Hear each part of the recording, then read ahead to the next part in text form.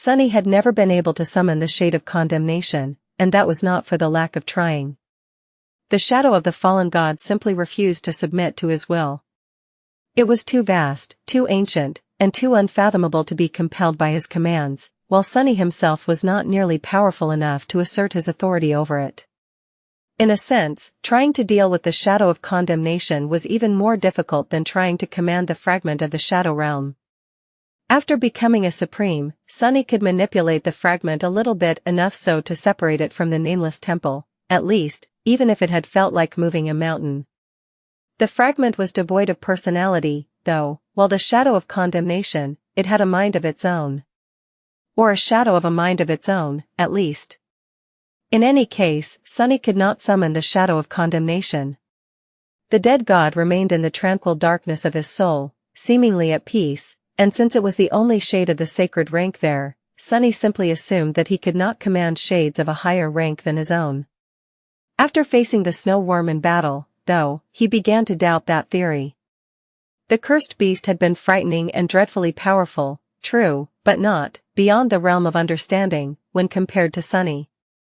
More than that, Sunny had already experienced, if not overpowering, then at least defeating the creature's will. Plus, unlike Condemnation, he had killed the snow worm with his own 2 hands, metaphorically speaking. In truth, naturally, he had killed it with his boot. So who was to say that he could not command its shade? How could the shadow of a mere beast rebel against the Lord of Shadows? So, that was exactly what Sunny tried to do. He tried to summon the shade of the snow worm and make it follow his commands. The result was both promising and disappointing. Just like Condemnation, the snow worm, Abundance, refused to answer Sunny's call. Really, it was not even so much a refusal as it was a flat-out indifference. Both sacred shades simply ignored Sunny and his commands.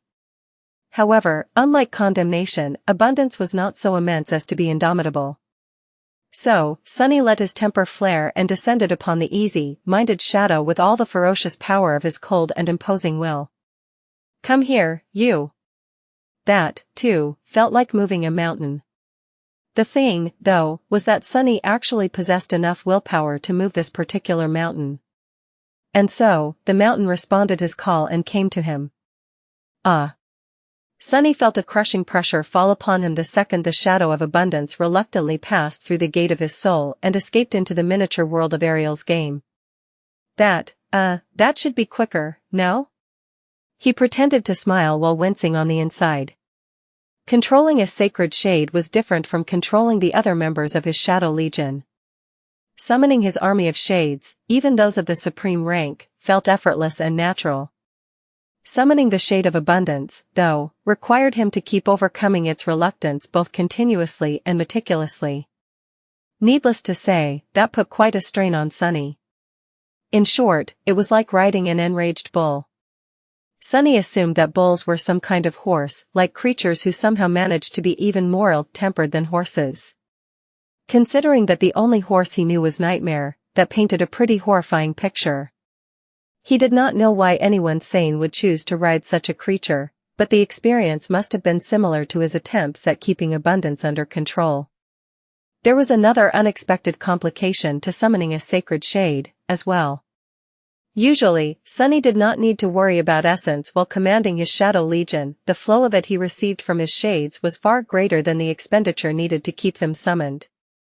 The situation was reversed for the Shadow of Abundance, though. Not only was the Ash domain weak and feeble when compared to Sunny's actual domain, but keeping the damn worm summoned was consuming his essence at a disheartening rate.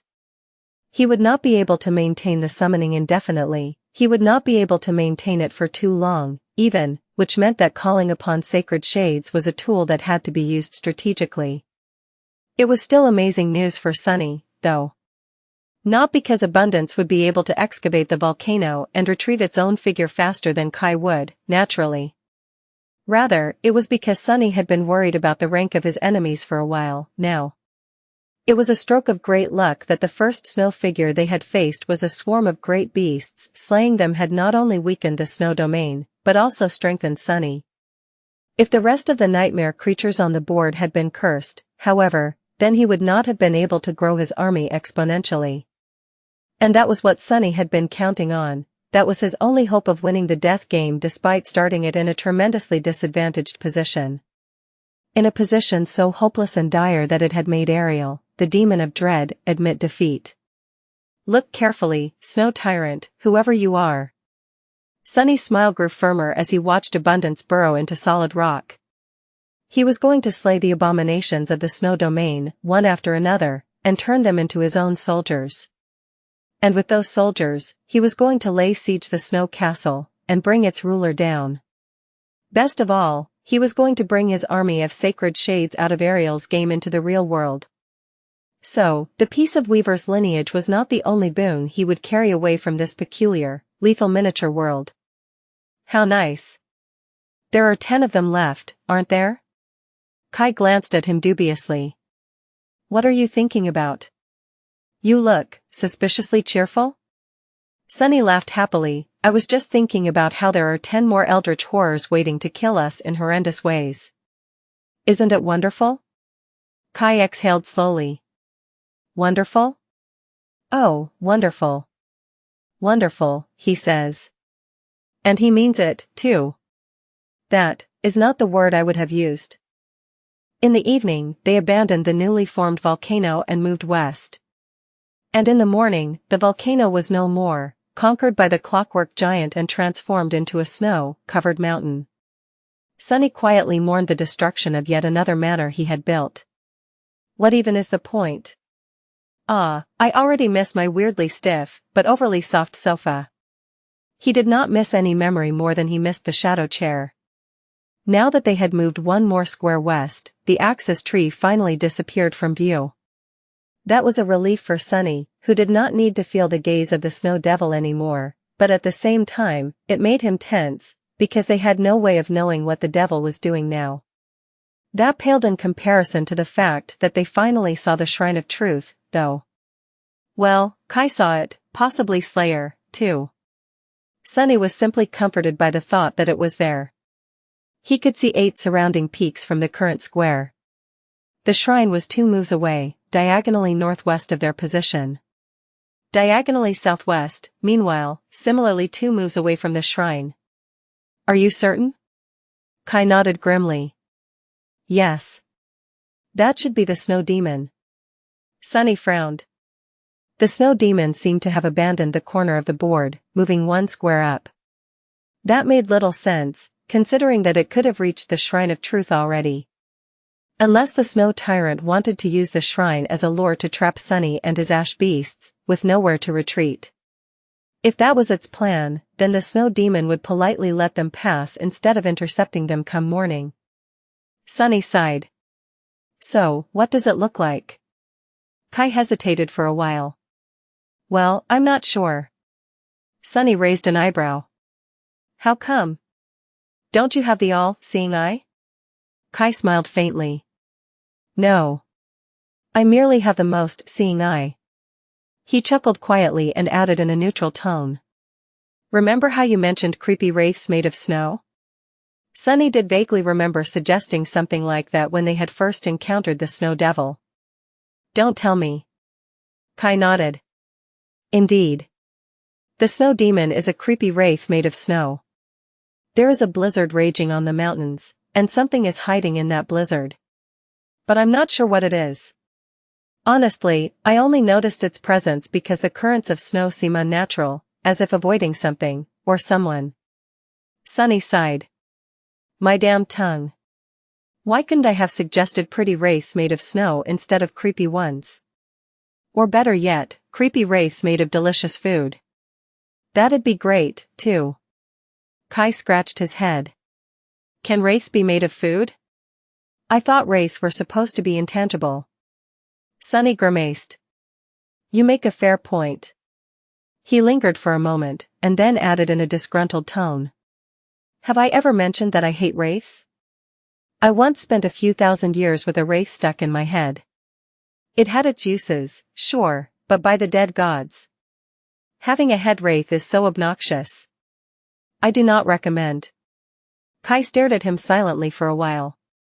Eventually, he asked in an even tone. Who do you hate more, wraiths or birds? Sunny blinked a couple of times. What an interesting question. He contemplated the answer, then shook his head decisively. Birds are still worse. Definitely. With that, he wandered off to find a place to rest. Sunny had been joking, but hunger was letting itself be known. It was merely a psychological dependency, of course, since he could sustain himself on nothing but his essence. Kai was far from being weakened by the lack of food, as well. Saints could go without sustenance for a long while. But everything was relative, of course. If it had been Effie whom Sunny took with him on this journey, for example, she would have been dead or dying from hunger by now, because of her flaw. The realization that he could have led one of his friends to their death, and had only been spared that guilt by dumb luck, made Sunny feel enraged. He had not felt that powerless in a long, long while. It was not a good feeling at all, but the truth was both obvious and ruthless. No matter how much Sunny had grown, and no matter how well he prepared, he was still nothing in front of beings like the Demon of Dread. The laws of a miniature realm Ariel had created to use as a toy were enough to render all Sunny's power meaningless. I'll throw this damned board into the sky below after we get out of here. But of course, he wouldn't. Ariel's game was too precious. Once it was cleared of the frightening abominations left here by Ariel and Weaver, it could be populated by far more manageable monsters. Then, it could be used as a training tool for the saints who aspired to become sovereigns, or even for those supremes who had risen to their rank only recently. After all, while the Ash domain was a downgrade for Sunny, the experience of ruling it could be precious to someone else. He sighed and went about his business.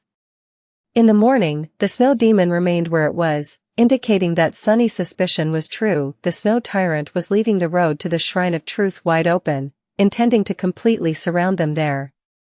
Sunny did not mind, though. In fact, that was exactly what he wanted to happen, as well. They traveled one more square west in the evening, reaching the westernmost column of squares. At dawn, the snow demon once again remained in place, while the clockwork giant once again conquered the volcano they had just left. That makes two. Once they reached the shrine, both the snow demon and the snow beast would make one move north, surrounding Sunny and his companions from south and east. That would only leave an enemy to close the blockade from the north, and then, the three of them could attack the shrine together. Sunny did not know who the enemy would be, but he was going to find out soon. Finally, on their sixth sunset in Ariel's game, they reached the Shrine of Truth. Stepping on the slope of the lonesome mountain, Sunny knew that this was where the decisive battles of this death game were going to be fought. He sighed heavily. Game on, I guess. The square of the shrine was not different from the rest of them.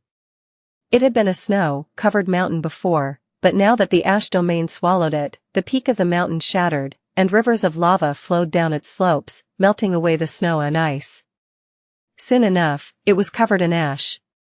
Sunny and his companions slowly ascended the slope of the newly born volcano, not in a hurry to reach the caldera. There was some time to spare, after all, since their enemies would need at least 2 moves to launch an attack. It's interesting. Sunny glanced at the pillar of smoke rising into the sky. He was reminded of his first nightmare. The nameless temple had also been located atop a snowy peak, after all. But now, the peak of the mountain had exploded and crumbled, replaced by the crater of a fuming volcano. This meant that the Shrine of Truth could not have been located there. Was it hidden in a cave? He could ask Kai, but really, Sunny was not that curious. Kai, meanwhile, seemed a little troubled. This time, there will be 3 snow figures launching an attack at the same time, won't there? Sunny shrugged. Most likely. The charming archer exhaled slowly. The 2 we killed were already terrible enough. Are you sure we will be able to handle 3 at the same time? Sunny hesitated for a little while. Well, we also have the obsidian hive and the shadow of abundance with us now. And we don't need to kill all 3, we just need to hold out until the sun rises. If we fortify this place well, it should be doable. His expression darkened a little. The real problem is that we will have to repel them the day after that, and the day after that, and the day after that, as countless times as it takes until one side is entirely obliterated. He smiled faintly. But that was the very reason we decided to come here, wasn't it? To grow stronger every time a snow figure is sacrificed to the Shrine of Truth. In fact, Sunny hoped that he would be able to make use of the shrine even before the first siege. He carried 2 jade figurines. After all, the idea of wasting 2 truths pained him, but if the figures could be sacrificed to strengthen him and his allies, he was willing to part with them. Kai chuckled. You are still full of confidence, I see. Aren't you even a little bit afraid? Sunny shook his head. Why would I be? These things stopped scaring me a long, long time ago. It's like I've exhausted all the fear allotted to me at birth, but I am not completely fearless. Do you know what really frightens me? Kai raised an eyebrow. What? Sunny took a deep breath and shivered. Watching Nephi's pour honey on the pancakes I made. Now that's frightening.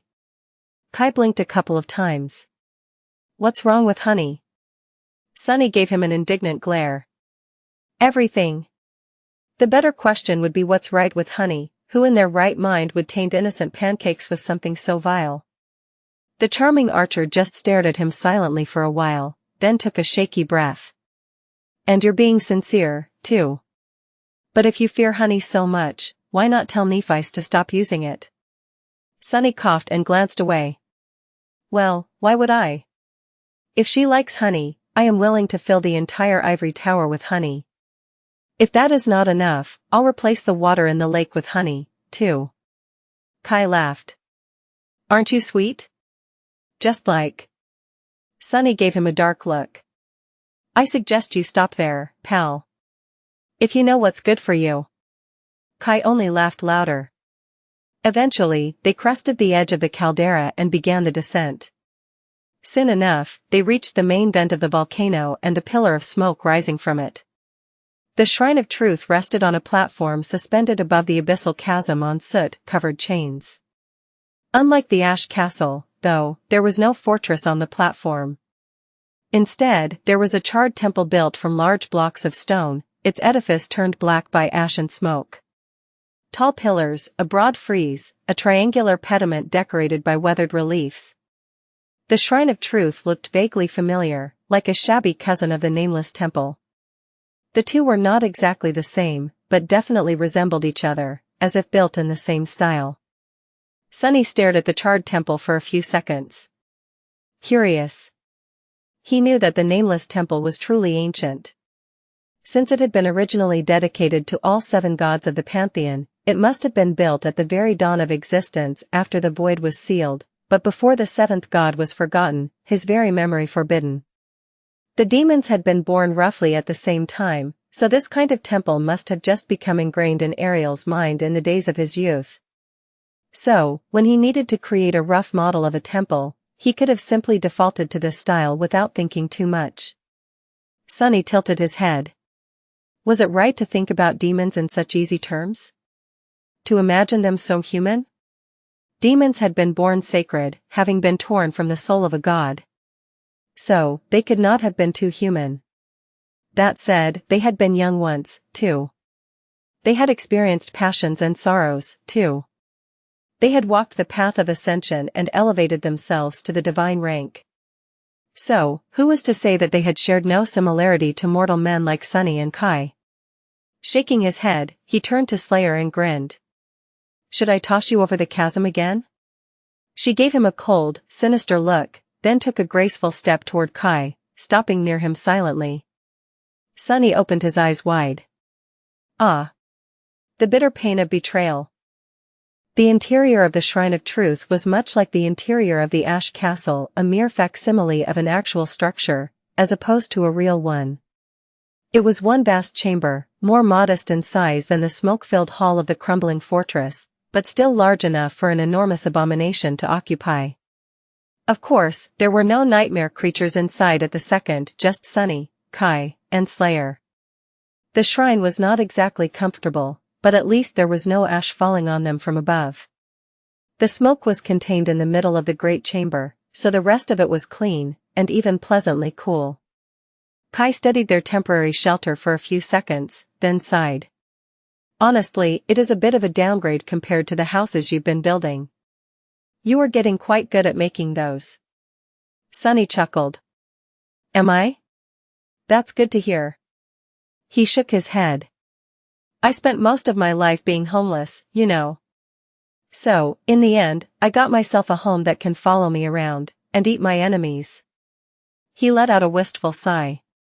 Who knew I wouldn't be able to bring it with me, this time? Sunny shook his head again and headed toward the pillar of smoke. Apart from its form and size, the interior of the Shrine of Truth was different from the Ash Castle in two ways. First of all, since this volcano had just emerged, there was only a thin layer of ash on the floor. Secondly, Sunny reached the circular pit leading to the depths of the volcano and stopped, looking at its edge with a thoughtful expression. I feel like I was right. Instead of a single pedestal, there were two altars in front of the pit. If Sunny's suspicion was correct, they were meant for the jade figurines. One altar would allow him to exchange a snow figure for a truth, while the other would most likely allow him to sacrifice it in exchange for some kind of boon, either for himself or for his warriors. He was not going to decide how to spend his trophies just yet, though. First, he needed to learn the identity of the third snow abomination they would be fighting in 2 dawns. Let's rest for a bit. Kai had commented how the Shrine of Truth was not that comfortable, but nothing prevented Sunny from making it more habitable. He manifested a few pieces of furniture and sprawled on a sofa, feeling a little satisfied by the fact that it felt far less weird than the previous ones. He had not slept inside Ariel's game yet, and while there was no real need to, Sunny still felt himself drifting into a slumber. There would probably be no opportunity for him to rest later, so he could just as well use this last one. Sleep did not come easily, though, and Sunny soon found himself laying there, wide awake, plagued by uninvited thoughts. Eventually, he sighed and sat up. Kai was awake, too, looking at the billowing smoke with a distant expression. Sunny rubbed his eyes, then stared at the charming archer silently. Is something bothering you, Sunny? He smiled crookedly. I guess. Sunny remained quiet for a few seconds, then said, You are a curious person. You know that, right, Kai? The charming archer raised an eyebrow and turned to look at him. Me? If anything, I thought that I was quite a boring person. Compared to my comrades, I mean. Sunny scoffed. Oh, but that is exactly what makes you curious. The fact that you are different from the rest of us. Kai remained silent, as if inviting him to continue. Sunny leaned on the backrest of the sofa and sighed. This armor I wear was forged by Nether, the demon of destiny. He is also known as the demon of choice. And here we are, searching for a piece of the demon of fate. Fate, destiny, choice, you might not know it, but all these things are of great interest to me. He crossed his arms. It used to be that very few people, apart from the legacy scions, got to choose whether they wanted to be infected by the nightmare spell or not. They were forced to face the first nightmare, and then, they were forced to enter the dream realm come the winter solstice. Some survived, and some didn't. However, once the carriers of the spell awakened, then, they finally got to choose something for themselves. Whether they wanted to challenge the second nightmare, or not. Sunny smiled darkly. At least in theory. In truth, none of us had a real choice in that matter. For Nephice, it was the only way to survive and return to the waking world. For Effie, it was the only way to gain a healthy body. For Cassie, it was a necessary step toward fixing what she had broken. Mordred was a mirror wraith with no vessel to call his own. Jet had to keep growing stronger to survive her flaw. As for me, well, I could not allow myself to fall behind someone. He pointed to Kai. So, really, out of all of us, only you had that choice, Kai. You could have stayed awakened and spent the rest of your life in safety, living comfortably. And yet, you still chose to answer the call of nightmare. So, I am curious, why? Kai seemed a little uncomfortable. He lingered for a few seconds, then shrugged. I guess. I did indeed have the luxury of making more choices than most of my friends. At first, I did exactly what you said, stayed safe and lived comfortably, closing my eyes to the sorrows of the rest. That was in the bright castle. But after escaping the forgotten shore, I did not want to live like that anymore. He smiled. Someone once told me, I don't quite recall who, that strength was the only virtue, while weakness was the only sin. It seemed convincing at first, but then, I changed my mind. Actually, having strength but misusing it felt like a far greater sin than being weak.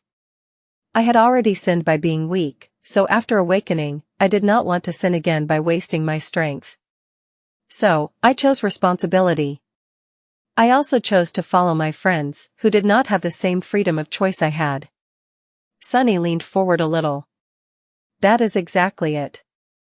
You had freedom, but surrendered it in favor of responsibility. His eyes grew darker. Don't you ever regret it? Don't you miss the freedom you gave up? Kai simply laughed. His eventual answer made Sunny flinch a little. No. I haven't missed it once. Sunny studied Kai intently, hiding his surprise. He had expected his friend to give a negative answer, of course, after all, he knew Kai too well to think otherwise. And yet the categorical nature of his denial left Sunny rattled. He leaned back a little, frowning. Not, even once? Kai shrugged. Of course. This freedom you talk about, well, it is an elusive concept, I guess? It changes depending on how you define it. Are we talking about freedom from responsibility, from duty, from having to act on behalf of the others? The charming archer smiled softly. If so, then I see no reason to regret surrendering it. You seem to regard freedom as something inherently positive, but is it, really? To me, it seems that freedom is neither good nor bad, rather, it is like a transparent, empty vessel. You can fill it with good things or bad things, making it either benign or malignant, but the very act of placing something in the vessel breaks it, and you're not free anymore. So, I guess it's a bit of a paradox. He sighed. The only way to remain free, in this context, is to leave the vessel empty. And while emptiness is neither benign nor malignant, it is certainly much sadder than either. Kai shook his head. The things I filled my vessel with suit me fine. So what if it's not empty and transparent anymore? Why would I want to live a life of emptiness, anyway? Sunny slowly shook his head. I guess there's no reason, but still, doesn't everyone want to be free? Kai considered his question seriously. True, people generally long to be free to live their lives the way they want, that is, not to be free for the sake of freedom. So what they really want is freedom to make their own choices, not freedom from the consequences of those choices. Even if they become bound to something as a result, unable to do as they want anymore as a result. Sunny smiled bitterly. Ah, that old nugget of wisdom. He remained silent for a while, looking into the distance somberly. Someone told me once that no one is really free in this world. Everyone is chained to someone, or something, so, the only real freedom there is the freedom to choose your own chains. He grinned darkly. Of course, I proved this wisdom wrong. Using your metaphor, I put the broken vessel back together and cleaned it until its walls were transparent once again. Kai raised an eyebrow. Peculiar. You are telling the truth, and yet, what you say can't possibly be true. Sunny was surprised. Can't possibly be true? How so? Noticing his bewilderment, Kai chuckled. I mean, I might have some responsibilities, but they are really nothing compared to what you, Sunny, have chosen to bear. You volunteered to fight in the domain war despite not having a stake in that fight, carried the weight of innumerable lives on your shoulders, faced a sovereign in battle, and took his crown. Now, you are one of the two guardian angels of humanity, well, possibly a guardian devil is a more fitting term. Sunny's face twitched.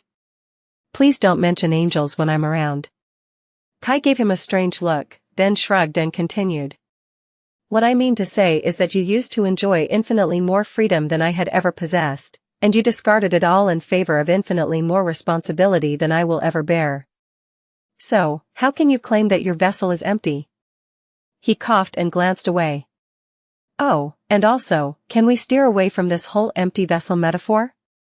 Honestly, it's not one of my best, lyrics were never my strong suit, but still, I used to be a musician. So it's a bit embarrassing. Sunny blinked a couple of times. Sure, we can. He remained silent for a moment, then shrugged. Well, if you put it that way, there does indeed seem to be a contradiction. Actually, it was exactly as you said. I had strived to break free for a very long time, but when I finally did, it came at a cost. And what followed after was empty and sad. You don't seem to regret surrendering your freedom, but I was full of regret after gaining mine. I was alone and had nothing, so I made a choice to come back and change everything. That, of course, bound me to a lot of things, and now, I feel compelled to see them through. Kai smiled. Then all is well, no? Since you chose that path yourself. Sunny sighed, then rubbed his face tiredly. It's not that easy. The path is long and winding. What if following it will rob me of the ability to make choices for myself in the future? Kai scratched the back of his head. To be honest, I lost track of all these metaphors a bit, so I am not sure I understand. But if the choice not to have as many choices is your own, then all is good, as well. I think? Sunny looked at him and smiled. Then, he laughed. So it's okay to be chained as long as I decide to wear shackles myself? All this talk, and we ended up where we began. Kai gave him a guilty look. Sorry if I wasn't helpful. But, in my defense, I have no idea what you are talking about. Sunny gave him a nod and laid back down on his sofa. It's all right. I appreciate you humoring me. Kai hesitated for a few seconds, then said in a tentative tone, perhaps I could be more helpful if you told me what choice you are contemplating. Sunny yawned. Oh, it's just. I'm wondering whether I should go bird hunting sometime in the future. That's all. Kai opened his mouth, then closed it again. Then, he exhaled slowly. I see. Well, good luck with whatever you decide to do. After a few moments of silence, he asked, are you going to sleep? If so, I can stand guard. Not that nights here are dangerous. Sunny sighed, then shook his head. No. I don't think I'll be able to sleep tonight. So, I'll do something else instead. Kai leaned back. What? Sunny smiled. Being here inside another one of Ariel's harrowing masterpieces has gotten me inspired. So, I am going to do some sorcery. His smile grew darker. I am going to perform sorcery so grand and terrible that even demons would have been impressed. Sunny allowed his body to become a shadow, returning to his natural form. This time, however, he went a step further. Letting go of the familiar image of himself, he set the shadow free. Unleashed from the confines of a human silhouette, his shadow swelled and surged in all directions, covering the spacious interior of the Shrine of Truth in an instant. Then, it burst from its gates like a dark tide. In a matter of seconds, Sunny had become vast enough to swallow the entire volcano up to the point where its slopes disappeared into the sea of clouds, at least. His shadow covered the gargantuan bowl of the caldera and the ash-covered slopes, flowing into each crack and crevice. He enveloped the luminous depths of the main vent, too, as well as the suffocating confines of the secondary fissure vents. Slayer shifted silently and placed a hand on the hilt of her sword. Kai simply glanced around, lingered for a few seconds, and closed his eyes to rest. Sunny, meanwhile, summoned the Shade of Abundance. The giant worm rose from the depths of his soul and bit into the rock, crawling through the solid mass of the volcano to a wide tunnel through it. The shades of obsidian wasp scurried behind it, clearing the tunnels of debris. Sunny concentrated, and his vast shadow stirred, numerous arms growing from its black depths. His essence flowed like a torrent, and his countless hands wove it into black strings. He had considered for a long time what he would weave for the upcoming siege. In truth, Sunny was not as confident in the outcome of the battle as he had made it look. Fighting 3 snow figures, including a demon, was a perilous task, especially considering how few advantages he had. The crystal wasps had been weakened when they attacked the Ash Castle. But that was because, at that point, the Ash Castles had been bordered by 2 squares of the same color. The Shrine of Truth, however, would be surrounded by the snow domain from all sides during the battle, which meant that the invaders would not be weakened that much, or perhaps at all. Sunny and his companions would not be suppressed either, unlike how they had been during the battles against the Ice Hive and Abundance, but that was all there was to it. The odds were not in their favor. So, Sunny needed to prepare. And the sacred soul shard that had fallen into his hands was one of 2 precious resources he had, the other being the jade figurines. What would be the best use for it? Should he create a deadly weapon for himself? A powerful charm that could be enhanced by the jade mantle? A tool that would allow him to pull off some insidious trick? There were numerous options, but none of them would be as impactful as he wanted. There was another problem, as well: time.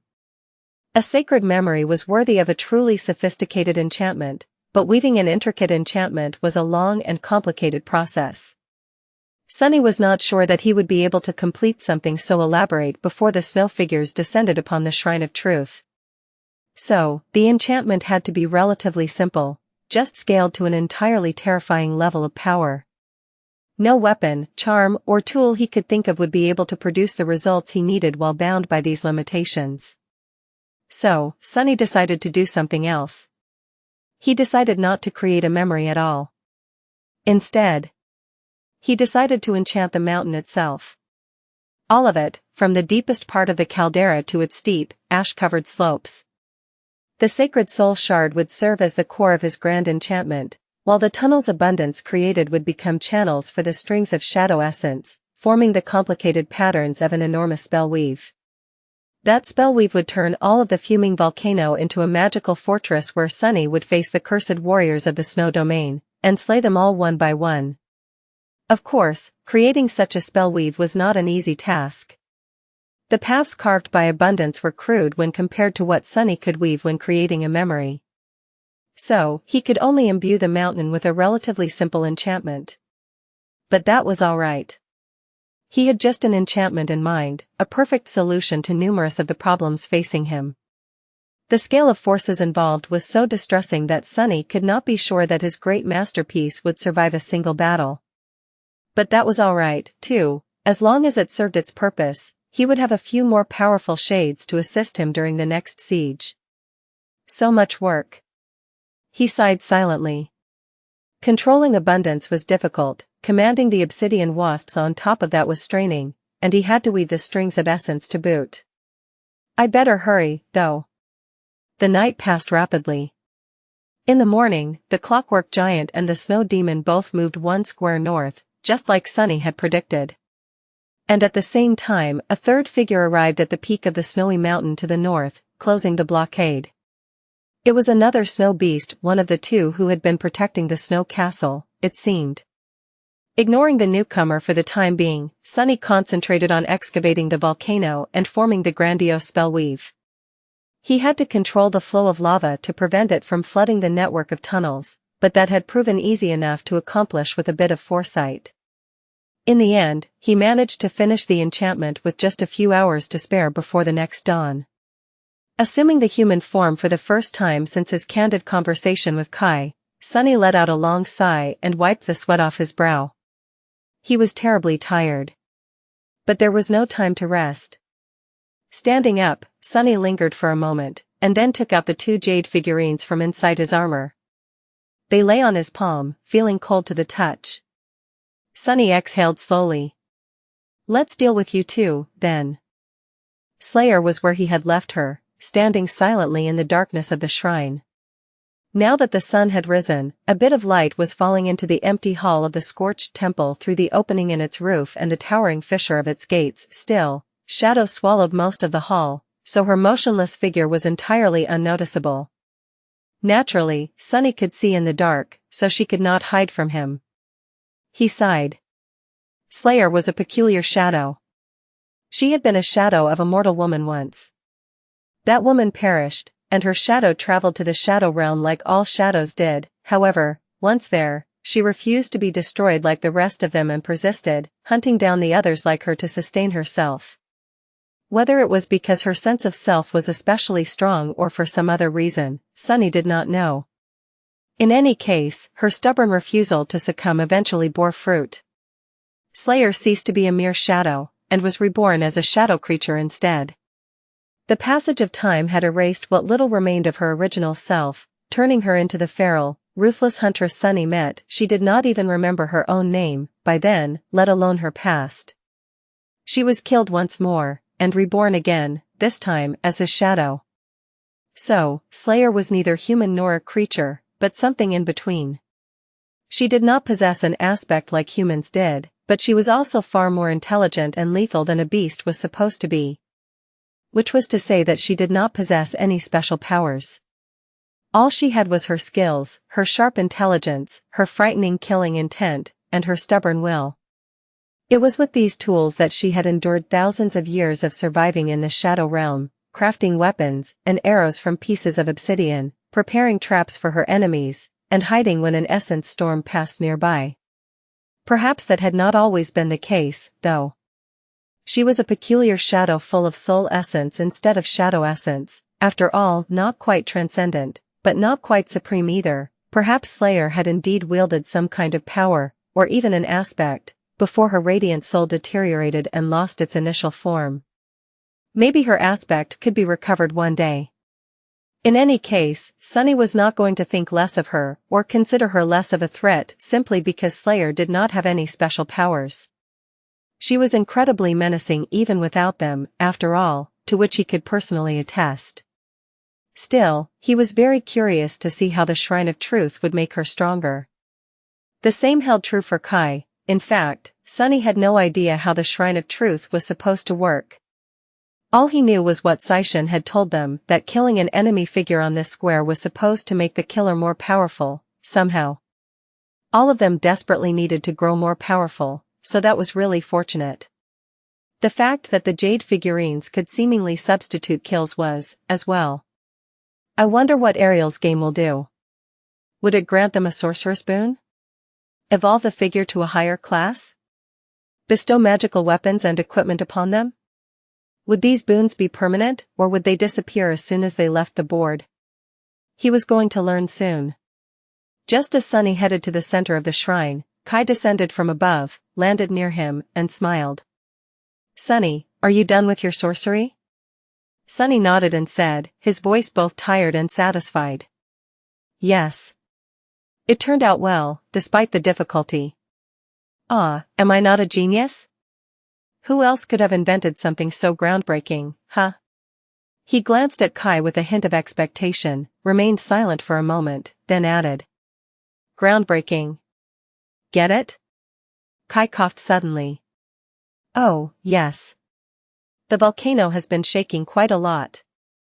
I was afraid there was going to be an eruption." Sunny chuckled. "That was just me excavating the mountain. Come, I'll explain what I did in detail a bit later." As they walked toward the two altars, Slayer following silently from behind, Sunny gave Kai a curious look. "You are back from observing the enemy, right? So, who is our guest from the north?" Kai frowned a little. "Well, it is a beast. However, it is not a single beast." Sunny stopped for a second and blinked a few times. "Don't tell me, are there another 100 of them?" Kai shook his head lightly. "No. There seems to be around a dozen a pack. They look like ghostly wolves made of snow." Sunny grinned. "A pack? Finally, good news." This might have been awful news, actually, but Sunny believed otherwise.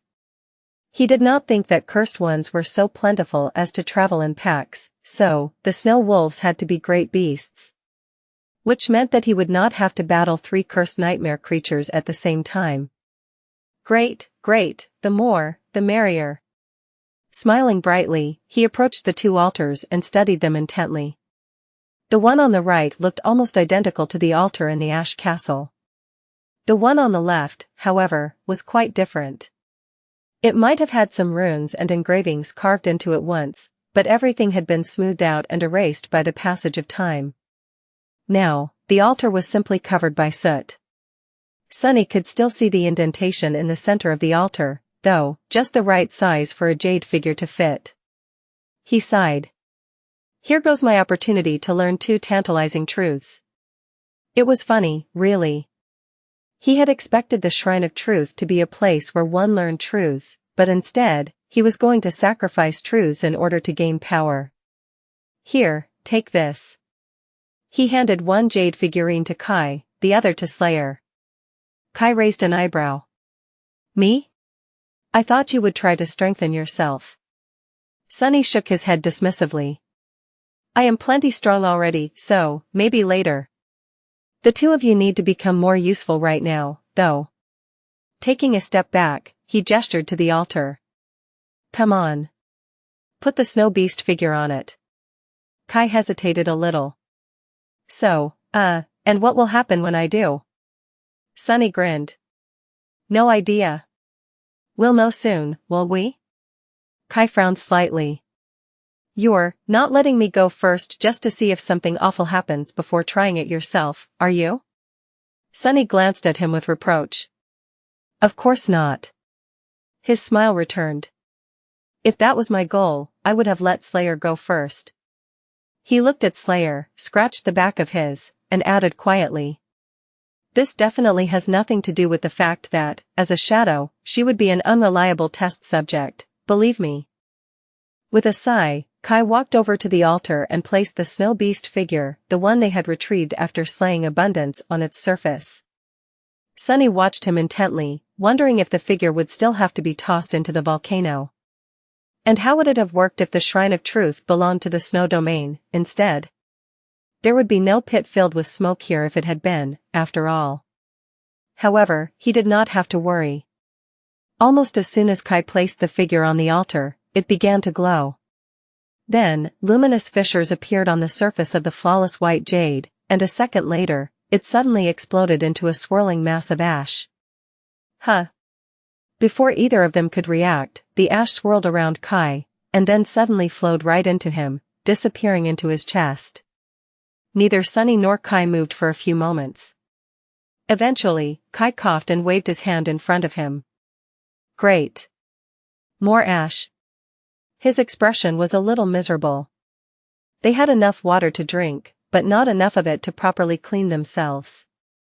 Considering the nature of the ash domain, with its pillars of smoke and ash constantly falling from the sky, that meant that Kai was constantly covered in smears of soot. The charming archer had managed to maintain a neat appearance even on the forgotten shore, so Sunny knew how much his friend was suffering. Kai, hey, Kai. The charming archer turned and glanced at him bitterly. What? Sunny sighed. Did you not notice? That cloud of ash did not just swirl around you. It went into you, you fool. Kai blinked a couple of times. It did? Sunny nodded. In fact, the whole process looked quite familiar. It was similar to how essence entered awakened when they broke soul shards, to the point that Sunny was inclined to assume that Ariel had modeled the process to look the same. He hesitated for a moment. How do you feel? Kai looked into the distance, as if concentrating on the state of his body. Slowly, a startled expression appeared on his face. I feel stronger. Much stronger. Sunny studied him for a bit, then shifted his gaze and studied Kai's soul.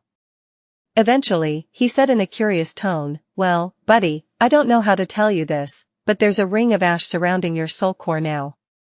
He was, naturally, telling the truth. There, under his gaze, Kai's transcendent soul core was shining brightly with breathtaking light. But now, there was a ring of ash suspended around it, many black flakes shining with reflected radiance. It looked very much like a planet surrounded by a thin ring system. Peculiarly enough, the soul essence that flowed in and out of Kai's core passed through the ring of ash first, assuming a new and peculiar quality. Kai flinched. There's ash inside me? He looked like someone desperately wishing to take a shower. Sunny cleared his throat, then patted him on the shoulder. Relax. It's mystical ash, not real ash. Point is, it's making you stronger, so all is good, right? Kai let out a long sigh. Sunny studied him for a moment, then asked, but, more importantly, how much stronger is it making you, exactly? The charming archer remained silent for a while, then said evenly, I am not entirely sure, but I feel like I can crush a mountain. Sunny grinned. How about you try crushing me, first? He summoned a pedestal made of shadows and put his elbow on it, inviting Kai to an arm-wrestling match. After a brief struggle, the back of the charming archer's hand slammed into the pedestal, and he took a step back, massaging it with a pained expression. Ouch. Sunny contemplated for a bit, then smiled. You're not exactly as strong as a supreme beast, but you are way stronger than a transcendent should be now. Your essence has become more potent, and even your will seems to be receiving a boost. I can understand the former, but how the hell does the latter work? Not only had Kai's will become more intense, but it also felt familiar, somehow. Cold, and murderous. Quite unpleasant, really. Like the will of a despicable, unhinged psychopath. Wait. That was the flavor of Sunny's own will. He blinked a couple of times, then stared at Kai again. No, it actually makes sense? Kai was being enhanced by the Ash domain, and who was the ruler of that domain at the moment? It was Sunny. So the source of the force empowering Kai was not Ariel's game itself, but the Ash Tyrant. The Ash Beast was being strengthened by the power of its ruler, with the laws of the miniature realm, and the Ash itself, serving as intermediaries. But if I am the master of the Ash domain? Sunny extended his power outward, trying to form ash like he had always shaped shadows. To his surprise, it worked. A bit of ash rose into the air, solidifying into a crude effigy of a human. Allowing the effigy to crumble, Sunny peered into Kai's soul once more. If I can manipulate this ash, then won't I be able to influence that ash, as well? And indeed, he felt a subtle connection. Using this connection, Sunny poured more of his will into the ring surrounding Kai's soul core. It accepted a bit, but rejected the rest, as if reaching its capacity. Sunny looked up, studying Kai's face. And how much stronger do you feel now? Kai moved his shoulders slightly. I can't say that I feel any stronger. But I am not quite sure how to explain it, but I do feel much deadlier. Sunny remained silent for a while, staring at him with a neutral expression. Then, he grinned widely. That you are. With that, he looked the other way. Slayer. Slayer. You turn now. Come on, put the figure on the altar. As the same minor miracle happened to his shadow, Sunny laughed. Great. Amazing. That is almost like a miniature, way more modest version of what happened to me once. Kai gave him a hesitant look. And, what happened to you, exactly? Sunny shrugged dismissively. Oh, nothing too insane. I just received a blessing by making a sacrifice on an altar once, too. Naturally, I did not have such handy jade figurines with me back then, so I had to sacrifice myself. Good thing Shadow God was in the mood to rise from the dead for a second and bless me. Kai sighed. Right. Nothing too insane. Indeed. Kai and Slayer had little time to get used to their new power. Granted, Slayer had not required time for adjustment at all. She simply took the change that had happened to her because of the boon of Ash in stride, as if remembering something she already knew instead of coming to terms with something new. Then again, she wasn't very expressive, so it was hard to tell what was on her mind. Why am I always surrounded by stoic women? Sunny chuckled. Perhaps it was neither good luck nor bad luck, but simply a sign of the times. Considering the world they all lived in and the horrors Awakened faced, it was really not that surprising that there were a lot of strong, silent types walking around. Couldn't be me. Kai, meanwhile, had spent the few hours left until sunrise training. He performed a variety of exercises and shot his bow hundreds of times, slowly getting used to his newfound strength. Sunny observed him, feeling like he was watching an intricate masterpiece of a machine tune itself to perfection. Then, the sky in the east finally brightened, and as the violent winds howled in the distance, a familiar snowstorm enveloped the world. Plumes of snow stretched toward the fuming volcano like tentacles, ready to turn into glass bridges as soon as the first ray of sunlight spilled over the horizon. Sunny inhaled deeply. Get ready. He felt a bit of trepidation in his heart. This time, they were going to be attacked by 3 figures of the snow domain: a cursed demon, a cursed beast, and a pack of great beasts. Therefore, he had to split his forces to face all 3 threats simultaneously. Slayer and a number of obsidian wasps would be defending the north slope of the volcano against the snow wolves. Kai and the Shadow of Abundance would defend the east slope against the clockwork giant. Sunny and the rest of his shades were going to face the cursed demon on the southern side of the mountain. The odds were not in their favor, but thankfully, they did not have to defeat their fearsome enemies. All Sunny and his companions really had to do was hold the enemy back until the dawn exhausted itself. That said, Sunny had no intention of choosing a passive strategy. Only death was waiting for them that way. True, they could simply hold the enemy back, but that would simply mean facing the same threat tomorrow. And by tomorrow, their power would be diminished, they would be wounded, lacking essence, with fewer shades to help them in battle. The burden of consecutive battles would only mount after that, and sooner or later, it would crush them. So, Sunny had to finish today's battle and every battle after that in a way that would leave him more powerful than he had been yesterday. That meant removing at least 1 snow figure off the board, or better yet all of them. If he managed that, there would be new shades in his slowly growing army, and new jade figurines for his companions to sacrifice. Let's hope things go according to plan.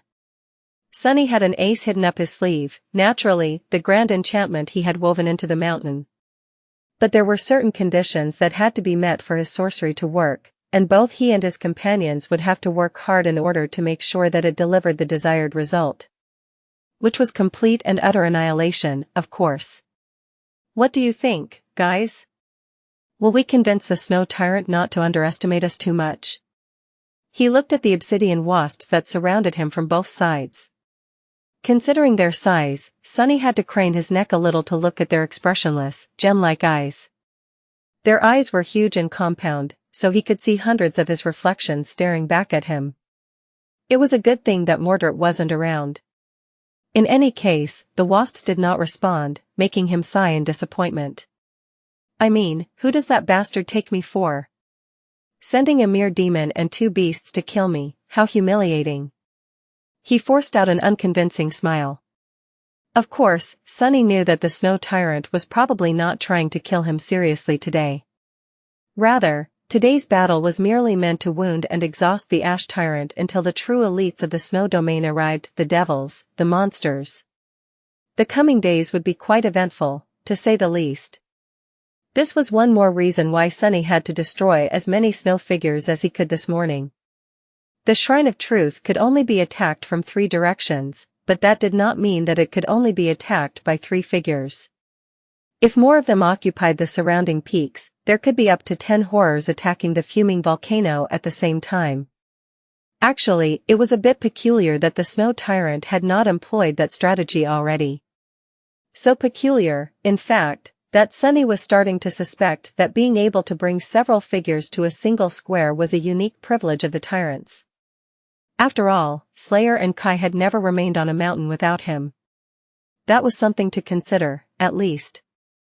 As Sunny did just that, the snow plumes finally solidified into ethereal bridges of glistening glass. The golden light of dawn washed over the sea of clouds. It looked just as dreamlike and gorgeous as ever, but Sunny was in no mood to appreciate gorgeousness. Instead, he watched chillingly as a vast protuberance seemed to extend from the milky wall of the snowstorm, as if the blizzard itself was crossing the glass bridge. That was the cursed demon coming to kill him under the cover of swirling snow. Ah, hell. Summoning the helmet of the jade mantle, Sunny reached into the shadows and pulled a black odachi from them. The obsidian wasp seemed to tremble a little, as if shivering in the cold. Chapter 2360 Leader of the Pack Plus, Turn Off Reset. On the other side of the mountain, Slayer had begun her barrage. The pack of great beasts was rushing across the bridge, turning into billowing streams of snow from time to time. Sunny was not sure what attributes the grotesque wolves possessed, but they seemed quite elusive. He did not sense any new shades entering his soul, at least, which meant that none of them had been slain by the arrows. On the eastern slope of the volcano, Kai sent an arrow flying, as well. Sunny heard it fly. This one was quite unique, having been crafted specifically for the charming archer. Its enchantment allowed him to imbue the arrowhead with sound, which allowed Kai to record his commands and deliver them from a distance. In other words, the arrow carried his mystical voice. Far away, the clockwork giant had already stepped onto the glass bridge. The singing arrow struck him square in the chest, and powerlessly bounced away, not dealing the cursed beast any damage. That was just as Sunny had expected. Empowered by the boon of Ash and Sunny's own deathly will, Kai might have been able to wound some other cursed being. But the brass giant glanced like a thing that had been created specifically to be sturdy and resilient, practically indestructible. Sunny had known that this particular adversary would be too tough to be pierced by arrows, enchanted or not. That was the very reason why he had sent Slayer to fight the snow wolves. The nature of the malevolent training dummy made it impervious to most of her arsenal. In fact, it was probably impervious to most anything, which was why Kai with his rattling sonic attacks and abundance with its sheer mass were a better choice. Even if they were not able to destroy the cursed beast, they would at least be able to stall him. Sunny was not at all ashamed to use the easy, but effective powers of abundance to his advantage. A dumb meat shield was a perfect foil for an indestructible adversary. He was actually most worried about himself. Unlike his two companions, Sunny did not try to attack the snow demon on the bridge. He just waited patiently, watching as the blizzards rushed toward the volcano at great speed. Ah! This thing just had to go and make me angry. Sunny had not felt any personal animosity toward the cursed demon before seeing it advance just now. That was because any creature using a veil of snow as cover reminded him of Winter Beast. And although Sunny had already killed that titan, he still carried quite a lot of spite toward it and its ilk in his heart. Come here, then. Finally, the billowing mass of snow reached the slope of the volcano and enveloped it in bitter cold. This was Sunny's territory, though. This was his domain. As soon as the blizzard and the thing hiding within it reached the ashen ground, the shadow surged. Darkness swallowed the entire southern side of the volcano, and the ash rose into the air, mixing with the snow. The ash remained, but the snow turned black and melted, disappearing without a trace. Even the cold winds were suffocated. In a matter of seconds, the blizzard was no more. And once it was gone, the wraith that had been hiding within it was revealed, standing motionlessly in the hurricane of ash. Sunny smiled darkly. Unexpected. What faced him was a frozen corpse. It was the corpse of an enormous wolf, its rotten fur as white as snow.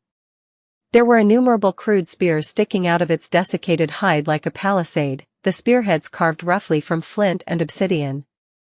The cursed monstrosity had 3 eyes, each burning with malevolent, crimson flames. The sight of them reminded Sunny of the primordial hunter Jet had slain once, an eternity ago, in front of the Nightmare Gate in NQSC.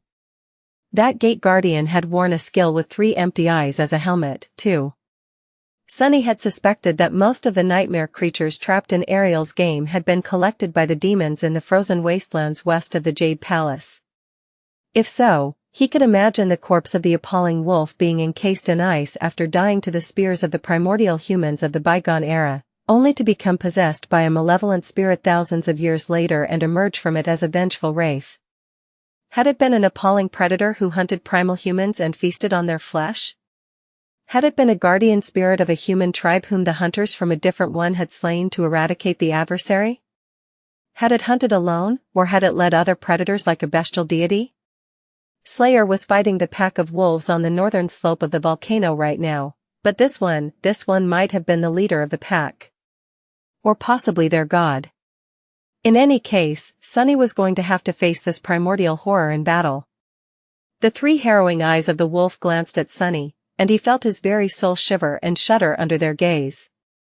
The pressure that descended upon him was suffocating, and he felt something that he had not felt in a long time. A primal, utterly irrational, overwhelming fear rising to drown his wildly beating heart. The fear that prey instinctively felt when facing a predator. Sunny scoffed.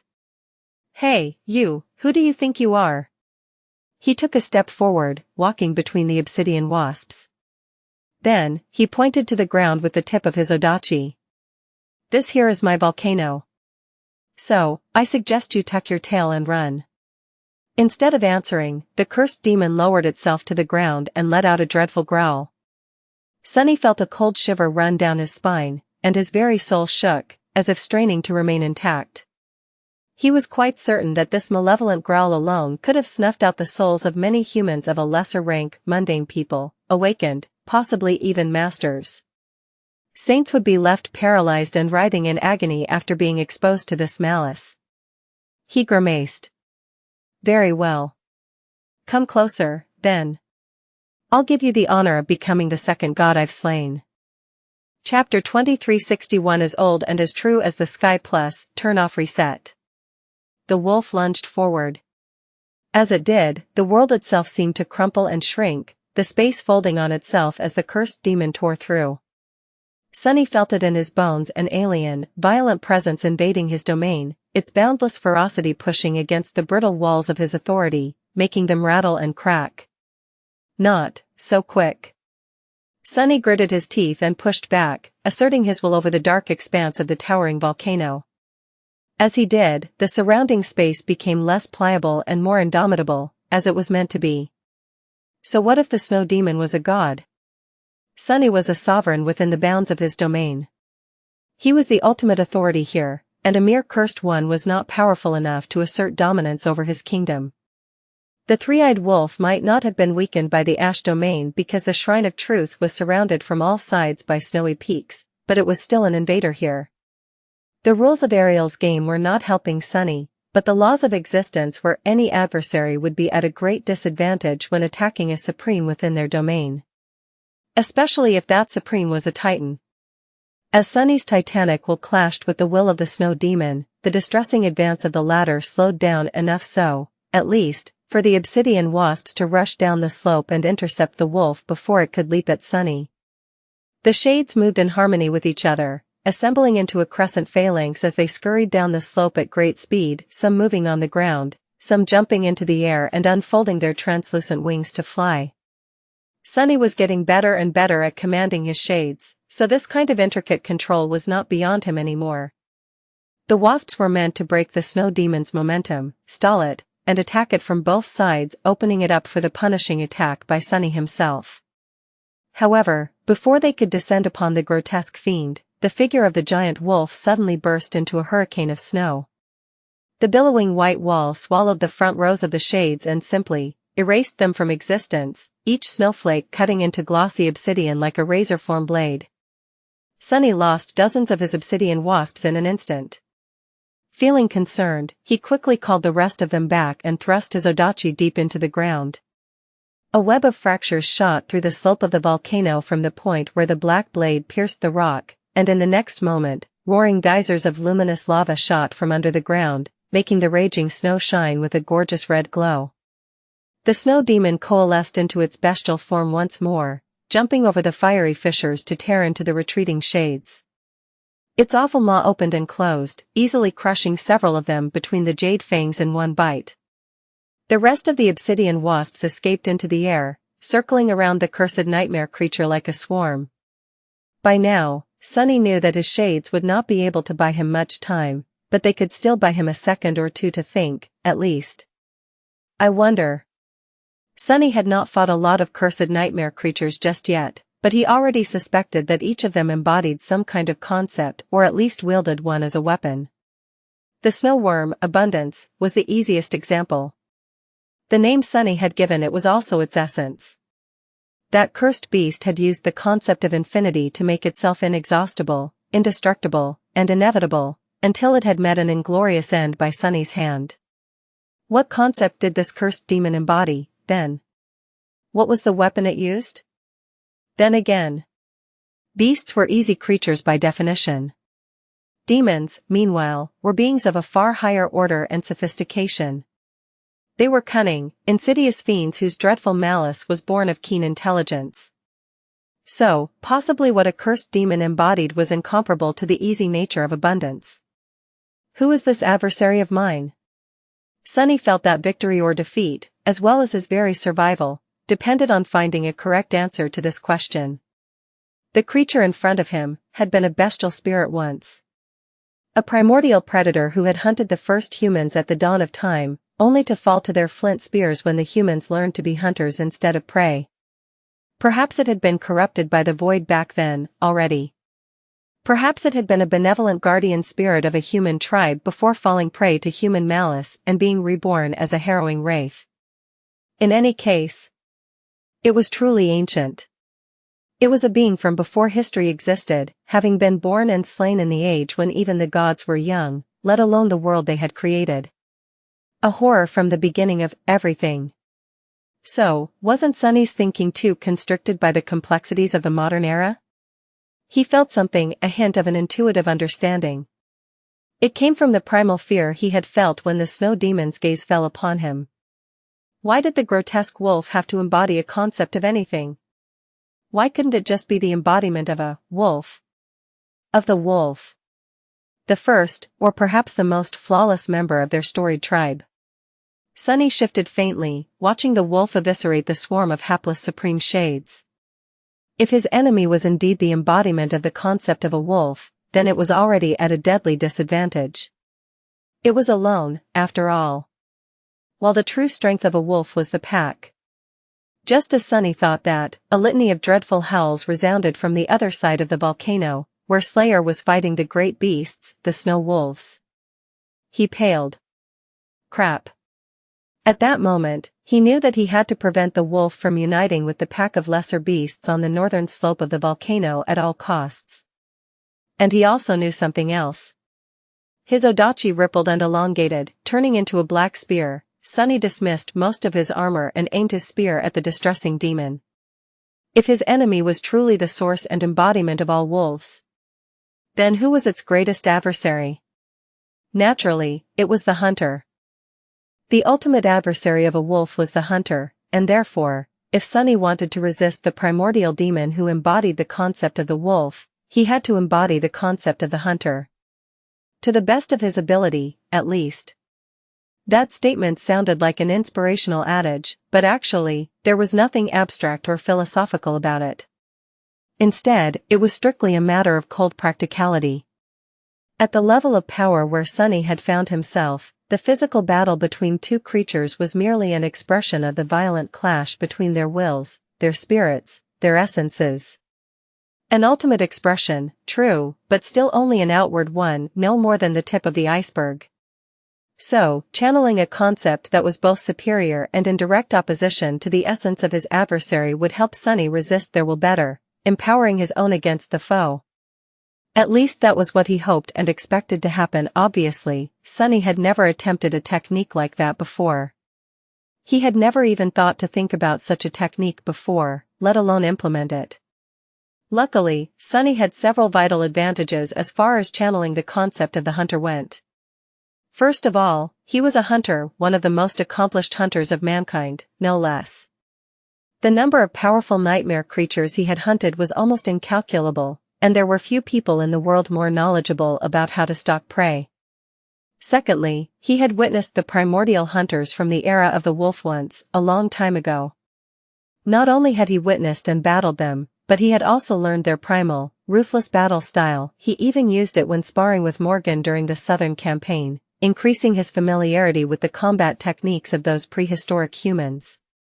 And lastly, Sunny was a master of shadow dance. That power of his allowed him to learn the essence of the enemy and assume their form, but even if there was no adversary for him to shadow, or if he did not dare to shadow anyone due to the fear of losing his unmoored, untethered self, he still had a great wealth of experience channeling the mindset and physicality of someone other than himself. Of becoming someone else, even. Shadows were a malleable sort, after all. So, even if Sunny had never attempted to channel an opposing concept to gain an advantage in a battle of wills with a superior adversary, he was still sufficiently confident that he could pull it off. Flying down the slope of the volcano while the wolf was distracted by the obsidian wasps, Sunny steeled his mind. Feel it. As Sunny lunged forward, the tip of his spear slicing the fabric of the world apart, he imagined himself as someone else. His imagination summoned a vision from the depths of his being, and submitting to his will, that vision came true. He could almost feel it, he did feel it. The chill of the early morning as he left his crude hut, its walls made of rough hide.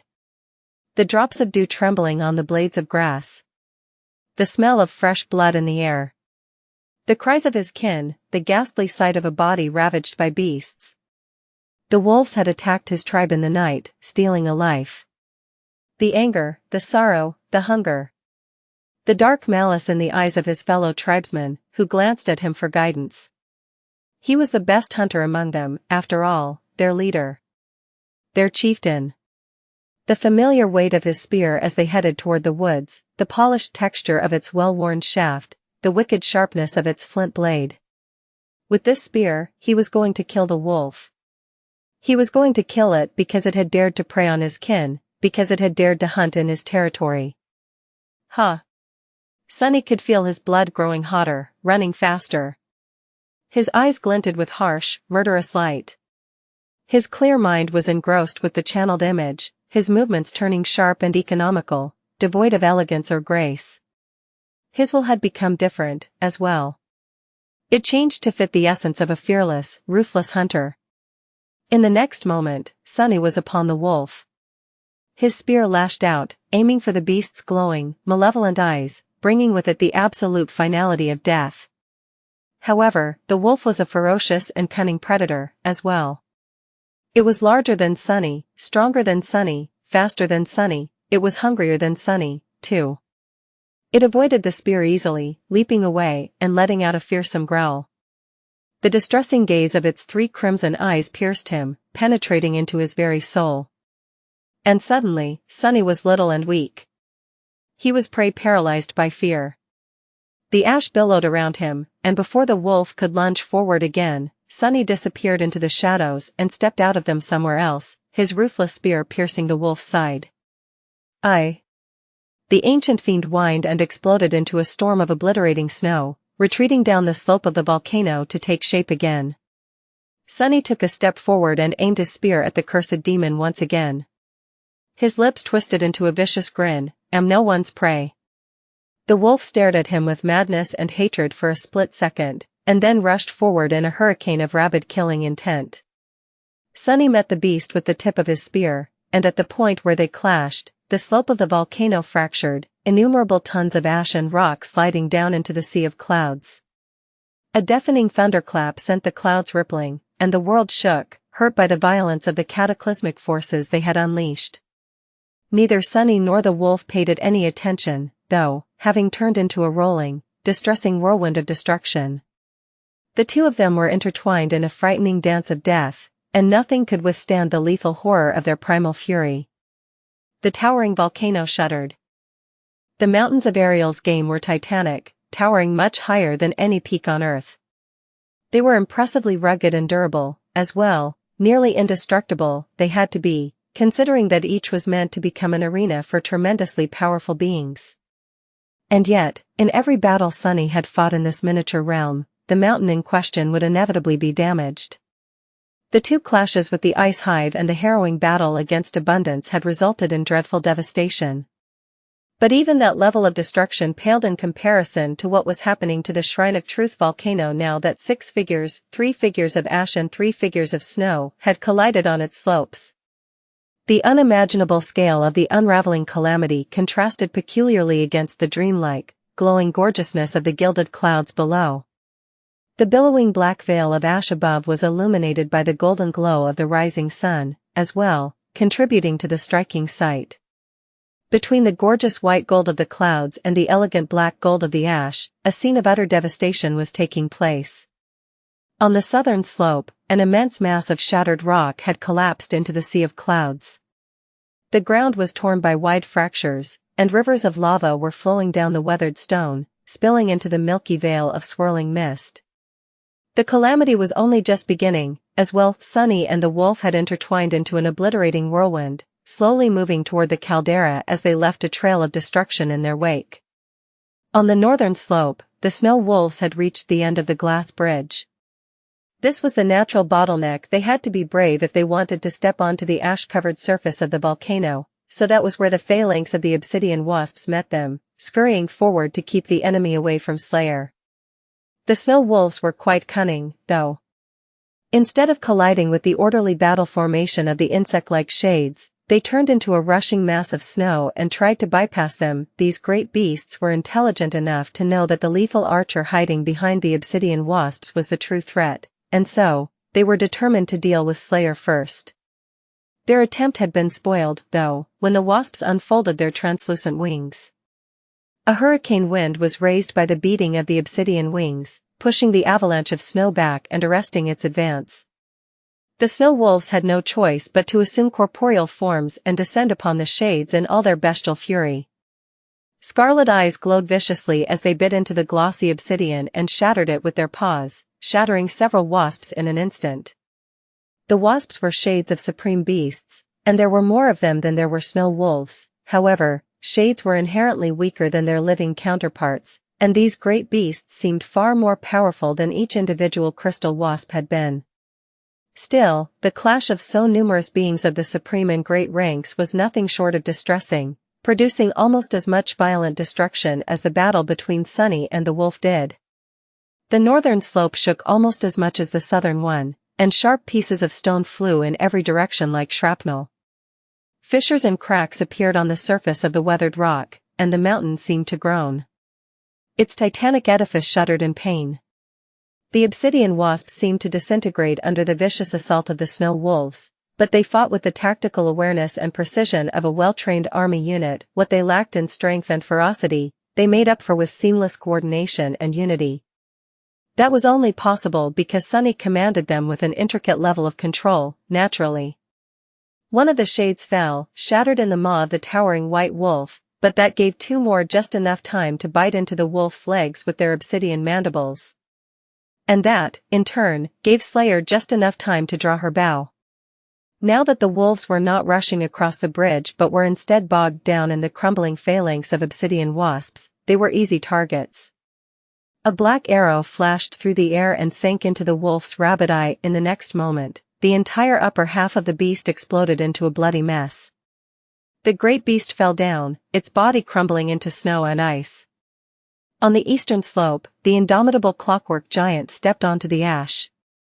Its stiff motions were measured and inevitable, and the world itself seemed to be bending around him, as if pushed by the crushing mass of the cursed beast's heavy presence. The giant glanced up, at the huge body of abundance that was already descending upon him like an avalanche of black flesh. His sword rose like the blade of a guillotine and fell down, cleaving through the enormous worm's neck. Even the great sword's immense length was not enough to cut cleanly through it, though. And even though the cut delivered by the clockwork giant extended far beyond the brass blade of his sword, leaving a huge scar on the face of the mountain, Abundance refused to be beheaded.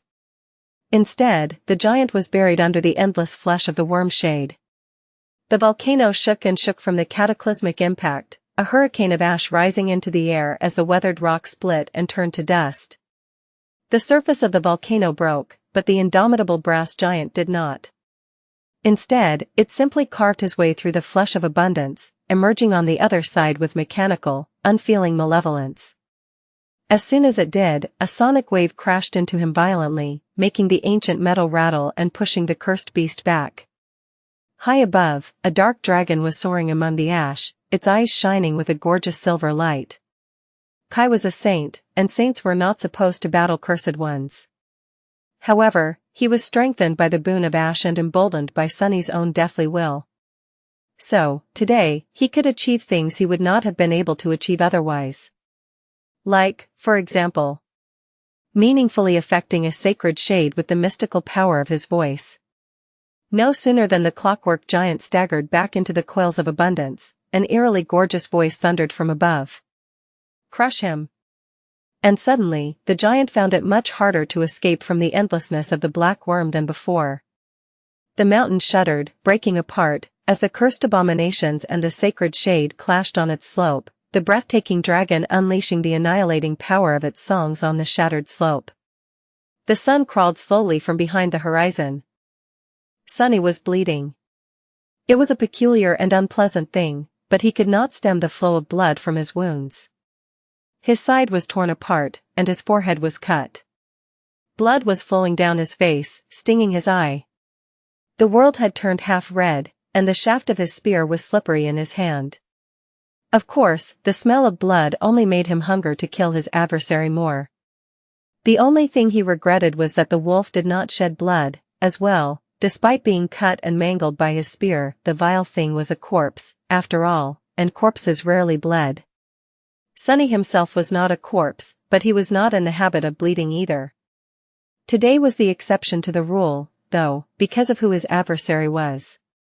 The wolf was the epitome of a predator, and therefore, everything that it hunted was prey, was supposed to be prey. And it was the nature of the wolf's prey to bleed. To be mangled, torn, and devoured. Sunny found himself struggling to push against the confines of being prey, of having this concept be forced upon him by the will of the wolf, and therefore, Bloodweave was cowering in fear of the malevolent spirit. Of course, he was not bleeding as much as a normal person would. If he did, he would have turned into a corpse himself already.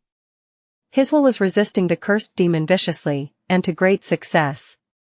That was why Sunny was still alive, that was why the wolf could not move freely on the slope of the volcano, and that was why the harrowing fiend had more wounds on its body than Sunny did. And the reason why Sunny's will was so effective against the will of a being that was far more ancient, far more powerful, and far more frightening than him was, in large part, because he did not wield it blindly. He wielded it as a swordsman would a sharp blade, with finesse and precision. He had donned the essence of the hunter, too, making that weapon uniquely suited to fight against the wolf. Sunny pierced the cursed demon with his spear, scorched him with lava, and set his obsidian wasps upon it like hunting dogs. He poisoned its soul with death will, smothered it with ash, and chained it with manifested shadows. He broke its fangs and shattered its bones, slamming the giant wolf into the slope of the volcano with the power of a supreme titan. He made sure that every step the vile fiend made inside his domain cost more than it could afford to pay. And pay it would. Arg! Barely blocking the swipe of an enormous paw with the shaft of his spear, Sunny was tossed back. The wolf moved with speed which made the concept of time meaningless. The world, those parts of it that were not pushed by Sunny's own will, seemed still. Flakes of ash were frozen in the air, and fountains of lava had turned into glowing statues. The sun stood motionless, half hidden behind the horizon. Feeling the iron taste of blood on his tongue, Sunny wanted to laugh. He had wanted to hold out until the dawn exhausted itself, hadn't he? That hope seemed senseless now. At the speed with which he and the wolf were moving, the dawn might as well have been eternal. Landing on the jagged rocks, Sunny slid on the ash and righted himself with the butt of his spear. The wolf was already upon him, and there was no time to evade. You damn grotesque monstrosity. Sunny did not have time to evade, and he did not even have time to dive into the shadows. So, he did not even try. Instead, a split second, whatever that meant now, before the wolf's inescapable jaws snapped shut across his torso, he simply turned into a shadow himself. It did not matter for a cursed demon whether its enemy was tangible or intangible, so Sunny kept himself manifested as a clump of matter, a formless mass of darkness that was pushed by the fiend's snout like fabric. Instead of biting him in two, the wolf simply got entangled in him, carrying both of them hundreds of meters up the slope with its lunge. Then, Sunny imbued his formless body with the weight of a mountain, pushing the wolf down. His spear was hopelessly beyond reach now, but that was all right. Because there were 100 perfectly fine spears sticking out of the creature's back, their ancient flint blades still retaining their lethal edges. 100 hands rose from the formless mass of darkness entangling the cursed demon and grasped the shafts of the ancient spears, rending them out of the wolf's hide and then plunging them back with vicious strength. The wolf let out a distressing, soul-destroying howl, and tore into Sunny's formless body, shredding it apart with its fangs and its claws. The pain was blinding. Everything about Sunny, his body, his soul, his spirit was being torn apart. But he simply laughed, continuing to stab the rabid beast with the 100 flint spears. Some of them broke, but more remained intact, piercing deeper and deeper into the fiend's flesh. More still plunged into its shadow, rending it to shreds. The wolf fell and rolled, crushing Sunny under its weight. Both of them were receiving grievous wounds, but Sunny knew that the wolf would easily outlast him. There would be only one winner in this reckless exchange of mortal wounds, and it was not going to be the human. The volcano shuddered once more, another section of the southern slope becoming utterly pulverized and broken. In fact, most of the southern slope was simply gone, by now. The eastern slope looked better, but not by much. Abundance was on the verge of collapsing there, and Kai was battering the indestructible brass giant with sonic blasts to buy the huge worm a little bit more time. Slayer had managed to slay a few more snow wolves on the northern slope, but most of the obsidian wasps were already gone. She had to abandon her bow and unsheath her blades, slicing open the throat of a lunging beast as she dove beneath it. The terrain of the volcano had completely changed, the very landscape being reshaped by the frightening battle. It almost felt like the entire mountain was ready to collapse. Drowning in pain, bloodlust, and fury, Sunny thought chillingly. It should be time, shouldn't it? He would have smiled if he had a mouth. The spear, after all, was not the only weapon of a hunter. The hunter's best tool was a trap. Chapter 2365 Lured into a trap plus, turn off reset. Sunny was wounded. The wolf was wounded more. It was because Sunny was defending his domain while the wolf was invading it. It was also because Sunny was especially tenacious, while the wolf was simply furious. Plus, Sunny fought with a spear, the purpose of which was to keep the fangs of the enemy away from his body. The wolf, however, fought with its body, so, naturally, its body had received more damage than Sunny's own. But that was not going to last much longer. At the end of the day, even though the time seemed frozen and the day showed no sign of ever progressing, let alone coming to an end, Sunny was still much weaker than the cursed demon. He could have defeated it in combat, possibly, if there were no other figures attacking the Shrine of Truth at the same time. But as things stood, his temporary advantage was rapidly coming to an end. Soon enough, the balance of power between them would be broken and reversed, and when that happened, Sunny was going to be ripped apart by the fangs of the harrowing wolf. He would become its meal. So, there was no point in continuing their calamitous fight. Luckily, he had accounted for his lack of strength in advance and prepared a trap. The trap he had built was quite a simple one, but also quite devious. Sunny knew that he going to weaker than his enemies, even his sorcery would be weaker than them, no matter how intricate of a weave he wove. So, he needed to borrow power from somewhere to deal with his enemies. But where would he borrow power to kill cursed abominations? After thinking for some time, Sunny had decided to borrow that power from the cursed abominations themselves. There had been no time to create a truly complicated spell, but the one he wanted to enchant the mountain with was relatively simple. All Sunny had to do was scale it to titanic proportions and invent a way to etch the spellweave into a towering volcano instead of a memory. The enchantments he wove belonged to a shield he had received as one of the Dream Tournament rewards courtesy of its sponsor, the Great Clan Valor, only to use it later to kill one of the Valor Knights in the Night Temple. Both Sunny and Saint had used that shield well in the Kingdom of Hope later. It was inherited by Quentin, whom it served faithfully in Antarctica and the Second Nightmare. The gallant master was still using it, in fact. That shield was no other than Patient Avenger, and its enchantments were called Burning Heart and Cold Steel. Burning Heart, enchantment description. This shield can store a portion of fire damage it receives to enhance another weapon of its wielder or unleash a destructive shockwave. Cold Steel, enchantment description. This shield can store a portion of impact damage it receives to enhance another weapon of its wielder or unleash an immolating wave of fire. As Sunny had already noted, the mountains of Ariel's game were incredibly sturdy. And yet, they were on the verge of toppling after each titanic battle, since the forces unleashed by the clashing figures were simply too awful. How could they not be, when literal gods were fighting on the weathered slopes? So, Sunny had enchanted a fire-breathing mountain in a way that allowed it to absorb the damage it received, store it, and then unleash it in one distressing, world-ending conflagration. To be precise, he had enchanted the volcano to incinerate everything and anyone touching its surface. Huh. As the wolf shredded Sunny's formless body furiously, repeatedly slamming it into the fractured, crumbling slope, he exhaled slowly. Am I not a genius? No, but really? He would have laughed if he could.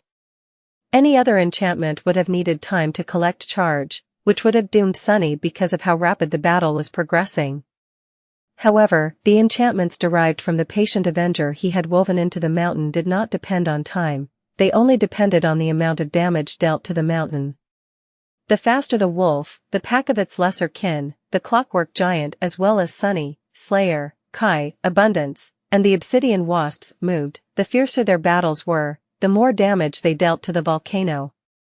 And the more damage was dealt to the volcano, the more of it absorbed, hastening the moment when the enchantment would reach critical mass. It's time, now. I think, Sunny was ready to spring his trap on the wounded wolf. The formless, hundred-handed mass of darkness tore all of the flint spears from the body of the cursed demon, ripping its white fur. And then, it simply dissolved into the shadows. Sunny sent himself to the Shrine of Truth. At the same time, Slayer was pulled into the shadows, as well, appearing next to him in a stagger. If the murderous shadow was surprised by suddenly being taken out of the fight, she did not show it. If anything, she seemed dissatisfied by the fact that Sunny had robbed her of the chance to kill more wolves. Kai had just landed on the shattered rock a split second ago to avoid a world-severing strike of the clockwork giant's sword. He was pulled into the shadows, too, and there was suddenly a giant dragon in the vast hall of the shrine. The surviving obsidian wasps and the shade of abundance were dismissed, leaving only the snow abominations on the slopes of the volcano. That was quite a dangerous situation, not only because the enemies could converge freely on the caldera, but also because the wolf could unite with the pack of great beasts, regaining its greatest strength. But, naturally, Sunny was not planning to give the nightmare creatures a chance to meet. Assuming his human form and falling to his knees, awash in blood, he grinned wildly. And sent a pulse of essence into the scorched floor of the ancient shrine, activating his spell. Brace yourselves. Slayer sank one of her swords into the floor of the temple, while Kai crouched low to the floor. The sight of a crouching dragon was peculiarly magnificent, but also slightly comical. Sunny had no time to laugh, though. He could feel an abyss of shadow essence raging somewhere deep below him, the gigantic weave he had etched into the mountain coming alive at his touch. The pulse he had sent spread through the intricate web of essence strings running through the vast network of tunnels Abundance had created, and then the entire mountain moved. Some distance away, on its southern slope, the wolf had been given no time to reach the caldera. On the northern slope, the snow wolves were still disoriented by the sudden disappearance of their enemies. On the eastern slope, the unflappable brass giant was taking a step. The ash covering the slopes of the volcano suddenly ignited with a soft glow, as if the rock beneath it was shining. The soft glow rapidly turned into blinding, luminous radiance. Then, the ash was incinerated, dissolving into the searing light. Sunny belatedly remembered his own advice and glanced for something to take hold of. Damn. The shadows rose to envelop the Shrine of Truth, and the platform it was resting on, into an impenetrable cocoon. The world turned white and absolutely silent. Outside, the entire volcano suddenly ignited with pure white light, shining brighter than the rising sun. The luminous white mountain was like a finger pointing at heaven, carved from peerless white jade. The golden radiance of dawn paled in comparison to its radiance, seeming dim and bleak.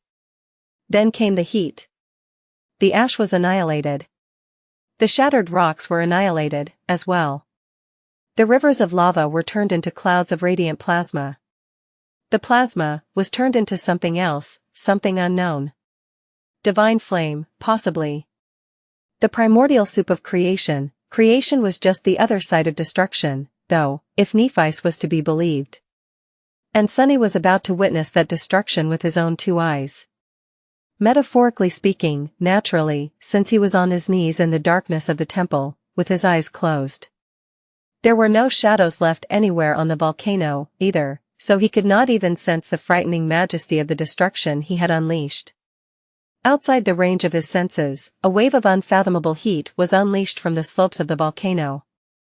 The veil of ash above it ignited like a starlit sky, then dissolved into the blinding light. The glass bridges melted. The sea of clouds around the mountain evaporated. Luckily, he was not there to see what was hidden below. He did hear something, however. "You have slain an adversary. You have slain an adversary. You have slain." The enchantment was aimed at anything that touched the surface of the volcano, which meant that the shrine itself, which stood on a hanging platform suspended above the main shaft, was the only safe spot. However, the scale of the unleashed power was far too great for it to remain unscathed. As an annihilated heatwave radiated outward from the slopes of the volcano, making the atmosphere boil and causing the snow on the mountains dozens of kilometers away to melt, some of it reached the cocoon of shadows enveloping the shrine, as well. The shadows burned. But that was only the beginning. Because the volcano was melting like a candle from its own heat. The damage dealt to it by the first activation of the grandiose enchantment was absorbed, as well. And then released as an obliterating shockwave. Damn! The towering volcano shuddered. And then, it exploded. It simply ceased to exist, the part of it above the vanquished clouds, at least.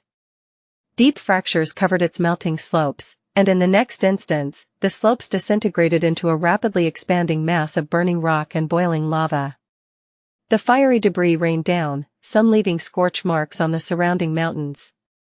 The chains that held up the shrine had been melting, and now, they snapped. The platform plummeted down. Sunny had made himself as heavy as he could, but still, he was almost thrown into the air. "You have slain an adversary." The cocoon of shadows was pulverized by the tidal wave of sound that arrived in the wake of the harrowing explosion. Sunny was suddenly both blind and deaf, barely cognizant of where up and down were. By the time the Shrine of Truth crashed into something solid, the sound wave reached the surrounding mountains, stripping them of the remaining snow and sending cracks running through their slopes. There would have been a secondary eruption of heat, and a secondary explosion, but now that the entire upper part of the volcano was no more, the enchantment Sunny had woven into it was gone, too. The snow wolves were dead. The cursed demon, the wolf, was dead, too. It had already been wounded, and while it did survive the initial wave of heat, the following shockwave tore what little remained of its scorched body apart. A god died just like that, slain with the help of its own strength by the trap of a cunning hunter. The clockwork giant, though, was still alive. But he did not stay alive much longer. His brass breastplate had melted in the heat, but then restored itself. The following explosion, though, sent him flying high into the sky. He plummeted down like an luminous comet, seemingly impervious to all harm. Soon, however, his shining metal body reached a point where clouds would have been before. Something monstrous moved far below, then, reaching up to grab him and pull him down. Soon enough, the sinister construct was no more. The clouds slowly flowed from afar, repairing the vast rift in the torn sea. The melting glass bridges finally cooled, turning into peculiar and gorgeous sculptures. Where the towering volcano had once stood, only a melted stump of it remained. White mist washed against the glowing rock, turning into steam. The entirety of the broken volcano had turned into a giant bowl, filled to the brim with lava. And in the middle of the fiery lake, a lonely platform floated on the lava, supporting the weight of a scorched temple. Inside, suffering from unbearable heat, Sunny slowly rose from the floor and glanced at one of the two altars with a dazed expression. There, 3 jade figurines had appeared at some point, as if summoned by magic. He smiled, causing the crust of baked blood covering one side of his face to crack. His voice was hoarse and unsteady. I think we won. Your wounds are quite severe." Sunny was sprawled on the floor, his breathing labored. Kai had assumed his human form and was standing above him, a concerned expression on his face. His worry was appreciated, but entirely misplaced, since there was no real need to fret. The wounds looked worse than they were. Surely, the sight of mangled flesh, with bone visible in the deeper tears, was disconcerting. And his soul was hurt, too. But Sunny was supreme. After all, a bit of damage like that was not going to kill him. In fact, these wounds were going to heal rapidly. But not rapidly enough to be healed completely before the next battle, which was unfortunate. The obsidian wasps he had lost would not repair themselves in time either. The spell he had woven went up in flames with the volcano. Sunny let out a sigh. Really, he had suffered quite a loss in this battle. Well, I did fight a cursed demon, you know. The battle against the wolf had been truly frightful. Now that it was behind him, Sunny could truly appreciate the fact that he had somehow managed to last this long against a fallen deity of that class. Kai himself was battered and exhausted, but most of all, he seemed bewildered. A cursed demon, yes. I still can't believe that you killed it so quickly.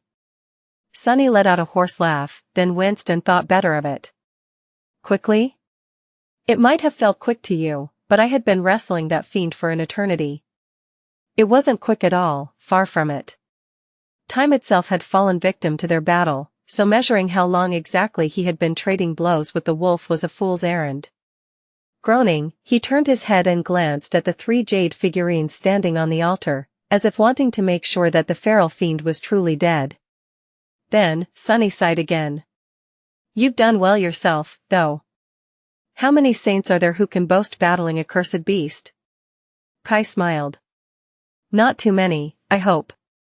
By which he meant that he hoped that as few saints as possible would find themselves in a position to fight a cursed nightmare creature, naturally, not that there would be few who could match his glory. That guy. Kai's gaze shifted back to Sunny's bloodied form. Kneeling beside him, the archer spoke firmly. Heal. And, obeying his command, both Sunny's body and soul started to heal faster.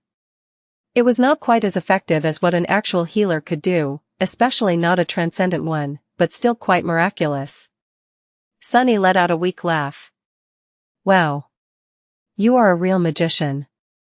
Then, he closed his eyes. I'll rest now, if you don't mind. I am a bit spent. As Kai nodded tiredly, beads of sweat running down his soot-covered face, Sunny released his manifestation and turned around into a shadow. Since his soul was wounded as well, not just his physical form, the pain did not disappear, but at least he did not have to feel the damn heat anymore. Damnation. Why couldn't I have become the snow tyrant, instead? Enjoying the cool embrace of shadows, Sunny slowly collected his thoughts. The battle might have been over, but that did not mean that the death game was. He had to start preparing for the adversary's next move. First things first. Now that dawn had run its course and the sun was climbing the vast dome of the sky, Sunny allowed his shadow sense to spread across what remained of the volcano. There wasn't much left, really, just an enormous stone bowl containing a lake of lava, and the Shrine of Truth floating in its middle. Sunny did not try to explore how deep the lake went, since that would mean catching a glimpse of what hid beneath the clouds. For now, it was enough for him to know what the next battlefield he would have to fight on looked like. He was sufficiently certain that all 3 of the snow abominations were dead, but it was a relief to confirm that no trace of them was left. Sunny remained motionless for a while, coming to terms with the fact that he had, indeed, won. He had slain the wolf. That primordial fiend was the most powerful adversary he had killed to date. The battle against the ancient fallen deity had without a doubt been dreadful and tremendously harrowing, and yet it had not been as desperate as Sunny expected it to be. But that was simply because he was too used to utter desperation. In truth, the battle had ended the way it had because he entered it sufficiently prepared. He had understood the nature of the adversary and devised a strategy according to that knowledge, executing the plan splendidly. The beast had died in the hunter's trap. And now, no trace of the beast remained. Sunny groaned. Actually, he would have preferred it if some trace of his enemies had remained. The wolves seemed more like wraiths than actual beasts, which meant that eating their meat would have probably not been an option anyway, but what troubled him more was that there were no soul shards left in the wake of the 3 snow figures either. They had probably drowned in lava, or possibly had been outright destroyed with the nightmare creatures. Sunny had never witnessed soul shards being destroyed with their hosts before, but then again, he had never witnessed such a battle either. The cataclysm summoned into existence by his sorcery had unleashed truly profane power, so there was no point to be surprised. He still felt despondent at the loss of 4 sacred soul shards, though. How regretful.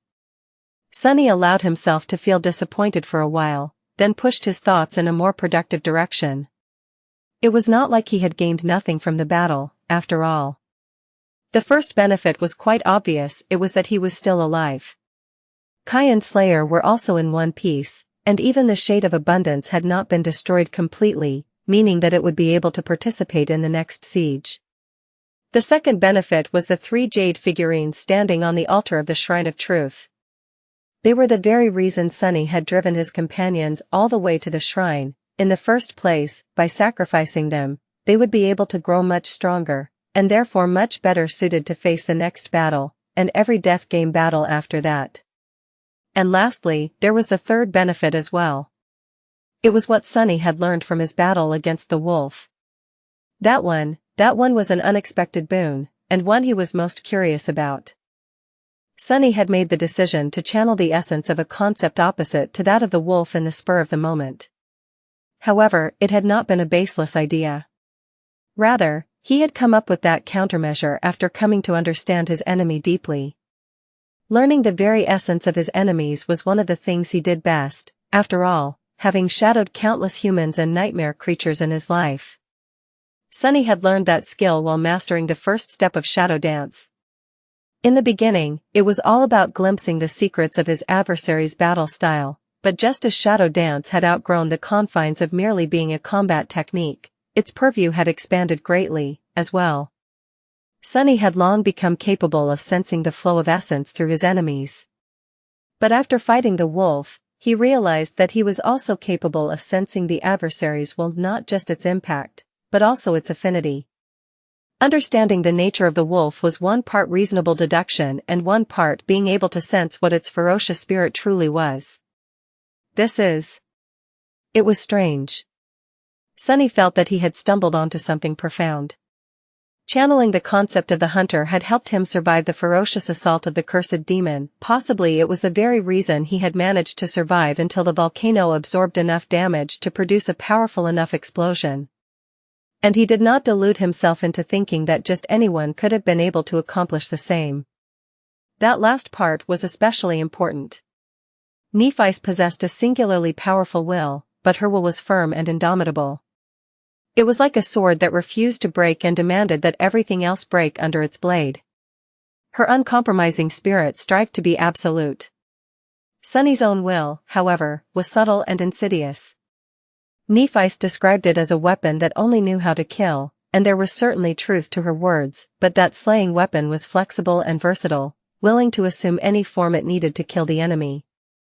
Just like shadows were inherently formless, and therefore willing to assume any form. That was the reason why Sunny was uniquely positioned to channel any foreign concept, which meant that it was something that only he could do, or at least do so effectively. That ability suited him perfectly. So perfectly, in fact, that he wondered if he was meant to discover it. Not in the grand way of being fated or influenced into stumbling upon it, though, more so in the way of that ability being the next step on the path he had been walking all along. Was this the 6th step of Shadow Step? I think it is. Sunny felt that it was, and that was why he was so bewildered.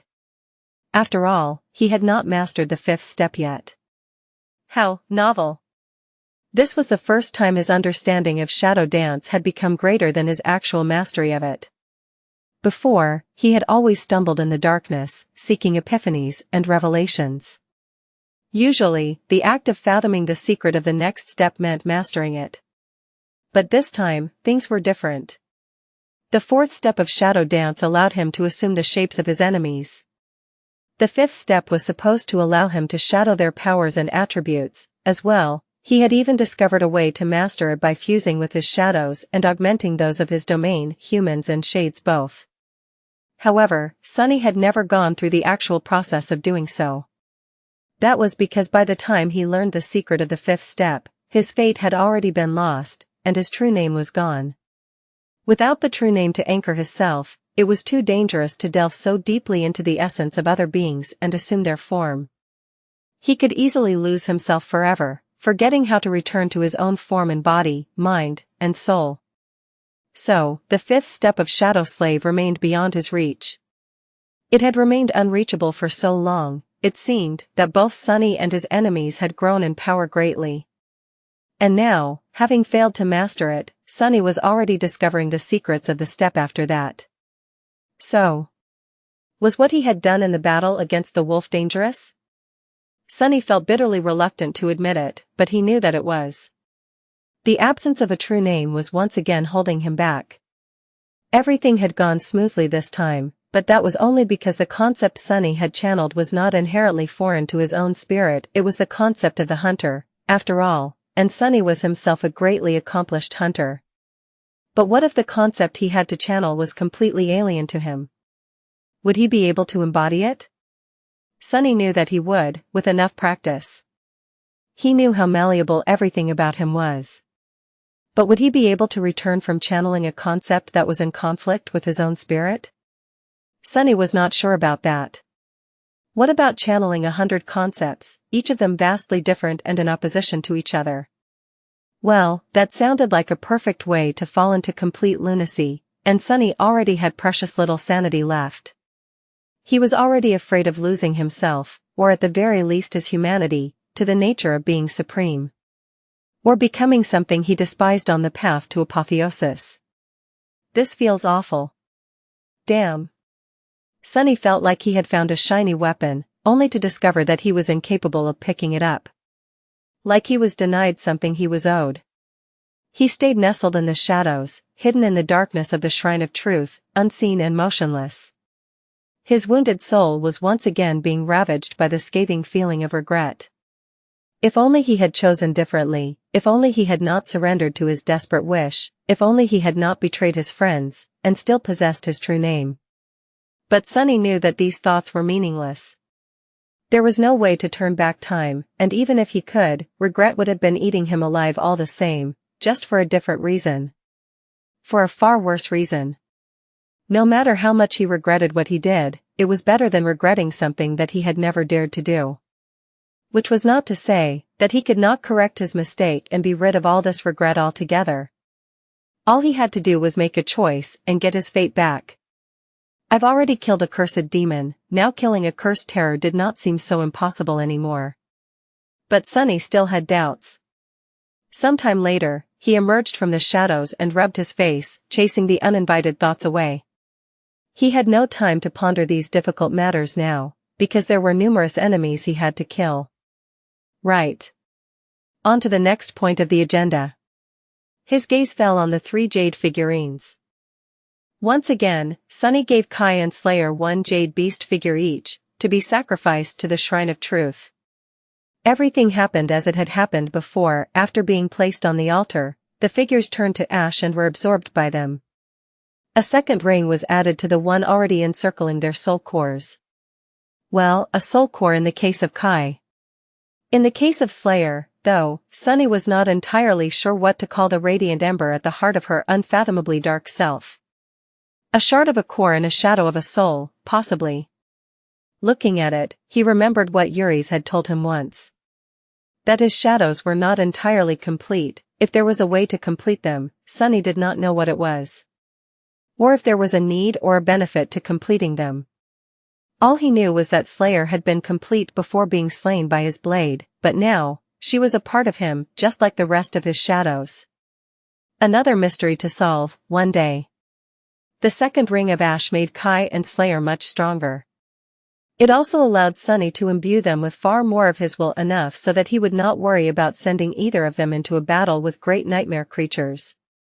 As for the cursed ones, well, Sunny himself was not too confident when facing those. With how much his companions were enhanced by his will, however, they would at least be able to help him take the cursed ones down. Their arrows would not bounce off the flesh of those fallen gods without leaving a scratch. That's something. That was quite a boon, actually. The shadows of the wolf and its pack were resting in his soul now, as long as Sunny could summon the shade of the sacred demon into existence, his small army was going to become tremendously more powerful. Still, he studied the third jade figure, the snow demon figure, which was left laying on his palm. He wanted to become stronger, as well. 5 of the snow tyrant's abominations had already fallen by his hand, including 3 cursed ones, but instead of making him feel secure, the experience of those battles only made Sunny feel trepidation. The battle against the wolf had been a close one. He had triumphed in the end, and it was quite a spectacular victory. And yet, nobody knew better than Sunny how easily he could have lost his life instead. How was he going to fight a cursed devil? There was a qualitative jump in power between monsters and demons, because demons were sapient. But there was just as significant of a jump between demons and devils, because devils wielded profane and distressing powers. What was he going to do when a fallen deity unleashed its powers against him? What if that deity was accompanied not by beasts, but by monsters? Or even creatures of a higher class? So, Sunny was not going to refuse more power. That said, he also wanted to learn the truth. Whatever boost he could receive from sacrificing the snow demon figure to the shrine of truth was bound to be if not insignificant, then at least marginal. Kai and Slayer could borrow his will with the help of Ash, but what would Sunny borrow? At most, his strength would somewhat increase. Knowledge, on the other hand, was the origin of all power. It was none other than Weaver himself who had said it, so, learning a useful truth could actually give him far more power than sacrificing a figure would. Or not. I've decided. Sunny sighed. I think I am going to toss this thing into the lava. Kai, who had been drawing his bow to get used to his newfound strength, glanced at him briefly. Whatever you think is best. Then, he lowered the bow and looked at him properly. There was a peculiar expression on Kai's face, not quite a frown, but something similar to it. Sunny raised an eyebrow. What? Kai remained silent for a bit, then shook his head. No, nothing. It's just, that demon. Did you see anything peculiar when fighting it? Sunny blinked a few times. That demon was an eldritch god, everything about it was peculiar. What do you mean exactly? Kai hesitated a little, then shrugged. It's just. I think I saw something when I was fighting the brass giant. Helping that worm of yours fight him, I mean. His expression soured a little at the mention of abundance, prompting Sunny to grin. What is this I'm sensing? A bit of repulsion toward abundance? Come on now, Kai, it is just a worm, a truly enormous, sacred worm. Actually, it is practically a WYRM. Dragons and WYRMs are kin, so doesn't that sort of make the two of you siblings? Kai shuddered. No worm is a sibling of mine, thank you very much. Please don't say such awful things, Sunny. Sunny laughed. Well, all right. No need to be so offended. In any case, what was it that you saw? We both know how special your sight is, Kai, so don't make the mistake of underestimating it. Sunny was higher in rank than Kai and vastly more powerful, but that did not mean that he was superior to his friend in all regards. In terms of perception, for example, Kai was far ahead of him or anyone else, really. So, Sunny was inclined to take whatever Kai had seen seriously. Kai lingered for a while, frowning, then said finally. During the battle, a few times, I thought I saw something glistening in the air behind the giant. But every time I tried to take a closer look, there was nothing there. I would decide that I saw wrong, only to be distracted by that shine again later. Eventually. He paused for a moment, then added. I thought that I noticed a silver thread extending from his back and disappearing into the distance. It was so thin and fine as to almost be non-existent, so even I could not see it clearly. Then, it was gone in the blink of an eye, so I can't be sure that I did not simply imagine the whole thing. The battle was quite hectic, after all. Sunny remained silent for a while, looking at him. Didn't you say that there was something strange about all the snow abominations? Could they have strange threads extending from their backs as well? Sunny himself had not seen or sensed any threads. But if these strings were as infinitely thin as Kai had said, there would be no shadows left by them on the ground, and therefore, there would have been nothing for him to sense. It sounded quite suspicious, though, summoning imagery of puppets being pulled by puppeteers' strings. The snow tyrant had to be controlling its figures somehow, so Sunny responded to that imagery strongly. Kai shrugged. I don't know. Sunny let out a sigh. Keep an eye out for these threads in the days to come, then. If you do notice another, let me know. With that, he headed away and left the temple. Walking over to the edge of the platform, Sunny glanced across the lake of lava. The heat here was almost unbearable, so he did not loiter around and directly tossed the jade figure into the lake. As it was swallowed by bubbling lava, he took a few steps back and sat down. Let's see. Sunny concentrated on the questions he wanted answered the most, hoping that it would affect what truth he received this time. How had the world ended? How had the gods died? What had Weaver? Then, suddenly, he was somewhere else. The mountains had collapsed, creating a vast valley. The green slopes had turned into a brown desert of crushed rock, and now, the desert turned into a red river. The blood-red cloaks of the imperial soldiers were like a crimson tide as they marched forward, sunlight glistening on the tips of their spears. Far above the sea of marching warriors, a hawk was gliding on the gentle winds. It opened its beak and let out a cry, then moved its wings to fly away. It was just in time. A moment later, a golden arrow flashed past it, tearing the sky apart. The hawk folded its wings and plummeted down, then spread them again to glide and escape the cold gaze of the unseen archer. It flew away, across the rolling hills of olive trees and beautiful cities. Across the wine-colored sea with islands where vibrant flowers bloomed among white rocks. Across deep forests teeming with wildlife, where holy beasts rested in the shade of emerald canopies, deep quarries where precious marble was being mined, and tranquil shrines. Across a peaceful realm that was about to be devoured by the jaws of war. Eventually, the hawk reached a vast city that sprawled around a tall hill and landed in the courtyard of a humble manor, turning into a woman who wore a deer hide around her shoulders. Her olive skin was covered in sweat, and her breathing was labored, her face showing fatigue from having crossed such a great distance in such a short time. My lady. Handmaidens rushed to offer her water and fresh fruit, their eyes gleaming with awe and veneration. The woman drank deeply from a beautifully painted amphora, then waved the young girls away. When she looked at them, her own eyes became full of sorrow for a brief moment. Then, she hid her sorrow away. No time for that. Where is the prince? I must see him. The handmaidens looked at each other, prompting her to frown. What is it? They looked in the direction of the hill, where an ancient temple stood, its white pillars weathered from the passage of time. It is the oracle, you have been summoned. The prince, as well. The woman sighed bitterly, then wiped the water off her lips. Now they are speaking, huh? She closed her eyes for a few seconds, then straightened and looked at the young handmaidens one more time. The girls giggled in embarrassment under her gaze, which made the woman's face harden. Turning away, she left without looking back. The atmosphere in the temple was peculiar when she arrived. It stood empty most of the time, but now, there were people. She recognized most of them.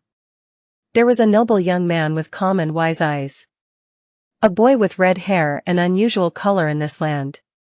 A scholarly woman with a long black braid, her graceful beauty both subtle and bewitching.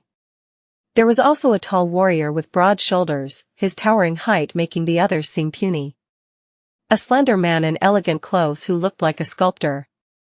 A ship captain whose rough skin had turned bronze in the sun, his eyes the same color as the sea. A blind poet whose songs were renowned across the realm. A woman who was either a priestess or a courtesan, or possibly both. Each and every one of them, except the boy, was famous for one reason or another. Some of them were immensely powerful, while some were only slightly so, but all were outstanding. All in all, it was a peculiar crowd of people. As the woman wearing a deerskin around her shoulders arrived, there were now 9 of them. She looked at the gathering with a frown, but chose to say nothing, The warrior spoke, instead, his booming voice echoing under the roof of the ancient temple. What news? The woman responded curtly. It is as we expected. The Imperials are already on the match. The warrior clicked his tongue. Curses! I should be gathering citizens into an army, not wasting my time here. The noble young man looked at him calmly. We were summoned. Despite the difference in their height, the tall man seemed taken aback. He lowered his head. I am sorry, my prince. I spoke out of turn. Soon, they were ushered into the inner sanctum of the temple. There, 3 figures sat behind a veil. A young girl, a mature woman, and an old hag. All 3 of them were blind, but saw much more than anyone with sight could. They were the oracle. The young man kneeled before them. I, Eerie, greet you. We have arrived to answer your call. The 3 women smiled and responded, their 3 voices becoming one. Greetings, brother. Greetings, my son. Greetings, child. The young man, Prince Eerie, took a deep breath. Our homeland is in grave peril, O oracle. And so, we beseech you, please, show us how to save our realm. The young girl seemed sad. The woman stayed motionless. The old hag laughed. Have you finally learned manners, naughty child? The young man stayed silent for a few seconds, then repeated his words. We beseech you. The young girl moved, as if wanting to cross the veil and touch him, but the woman held her back. She turned her head to face the kneeling prince, and then said calmly. I am sorry, my son. But that is not why we called you. The 8 people staying behind the prince paled, while the prince himself pursed his lips. The 3 women continued, their voices fusing with each other. This land of ours cannot be saved. The tapestry of fate is vast, but it is also cruel. The empire won't be stopped. Our cities will burn. Our people will be enslaved. Our kingdom will fall, its very name forgotten. We cannot stop it. But there was a second of silence before the oracle spoke again. We can avenge ourselves. The 9 of you can. The 9 of you will. The empire of war must be destroyed. The prince looked up at the oracle, his eyes full of darkness. Eventually, he looked down. Oh my. How can 9 people destroy an empire? It is protected by a god. There were a few moments of silence, and then the little girl leaned forward. Her childish voice resounded in the silence of the ancient temple, echoing under its roof. Then you must kill the gods. As the echoes of the little girl's voice turned into silence, the 9 of them fell into silence, as well. Her words had sounded like jesting, or at least they were supposed to. How could mortal men kill the gods? And yet, a solemn atmosphere settled in the inner sanctum of the oracle temple. This peaceful realm of theirs was breathtaking and thriving, but it did not enjoy the protection of a god. The gods had grown aloof and distant long ago, their temples stood proudly, and yet no matter how piously the priests and priestesses prayed, they were usually met with indifferent absence. Even war, the patron deity of humanity, had withdrawn from watching over the great, awful empire of his. The mortal realm where the 9 of them had been born was not protected even by a neglectful deity, and so, it venerated no god. The ones they venerated instead were the oracle, the women capable of glimpsing fate. The vast tapestry of fate was not something that mortals were meant to see, so the oracle was blind, the awful visage of what they had witnessed burned into their eyes, destroying them forever. That was their curse, but also their solace. The oracle was telling them that their realm was doomed, and that they would have to kill the gods. Prince Eerie finally spoke, his voice shaking subtly, Mother, oh, oracle. But, how can 9 mortals kill the gods? The old hag seemed to study him with her blind eyes, then leaned back a little. Her creaky voice resounded in the inner sanctum, the war empire is an insatiable beast that feeds on conquest. It is vast, it is prosperous. However, that prosperity is wicked, and worse than that, it is unsustainable. Their economy and their way of life can only be sustained by an influx of riches, or resources, and most importantly, of new slaves. Without the slaves, the empire could not produce anything. But slaves are not a renewable resource. The woman spoke next, her words echoing somberly in the inner sanctum of the temple. You've read the imperial treaties, my son. You know the cruelty of their ways. The slaves they take do not last long, enduring endless labor. A few years, possibly, a decade, at most. And so, the empire needs to conquer new lands, and procure new slaves. It won't ever stop, because it can't stop. If it does, it will starve. The little girl spoke last, her voice turning small. Our kingdom is a peaceful one. It is a land of art, wine, wisdom, poetry, and culture. The empire will come and take our art. It will take our wine. It will take our poets and philosophers and turn them into house slaves to educate the young masters. The rest, those who survive, will be sent to toil in the fields. In just a few generations, our culture will be no more. Our people will be us no more. Consumed and stolen by the conquering tyrants. The woman wearing a deerskin around her shoulders finally spoke, her quiet voice sounding calm and even. That doesn't answer the question. All of us can't even stop an empire that one god watches over. How will the 9 of us kill all 6 of them? The oracle grew silent. Eventually, the old hag spoke solemnly. You are a huntress, are you not? You should know how to kill a beast that is stronger than you. The woman spoke next. The answer is simple. Not that it will be easy, far from it. It will be difficult. It will be unbearable. It will be impossible, even, for each of you.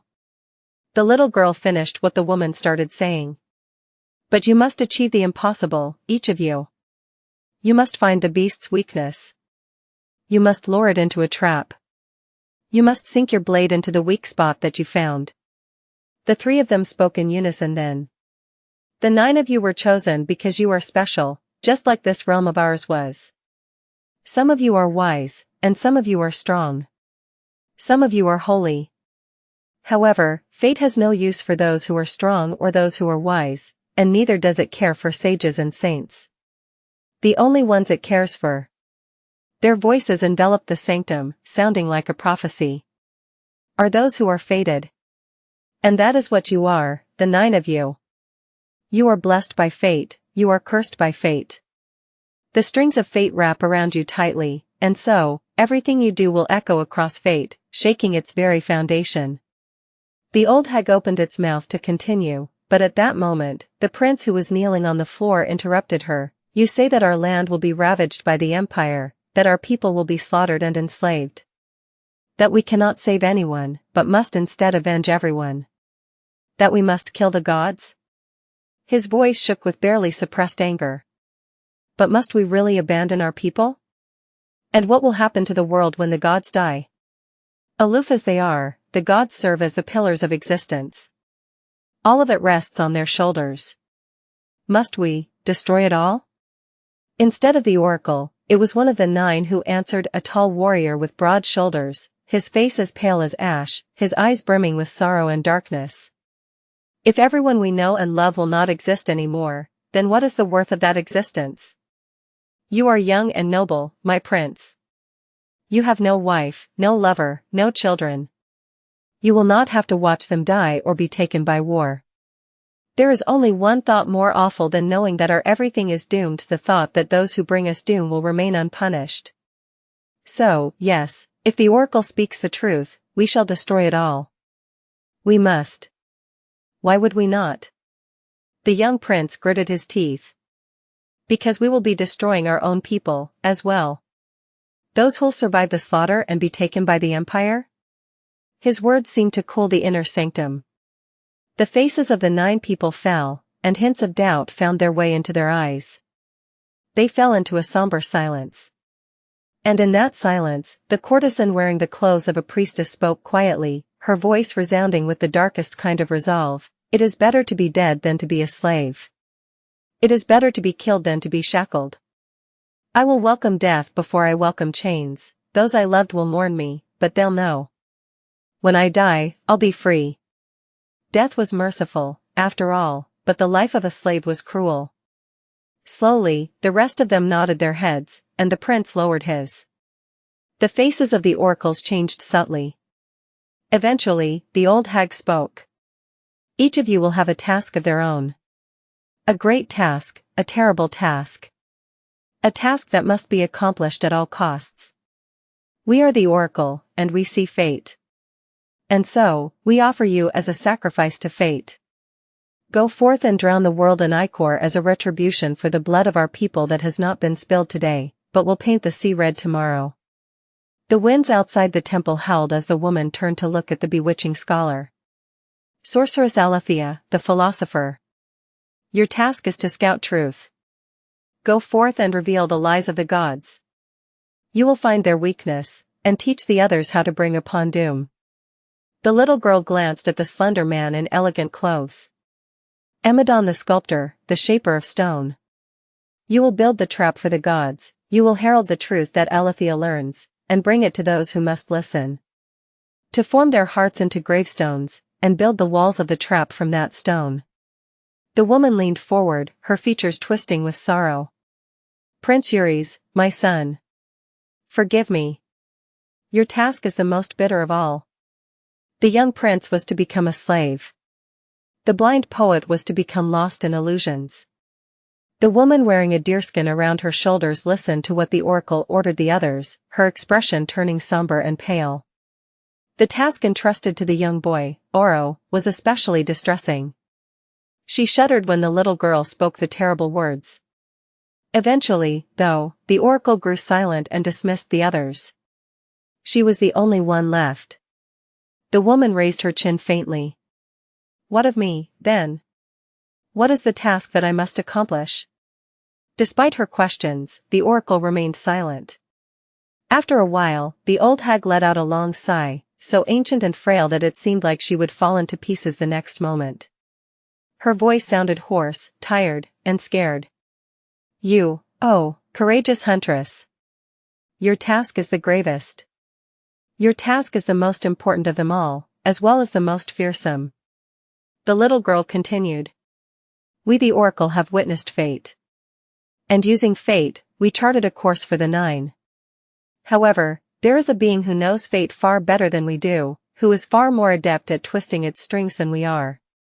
That being is your greatest adversary. And so, the task that you must accomplish is to strike that enemy down. The third oracle shivered, then leaned forward and said in a tone of ruthless resolve. Slay Weaver, the demon of fate. That is your fate, and what you must do. Sunny was startled awake, or rather, he regained his senses after receiving the truth. Just like the previous times, the boon he received was not quite a vision, but also not quite a memory. Rather, it was as if the knowledge of what had happened was placed directly into his mind, vague and disjointed, but somehow easy to understand. The world of Ariel's game was the same. The shrine towered behind him, while the lake of lava was radiating insufferable heat in front of him. The sky was obscured by smoke and ash. However, Sunny was different from how he had been before throwing the jade figure into the lake. There was a stunned, disbelieving expression on his face, and his heart was beating wildly. His eyes were open, but he did not seem entirely aware of his surroundings just yet, overwhelmed by what he had learned. No way. Sunny jumped to his feet. He was too rattled, his mind too full of chaotic thoughts, to calm down easily. He remained motionless for a while, then commenced pacing, kicking pieces of rubble with his feet. No, really. No way. Finally, Sunny stopped and looked at the distant mountains with wide eyes. What the hell did I just witness? The magnitude of the revelation he had received as a reward for killing the wolf was too vast to fathom. Gods, demons, the fate of the world, Weaver. And the 9. The mysterious group of people whose faint traces he discovered from time to time. Sunny always suspected that the 9 had been important to the degree that his glorious appraisal in the first nightmare could have very well been mostly due to the fact that he had managed to kill Hero. Aro of the 9. The young boy with vibrant red hair who had appeared in two of the truths Sunny had learned in Ariel's game.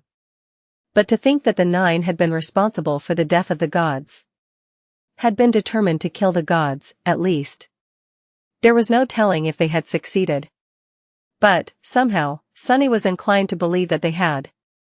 When he tossed these 2 jade figures into the lava, the question he had asked was about the end of the world. Instead of a scene of total devastation on a battlefield between the gods and the demons, though, he had been shown a seemingly mundane event of mortal men arriving on a gorgeous island to inform a huntress who lived there that a supreme beast was rampaging on the border of their kingdom. Sunny had assumed that he had been shown a moment of Slayer's past then, and he had. But what if that moment was also the answer to his question? What if that was the moment the world's fate had been sealed? Sunny grabbed his head and tried to calm himself. So, let's think about it slowly. There was an empire founded by War God, by one of War God's mortal vessels, most likely. At the dusk of the Golden Age, the gods grew aloof and distant, paying less and less attention to the mortal realms. And in their absence, the empire of war embarked on an endless conquest. It devoured myriad realms, subjugated myriad people, burned the temples of Shadow God, all for the glory of their neglectful deity. Glory, glory, glory. Sunny had experienced the torment of being an imperial slave himself, during his first nightmare. He experienced the savagery of the war zealots as well. In his second, granted, those had been driven mad by hope, their most ardent desires set aflame by her poisonous influence. The empire continued to grow, conquering more and more land until it encountered a particular realm. It was a beautiful and peaceful realm, but it was also a very special one. Because the people of that peaceful realm venerated no god, and were ruled by an oracle instead. In the revelation Sunny received, the oracle mentioned that their kingdom was special in passing. But he knew that it had to be true not only because of the 3 seers themselves, but also because there had been 9 people living in that realm who all possessed the fated attribute, just like he possessed it once. That alone is mad. It's completely crazy. The 9, all of them, had been fated, just like Sunny was. Attributes were not unique to people, so there could be someone out there sharing this one with him, even if, fated, felt like something exceedingly, if not inconceivably, rare. Sunny would have accepted that one of the 9 had been fated, but all of them? 9 people, living in the same kingdom, and at the same time on top of that? That sounded like their existence itself had been fated. As if it had been one of the knots holding up the great tapestry of fate together. That small realm of theirs had indeed been special. And when the hungry gaze of the empire fell upon it, the oracle sent 9 fated champions to destroy the empire. Not to save their homeland, which could not contend against war, but to avenge its destruction. To avenge their people, who were destined to be slaughtered and enslaved. There was only one problem, though: the empire had a guardian deity. One of the 6 great gods. And so, the 9 were sworn to kill the gods. They couldn't have succeeded, could they? Only they could. The gods were dead, after all. The empire had been destroyed. The sins it had committed brought upon a truly wrathful retribution, both on the empire and on the rest of the world. Sunny lowered his hand slowly. Can it really be the reason? Could the world have been destroyed by 9 mere mortals and their dark resolve? If it had been, then it would be quite poetic, if a little terrifying. It would make it so that the gods doomed themselves by neglecting the world they had created, and allowing those who claimed to wield their authority to rampage across the mortal realms. The great gods would have been undone by little, insignificant mortals, whose suffering they had ignored. But how could the 9 have killed the gods? That was what Sunny did not understand. The clues were already in his hands, though. Chapter 2373 Walls of the Trap Plus, Turn Off Reset. The 9, what do I know about the 9? Aro had been an imperial soldier as a young man. Eerie's had been an imperial slave, but he also claimed to have slit a god's throat. Now that Sunny knew more, he could guess that it had been the mortal vessel of War God, most likely. The one watching over the empire. It had to be, right? Alethea, meanwhile, ventured into the tomb of Ariel. Sunny's eyes widened. Wait. What was it that the oracle had said? You simply have to find the beast's weakness. You have to lure it into a trap. You have to sink your blade into its weak spot. He remained silent for a while. Alethea. The sorceress and philosopher, Alethea, had been tasked with revealing the lies of the gods and teaching the truth to the rest of the nine. So, she had gone to the tomb of Ariel and became the first seeker. She was the only seeker of truth to have successfully entered the estuary, and learned the secrets hidden there by Ariel, the demon of dread. And among those secrets, was the truth of the forgotten god and his children. Who were the flaw of the gods? Wait. Alethea had paid for learning the secrets of the estuary by becoming the source of the defilement. But that did not mean that she had failed to teach the truth of the forgotten god to the rest of the nine before succumbing to corruption. She must have endured the knowledge of the void and only passed that one secret along, considering that they seemed to have succeeded in their plot at least partially. But wasn't it peculiar? The gods were indeed dead, but they had fallen in the war against the demons, not against the nine. The great war that had brought doom upon all of existence. So what had the nine really achieved? Sunny took a step back, biting his lips. Wait. The sculptor, Emmedon, what was the task the oracle had given him? You will build the trap for the gods, you will herald the truth that Alethea learns, and bring it to those who must listen. To form their hearts into gravestones, and build the walls of the trap from that stone. This was the answer. Alethea had learned the weakness of the beast, but it was Emmedon who had been tasked with building the trap. It was a trap meant to bring about the death of the gods, though, so it would be peculiar to assume that the oracle meant a literal contraption. Instead, it was a trap built from the hearts of living beings. And who could it have been whose heart was supposed to become a gravestone for the gods? Bring it to those who must listen. To whom was Emmedon meant to deliver the truth Alethea learned? Who had to listen? Sunny's eyes glistened darkly. Why, it was quite obvious, wasn't it? Considering what had happened next. It was Nether, the prince of the underworld. The demon of destiny, the demon of choice. He suddenly clenched his fists and shook them in the air. You damn spell. The description of the mantle of the underworld clearly said this about Nether. He wasn't the first to lead his army against the gods. However, he was the first to shed their blood, as well as learn the secrets of his own. But it was a blatant lie. Well, perhaps it wasn't. But it was entirely misleading. There were runes written by Nether on the walls of the Ebony Tower, which had been constructed after Hope was imprisoned by the gods. He had been wondering if the demons were forbidden from siring offspring because they were of the Forgotten One, who slumbered in the void. That indicated that he had known about the connection between the 7 demons and the Forgotten God. However, he must not have known the whole truth. Otherwise, he would not have been asking the question. Weaver knew, probably because Weaver had ventured into the void and beheld the Forgotten God in person. Ariel knew, as well, because he knew everyone's fears, including that of the gods. But he chose to bury that knowledge in the tomb, where Alethea found it. And then? Emmedon delivered that truth to the underworld, and gave it to Nether. And Nether made his choice. Hell. That was the inception of the Doom War. Emmedon of the Nine had indeed built a trap for the gods. The walls of the trap were the hearts of the demons, and he was the one who had shown them the way. Sunny let out a laugh of disbelief. How do you kill a beast that is stronger than you? You could, for example, sick another harrowing beast upon it. The Nine were not powerful enough to kill the gods, so they gave Nether the last push he needed to rally his siblings into rebelling against the heavens. That was how the world had ended. Or rather, that was how its end had begun. Naturally, the Nine did more than just give the world the initial push to send it rolling into the abyss. After all, Sunny had only considered the horrible and, quite honestly, unbelievable feats of 2. There were 7 of them left. The blind poet had probably gone to the demon of imagination. The seasoned sea captain, the vision had not revealed his task, but Sunny could easily imagine him having something to do with the demon of repose and night garden.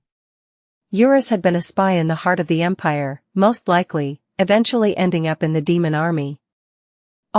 His task had apparently been the most distressing of them all, even if Sunny had no idea what it was. There was also the courtesan and the tall warrior.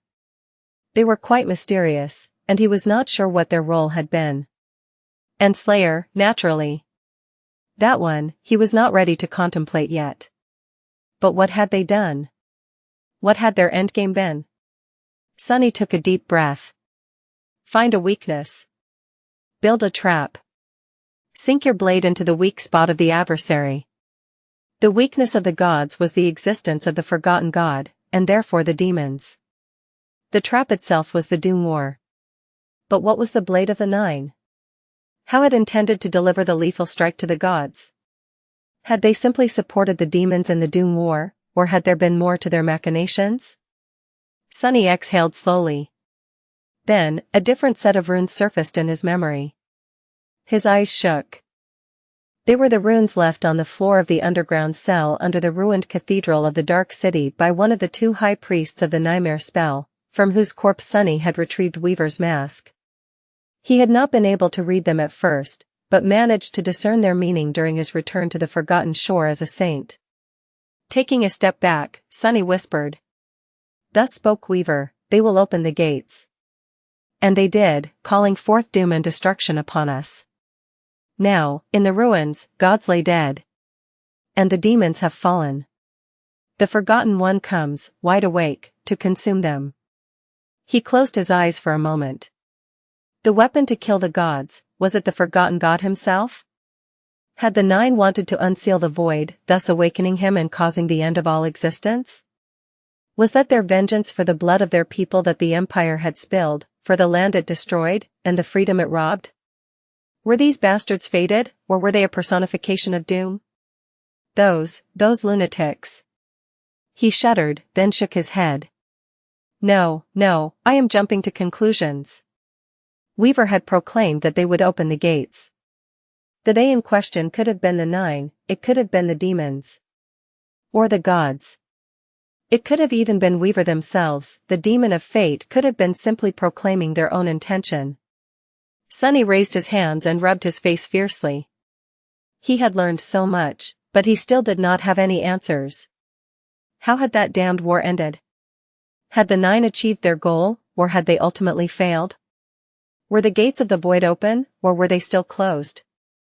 The spreading corruption, the blossoming nightmare seeds, and the constant expansion of the dream realm suggested that they were wide open, and that the Forgotten God was free.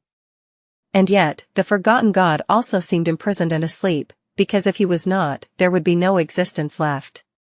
All of it would be swallowed by the void. Everything was a paradox, and Sunny did not have the key to solve it.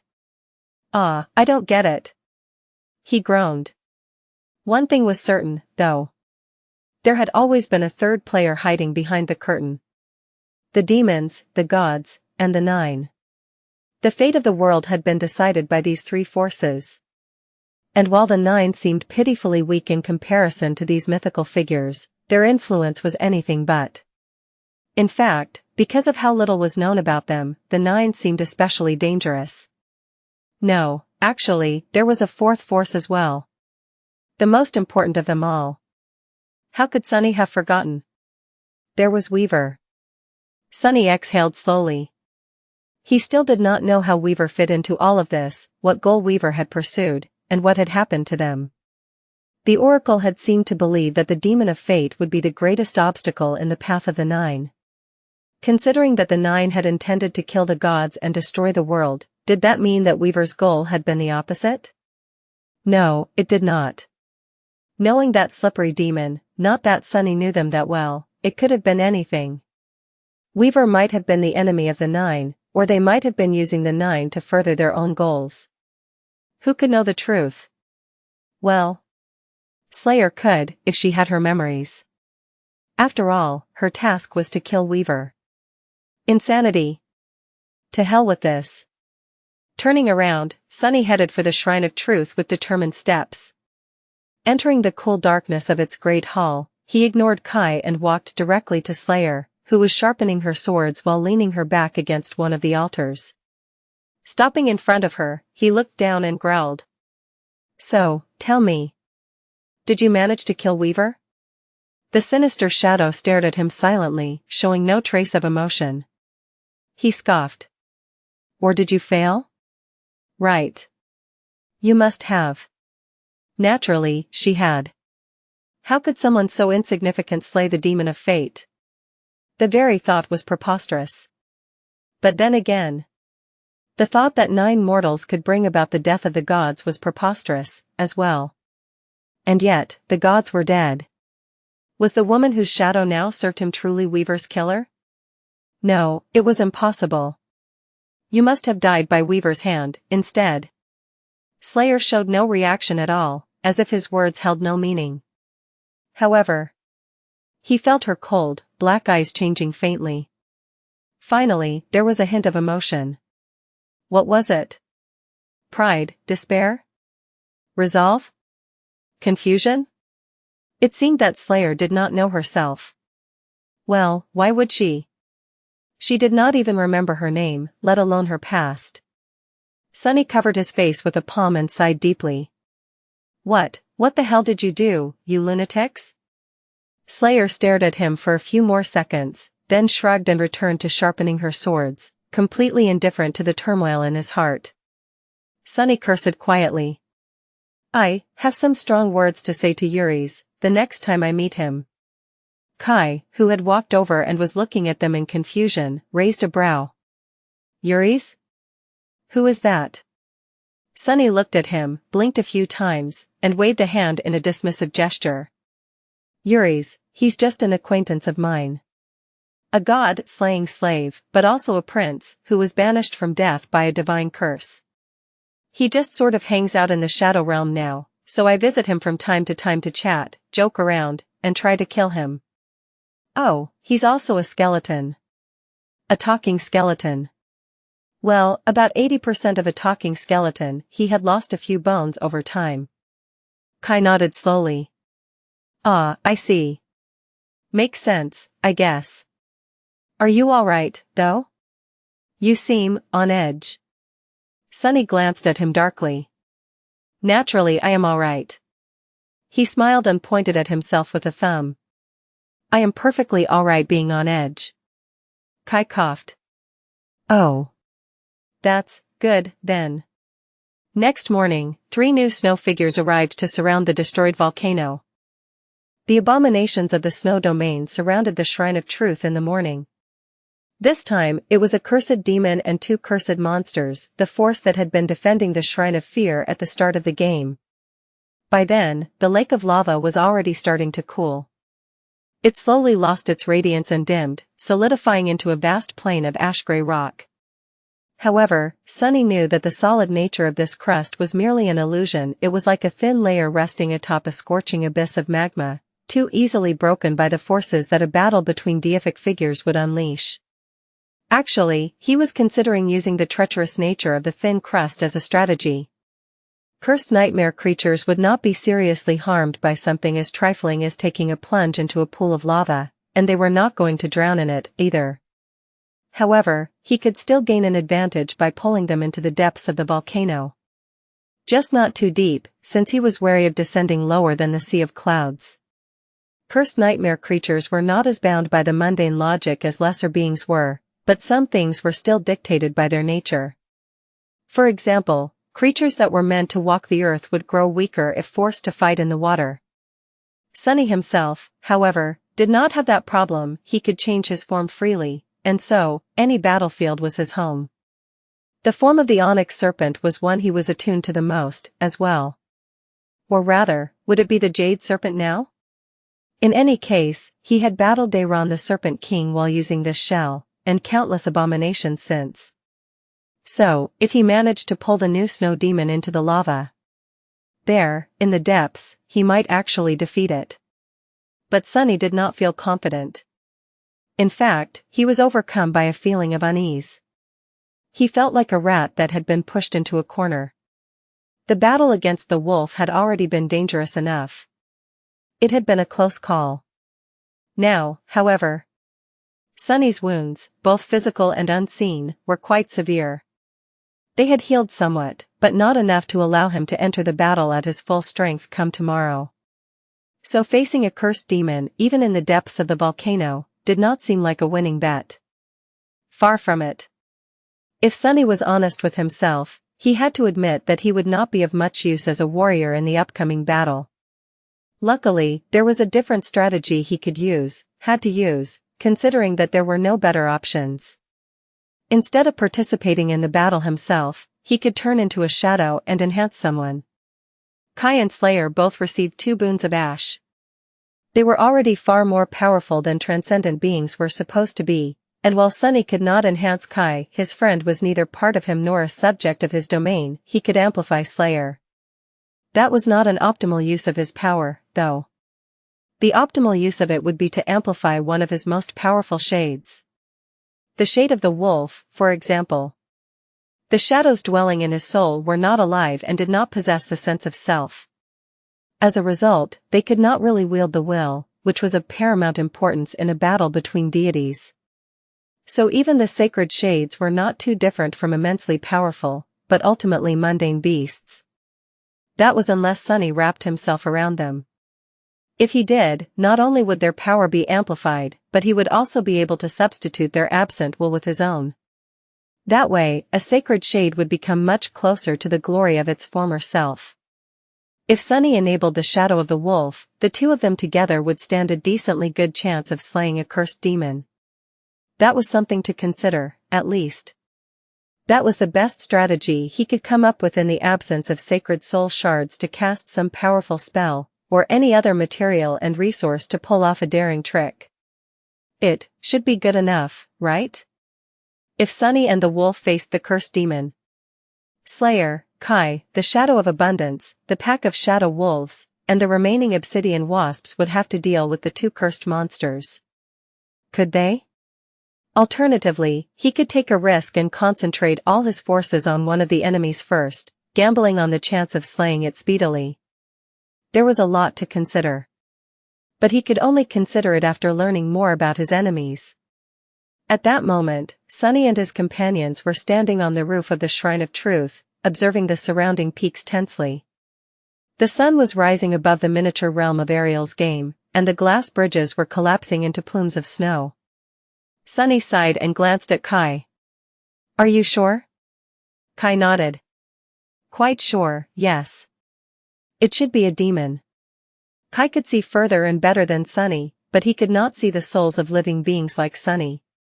That said, awakened possessed senses beyond that of mundane people, and these senses developed the more experienced they became, and the higher their rank was. Saints would rarely be mistaken about the class and rank of an adversary even without gazing into the adversary's soul. Sunny remained silent for a few seconds, then asked somberly, "So what kind of loathsome horror is it?" Kai raised a hand to shield his eyes from the rays of the rising sun and looked east, at the distant snow-covered peak. His expression changed subtly. "I see it. It." His voice changed, too. "It is looking back." Then, Kai fell silent, his body trembling faintly. Sunny frowned. "What does it look like, though?" Kai's lips moved as if he was going to say something. Before he did, however, Sunny was distracted by a sudden movement. He glanced to the side in confusion, where Slayer seemed to be unsheathing her swords. "Odd." Kai finally spoke, the words leaving his mouth sounding like a jumbled mess of eerie, alien curses. Sunny belatedly realized that listening to these words was a dreadful mistake, but by then, they had already crawled into his ears, and slithered their way into his mind. Not good. Then, everything turned dark. "I'm hurt." The first thing Sunny felt was pain. He was supposed to be in pain, considering that both his body and soul had been ravaged by the wolf. But the mild suffering he had been enduring without even paying attention to was gone, replaced by a new and unfamiliar agony. His entire body was in pain. The pain was not concentrated in one spot, but instead emanated from a dozen different sources, fusing into one odious sensation. Therefore, Sunny had to conclude that he was seriously hurt. "Since it hurts, I'm still alive." That was good news, at least. He opened his eyes slowly. The black sky hung above him at an angle, awfully close. It was also made of scorched stone, with deep cracks running through its broken surface. Additionally, it was moving. No, it was not the sky. He was staring at the ceiling of the Shrine of Truth. Or was it a wall? In any case, neither the ceiling nor the wall of the shrine were moving. Instead, it was Sunny himself. He was being dragged across an uneven stone surface, its ridges biting into his back. What the hell? The last thing he remembered was asking Kai to describe the snow demon. How did he end up back in the shrine? More importantly, why was he being dragged, and who was dragging him? Craning his neck, Sunny looked up. Someone was holding his wrist in a vice-like grip, using it to drag his body across the stone like a sack of synth paste. That someone was shrouded in a veil of ghostly smoke, which made discerning their form difficult. Sunny recognized them instantly, naturally. It was Slayer. However, Slayer looked much worse than she had before. Her light armor was torn and scorched, dark smoke was seeping from myriad ghastly wounds on her ebony body, and one of her arms was hanging limp, seemingly broken. What happened to Slayer? No, more importantly, what happened to him? Sunny finally regained his senses and evaluated the situation. What he sensed sent him into utter shock. First of all, the ceiling above him was indeed the wall of the Shrine of Truth.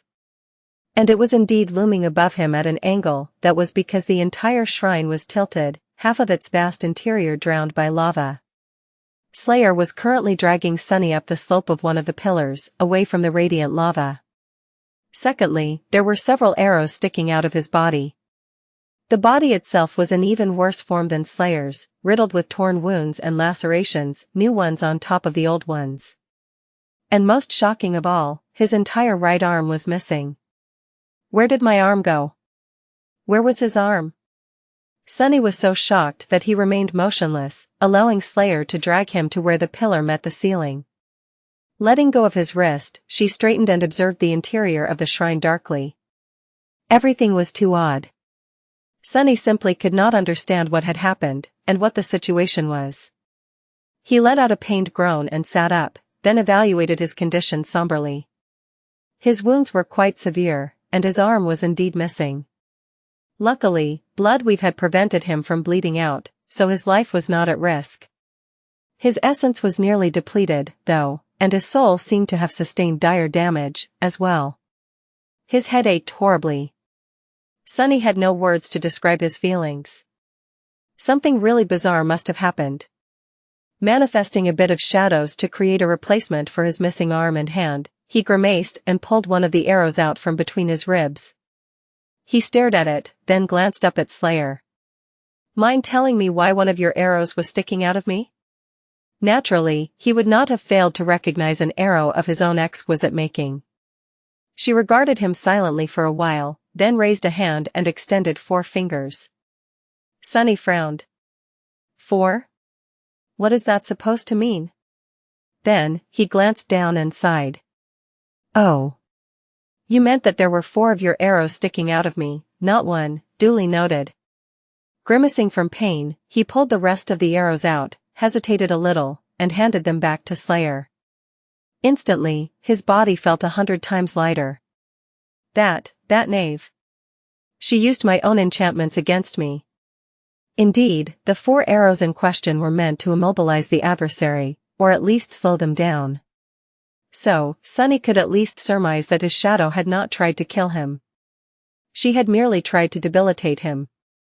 He glanced at his missing arm. The stump was not bleeding, and the wound was messy. Not at all a clean cut, so, something else must have torn his limb off. That was a relief. How is this a relief? One of my limbs is missing. Sunny groaned.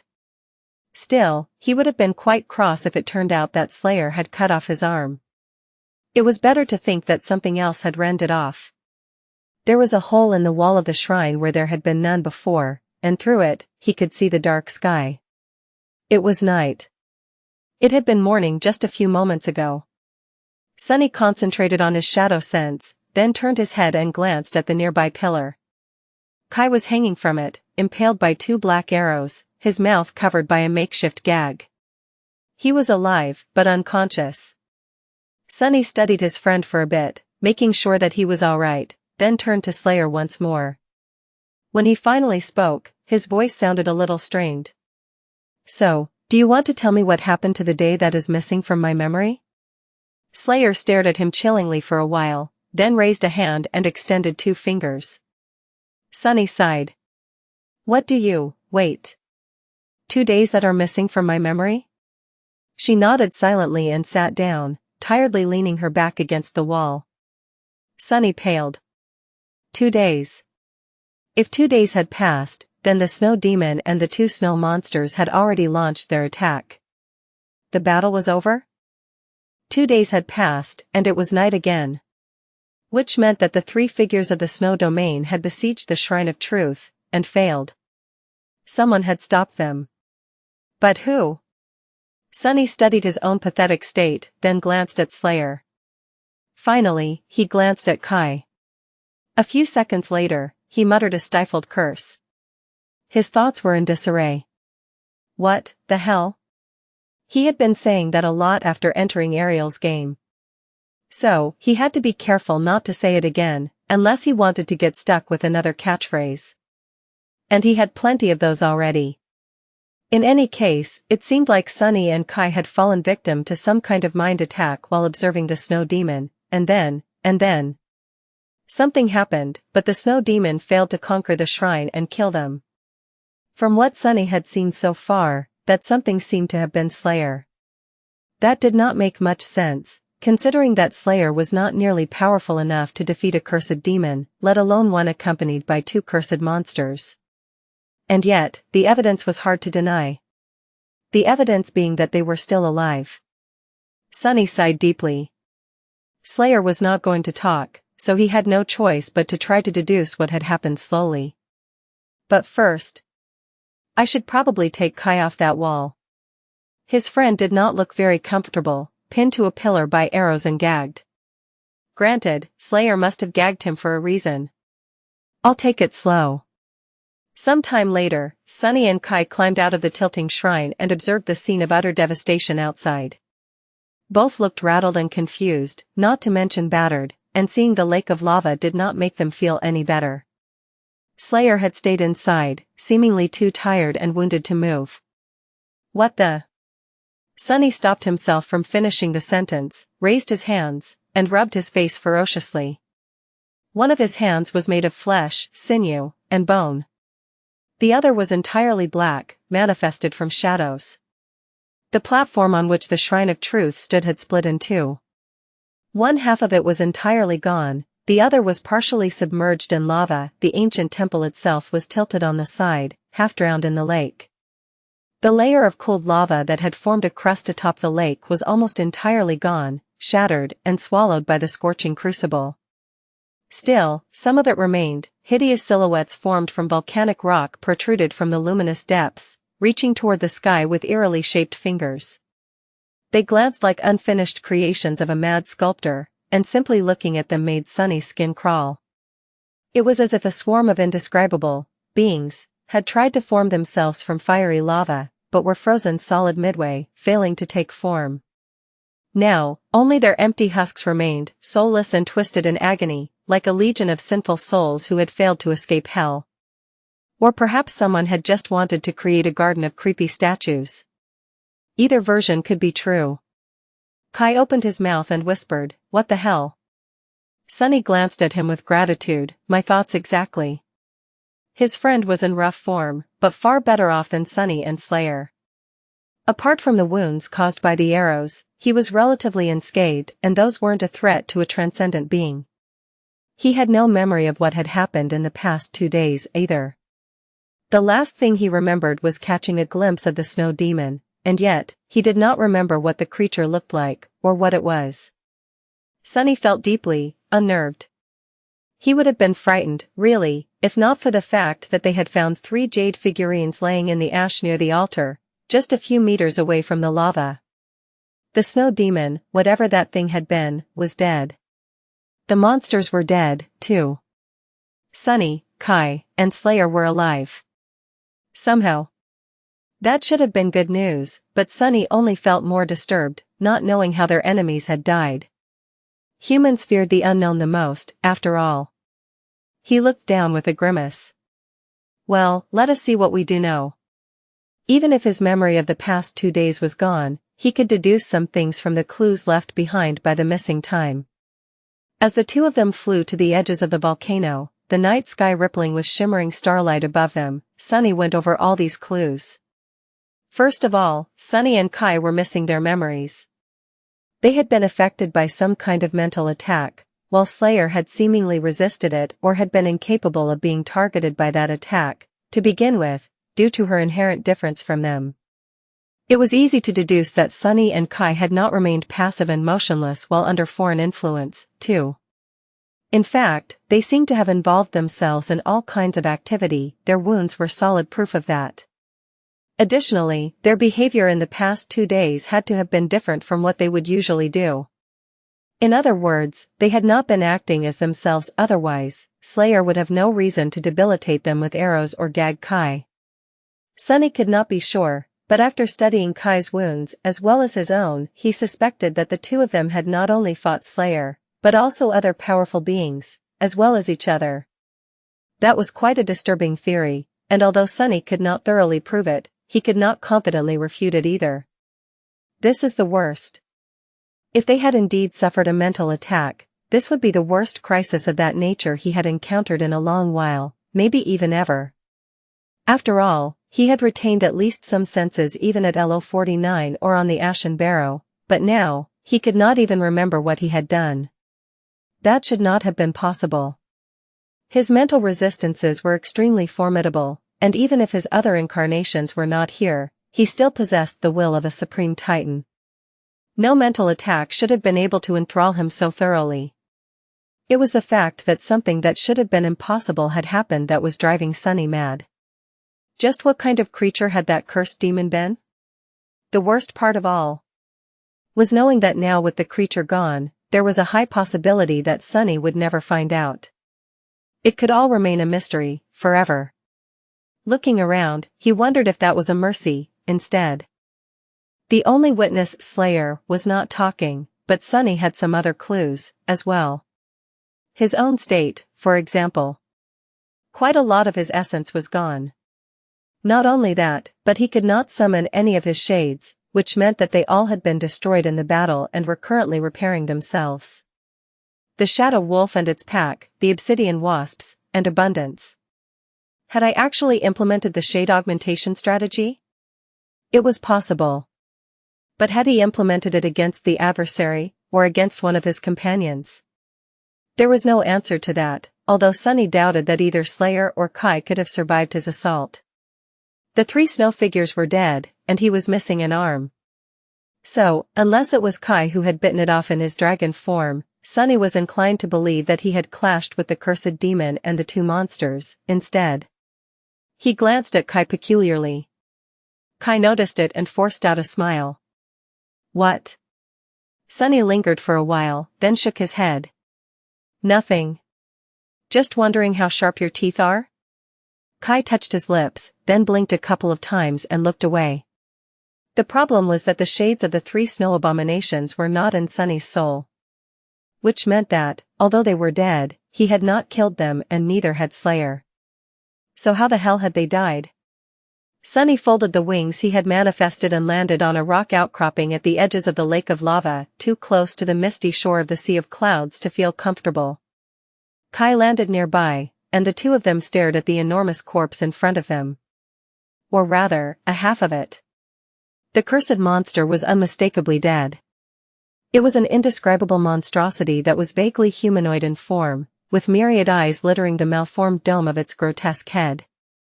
It had a gaunt, pale torso and too many arms, each ending in a set of traumatic claws. As for the lower part of his body, there was no saying how it looked. It was missing. Sunny could swear that the detestable face of the fallen deity had frozen in a grimace of horror. He glanced at Kai and shivered. Any idea how it died? Kai remained silent for a moment, then said stiffly, "Well, I am pretty sure that it died from being torn in half." That was pretty indisputable logic. Well, actually, it wasn't. A cursed monster would not have been killed by something as mundane as being torn in half. Neither would it have been terrified in its last seconds. Feeling a cold shiver run down his spine, Sunny forced out a pale smile. Are there soul shards inside? Kai nodded slowly. I see one. But, if you don't mind, I'd prefer it if we don't try to dig it out just yet.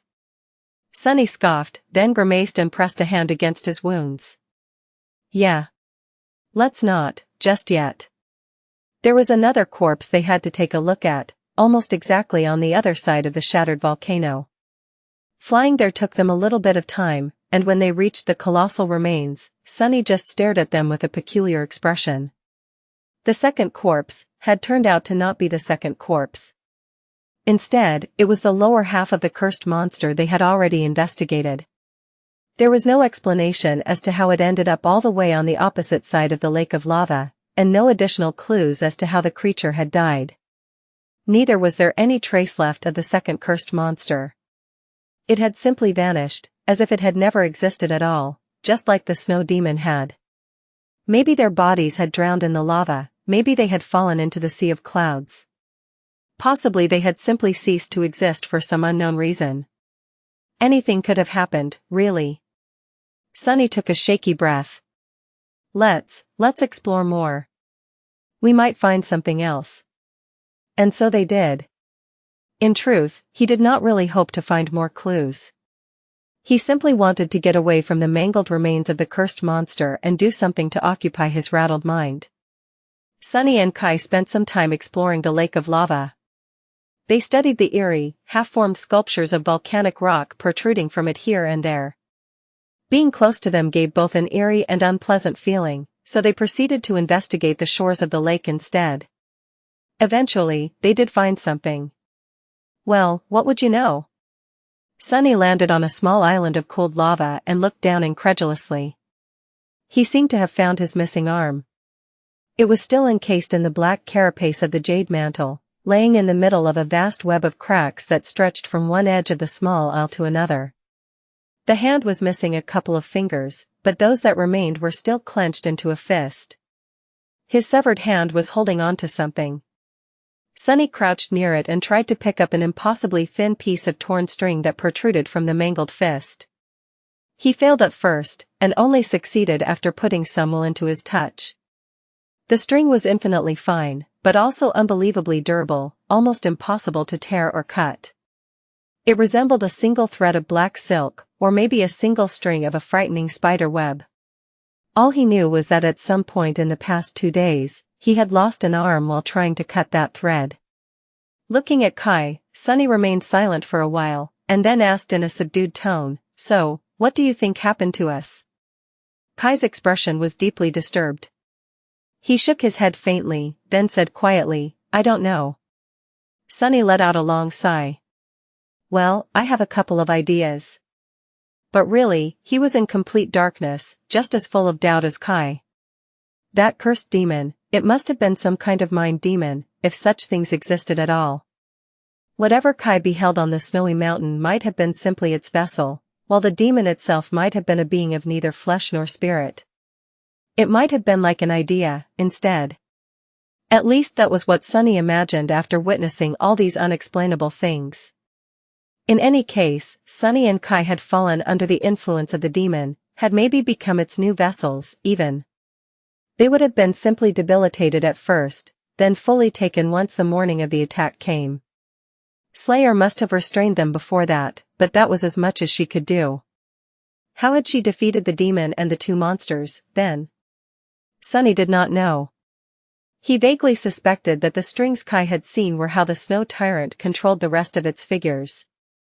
So, by severing one of those strings, Sunny must have liberated one of the abominations, the cursed demon itself, possibly from under the tyrant's control. Which meant that he had been resisting whatever had happened to him at least to some degree. Maybe? He must have.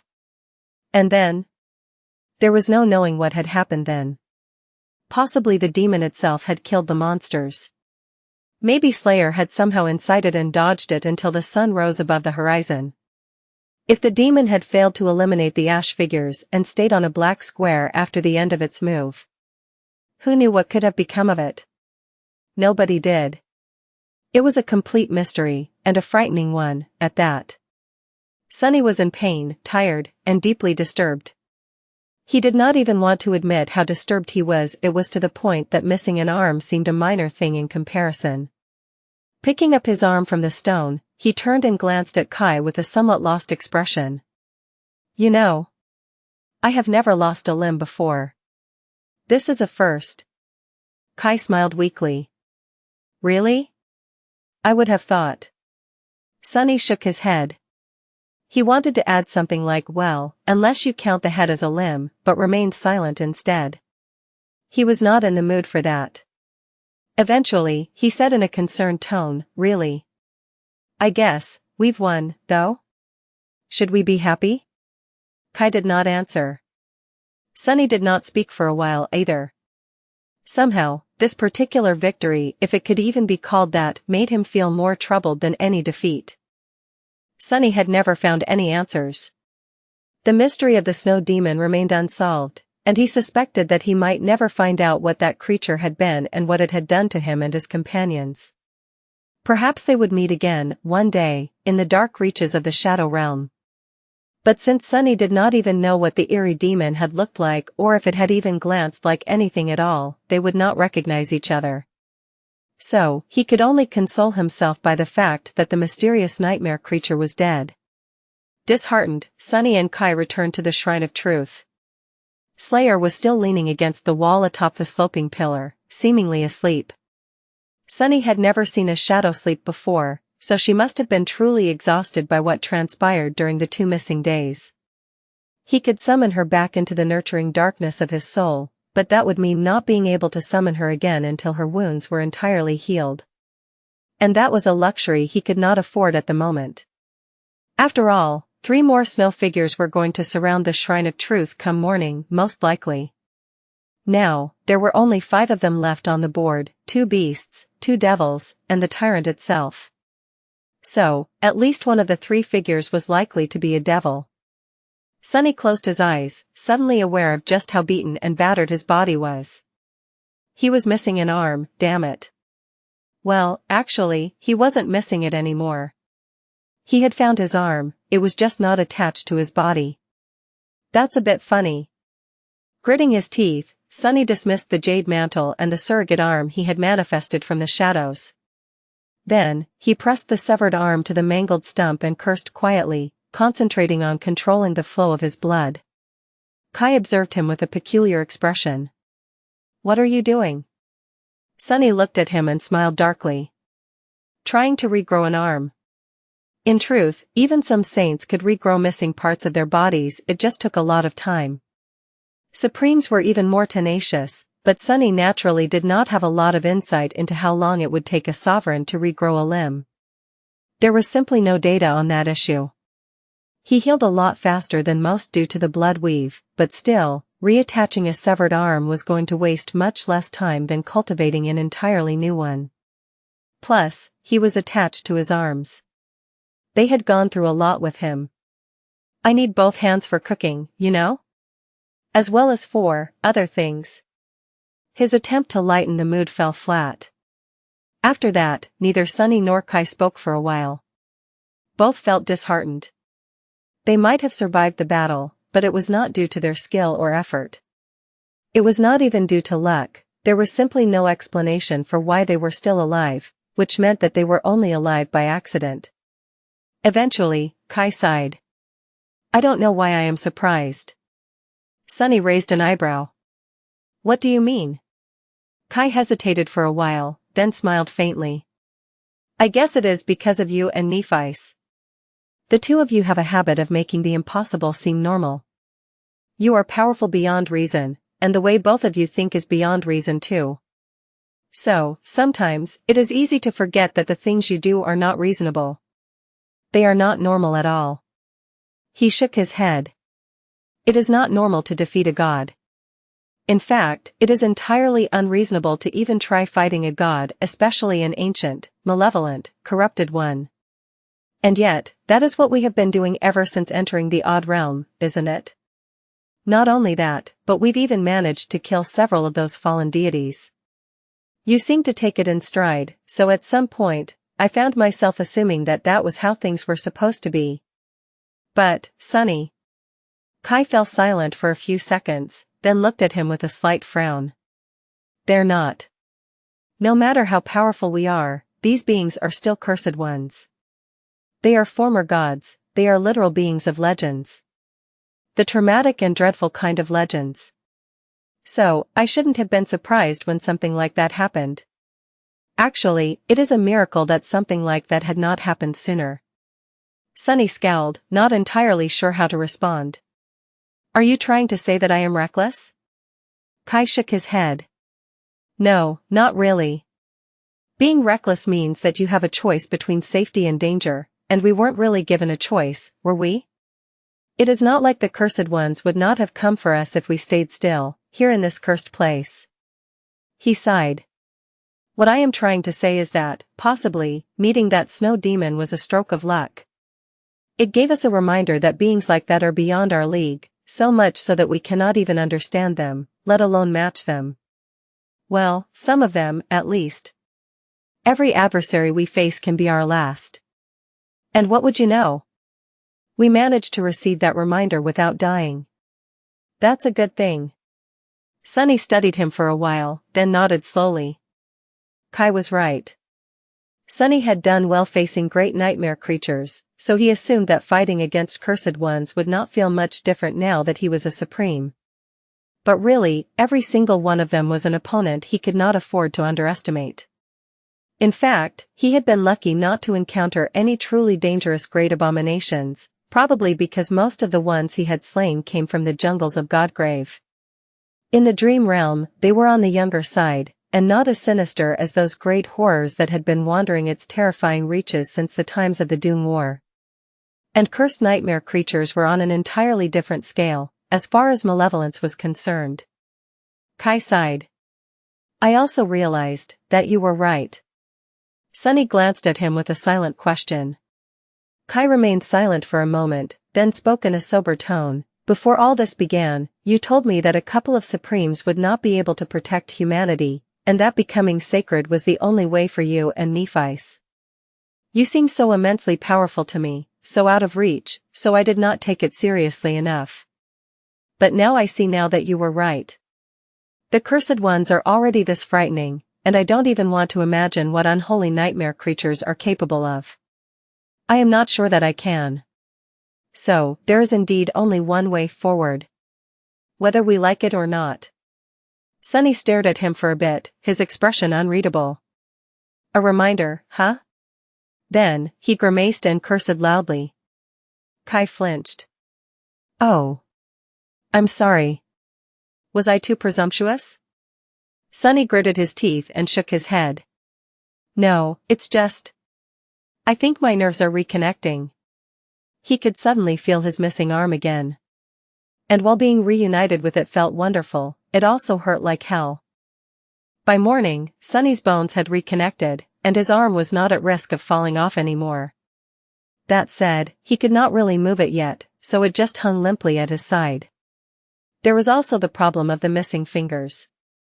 Unlike the arm itself, he had never found them, so the fingers would have to grow on their own, which was not going to be a short or pleasant process. Naturally, if Sunny managed to get out of Ariel's game early, Nephice would heal him in no time. The problem was that he had a far greater chance of never leaving this odd place at all. As the sun showed itself from beyond the horizon, 3 new snow figures did, indeed, move to occupy the surrounding peaks.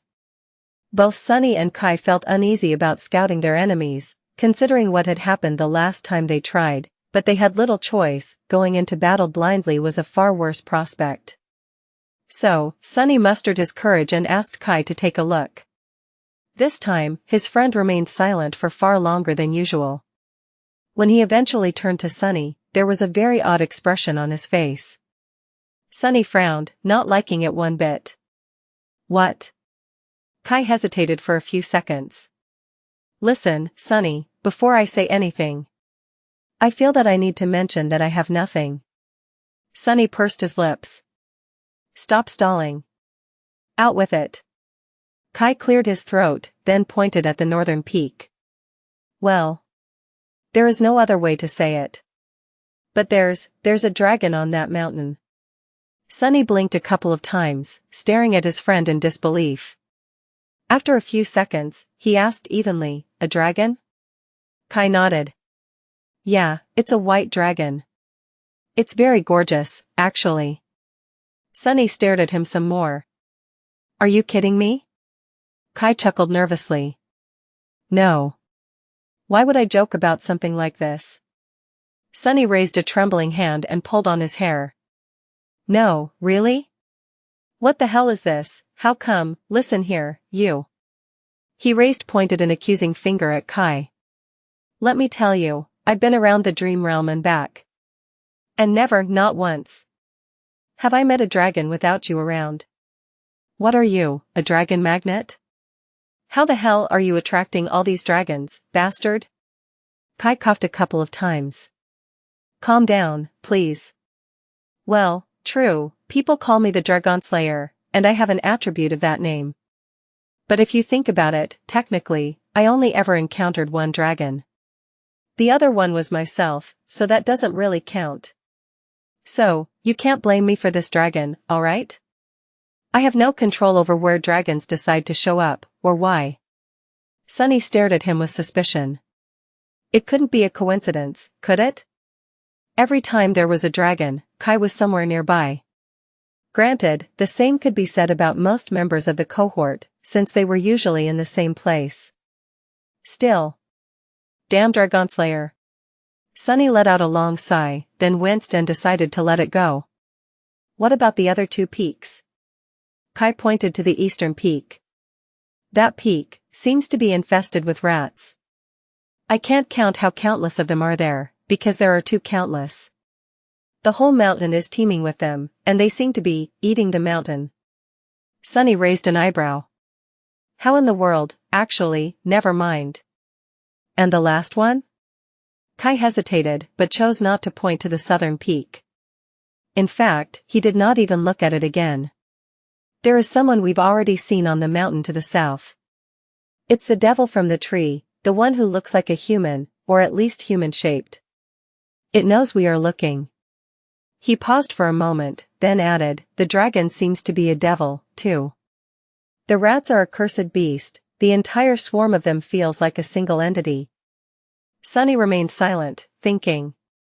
A cursed devil to the north, a cursed devil to the south, and a cursed beast to the east. Things glanced quite bleak.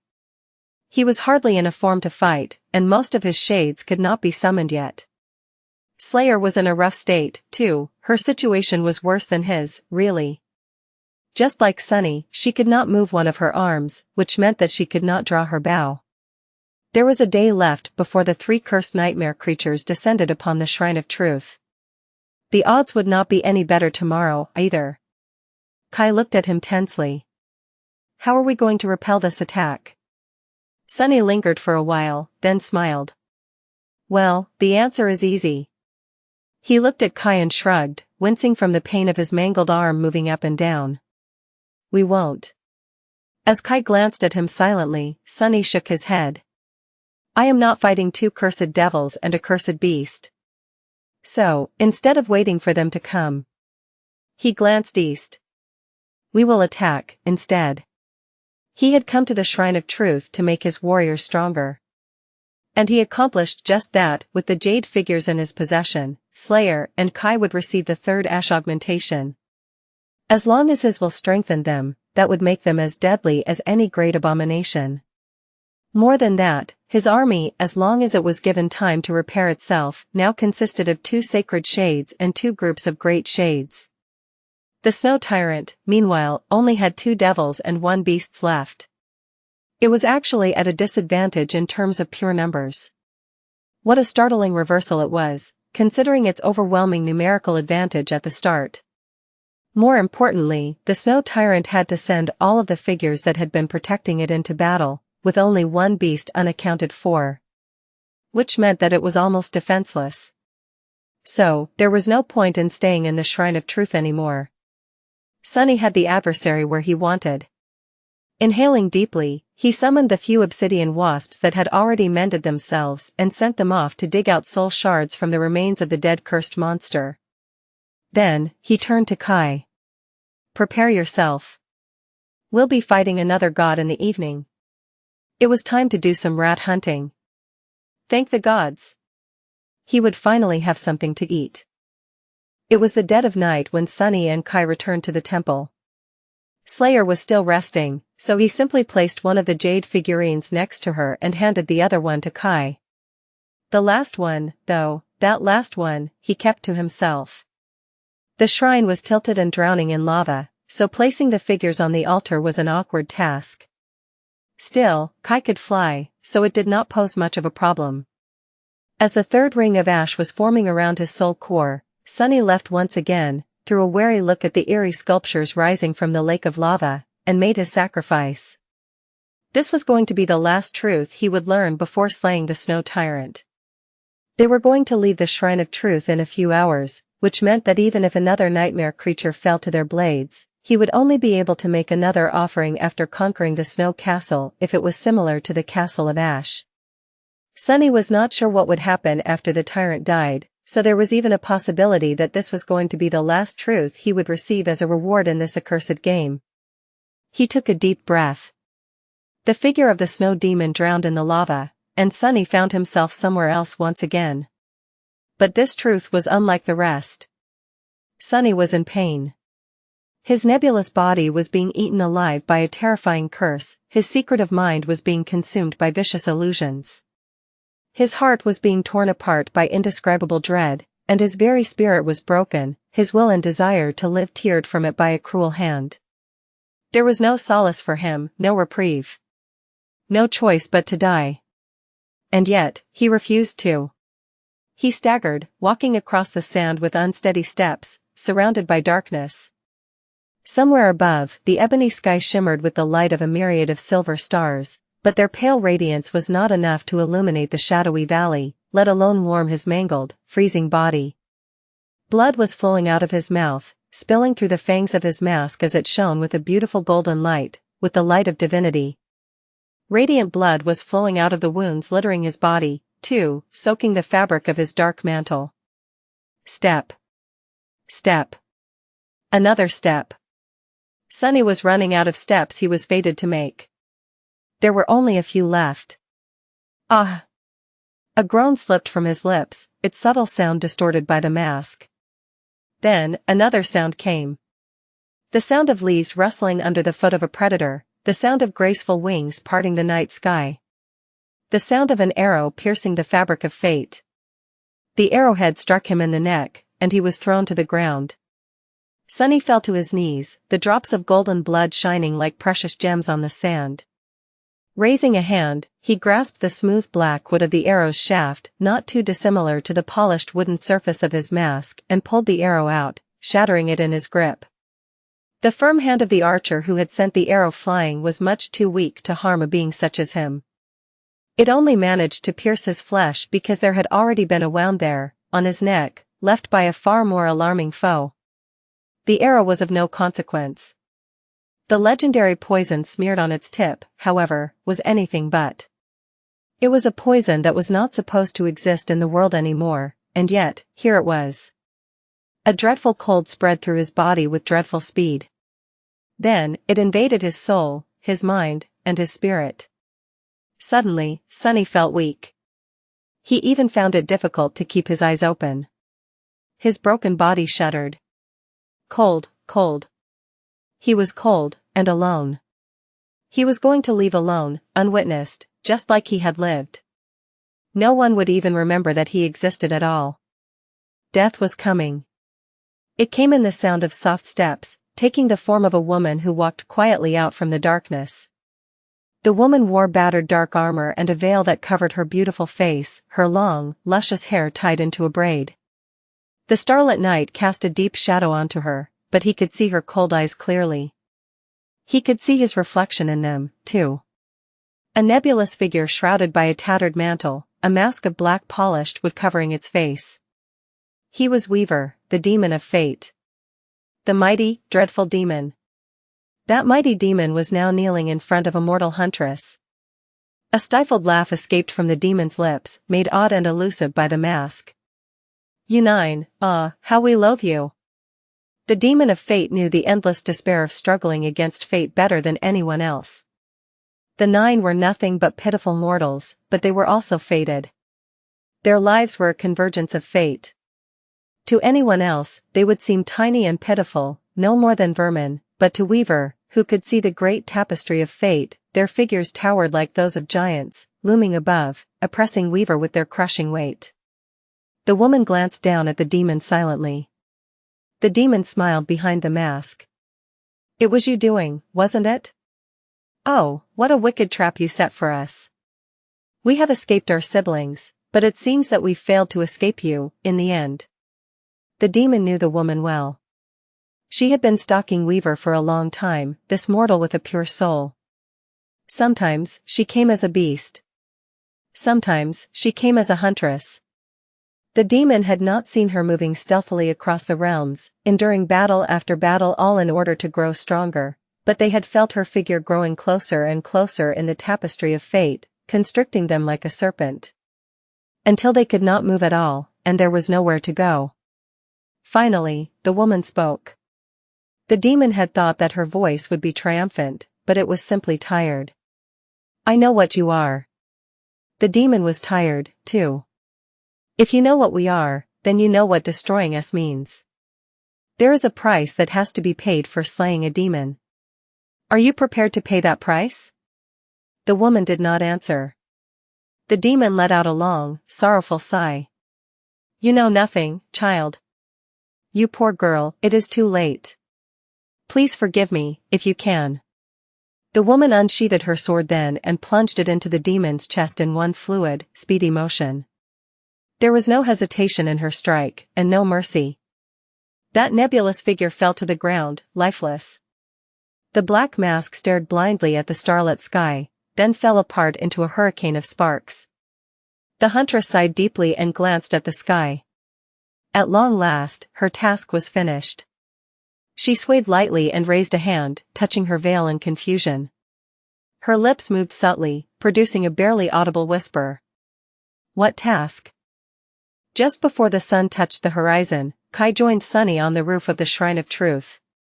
He glanced ready for battle, the arrows bristling with the black feathers of their fletching in his quiver. Summoning the outer layers of his armor, the archer inhaled deeply and looked east. Lady Slayer has received the third boon of the Ash Domain. We seem to be ready. Sunny nodded slowly, a distant expression on his face. Has she now? Kai nodded. Yes.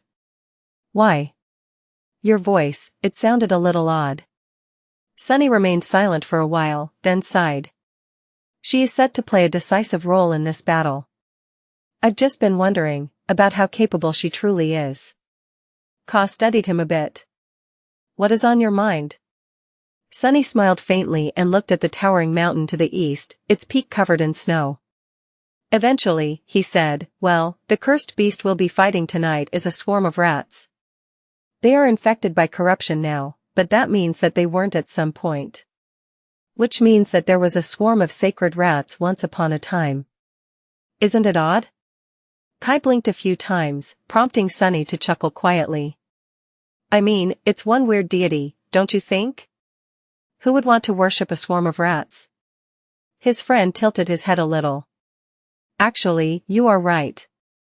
I have not considered it from that point of view. Sunny shook his head. But then again, who said that sacred beings have to be worthy of worship?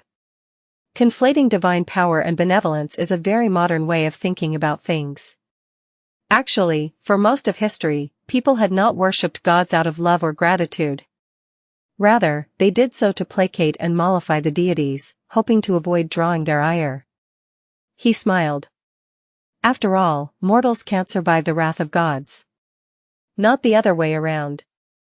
At that moment, Slayer emerged from the shrine, still shrouded in ghostly smoke and cradling her mangled arm. Sunny studied her with a dark expression. Or at least it's not supposed to be. This shadow of his, she was definitely an overachiever. Sunny had a lot to think about and a lot to say, but he did not have any time for that at the moment. Instead, he looked at Kai and said, "Prepare yourself to feel weaker than you are now. We'll be invading the snow domain once again, after all. You remember the plan, right?" Kai nodded somberly. "I do. Leave it to me." Sunny glanced west, where the sun had just touched the horizon, painting the sea of clouds in a million shades of crimson. "Let's go, then." The volcano, what was left of it, shuddered.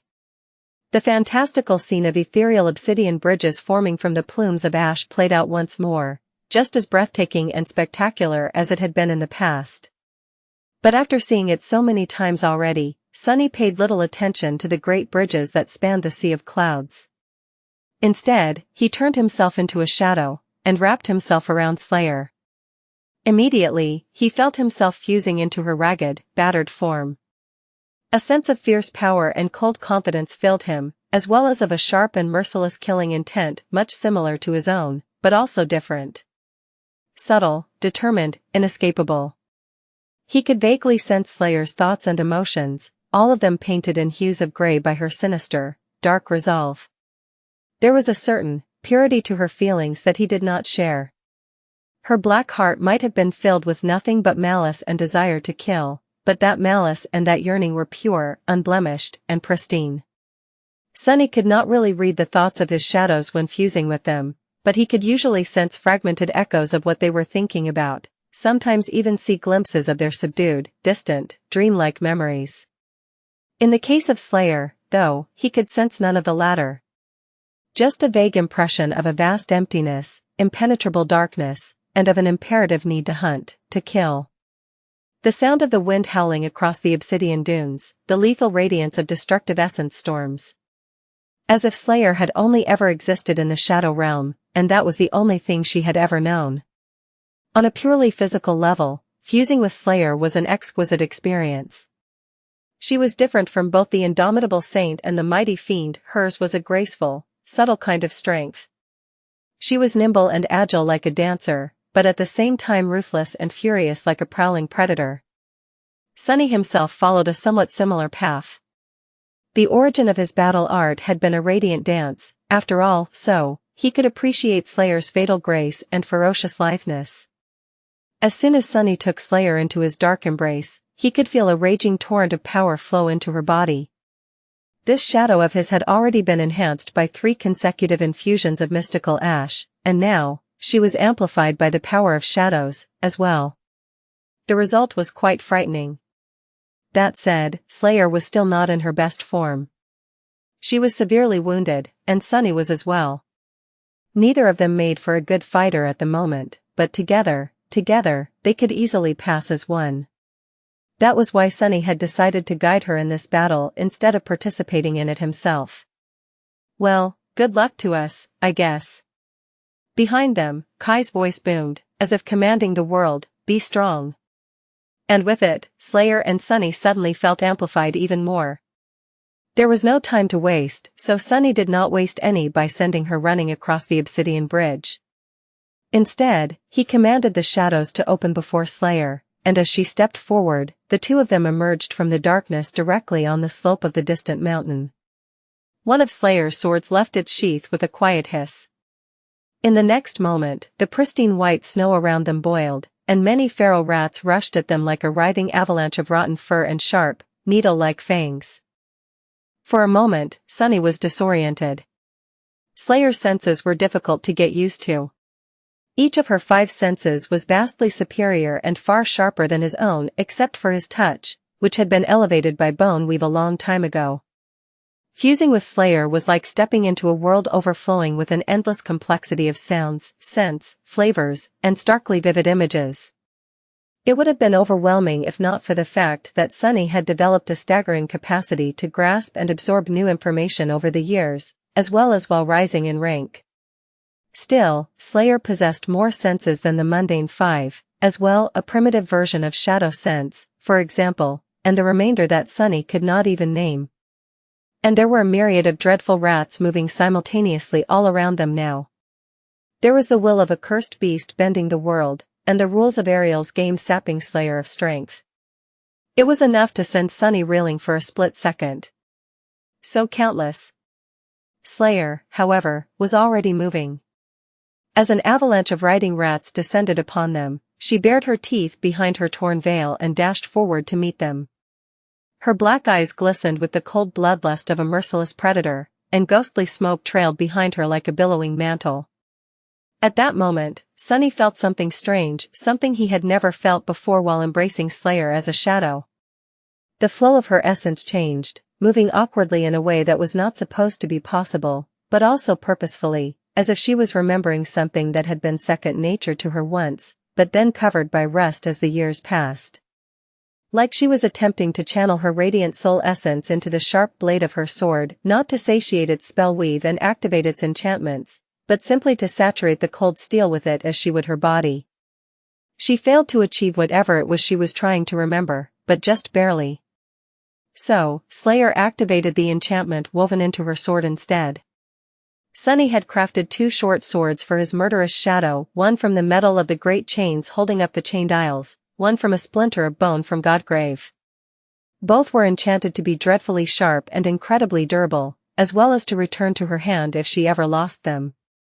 The sheaths of the twin swords were also enchanted, meant to mend the blades in case they were damaged. There was a difference between the 2 swords, though. The active enchantment of the one carved from bone coated the blade with an invisible layer of penetrating force, which was meant to allow it to pierce the toughest of armors. The active enchantment of the one forged from metal, on the other hand, was not meant to pierce. It was meant to sever. The enchantment generated a field of fearsome force and then folded it into a razor-thin plane that extended forward along the path the blade traveled. Unlike his other shadows, Slayer could not change her size at will. Compared to the huge nightmare creatures Sunny routinely faced, she was entirely tiny. So, he had thought of giving her a blade to cut down giants. Its blade was short, but the invisible severing field would be as immense as Slayer could muster.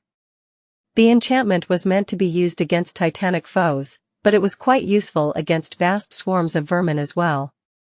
As the short sword cut the air with a hiss, the fabric of the world seemed severed along its path.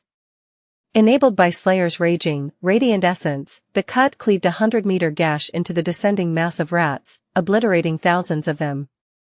Blood, viscera, and pieces of pulverized bodies were sent flying high into the air, and a crimson haze suddenly enveloped the slope of the mountain, painting the snow red.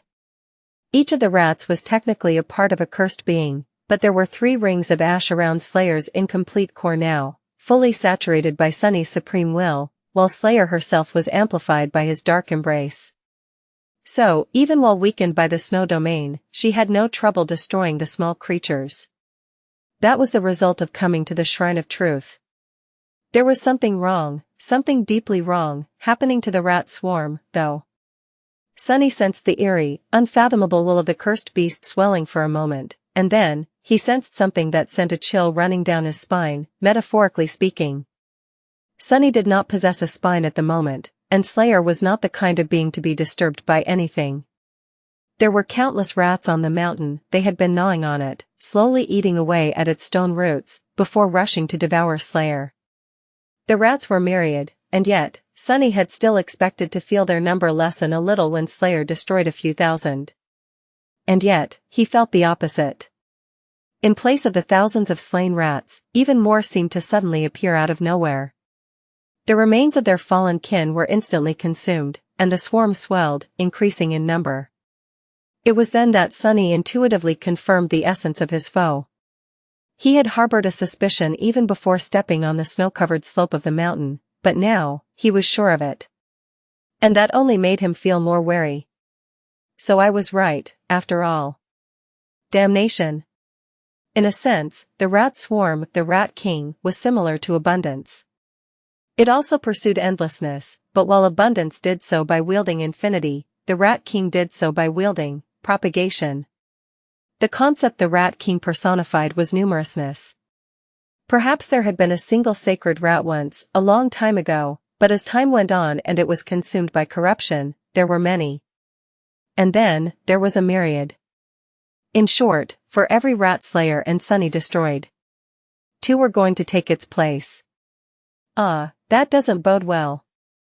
The only thing worse than a profane legion of cursed rats was a profane legion of cursed rats that grew larger and larger the more you killed them. Disgusting. Sunny did not really have any negative feelings towards rats. In fact, he found them to be quite admirable creatures, kindred spirits, even. Abominable rats whose flesh and souls were twisted by the appalling darkness of corruption, though, were an entirely different issue. Currently, an avalanche of these repulsive vermin was about to swallow him and Slayer, and worse of all, there was no obvious way to defeat them.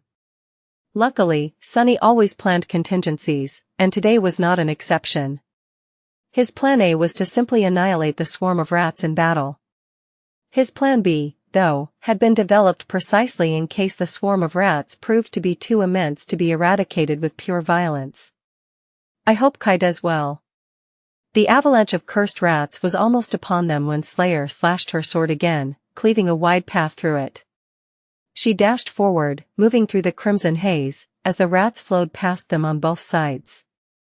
The murderous shadow remained calm, gleeful, even, but Sunny felt a strong desire to shudder.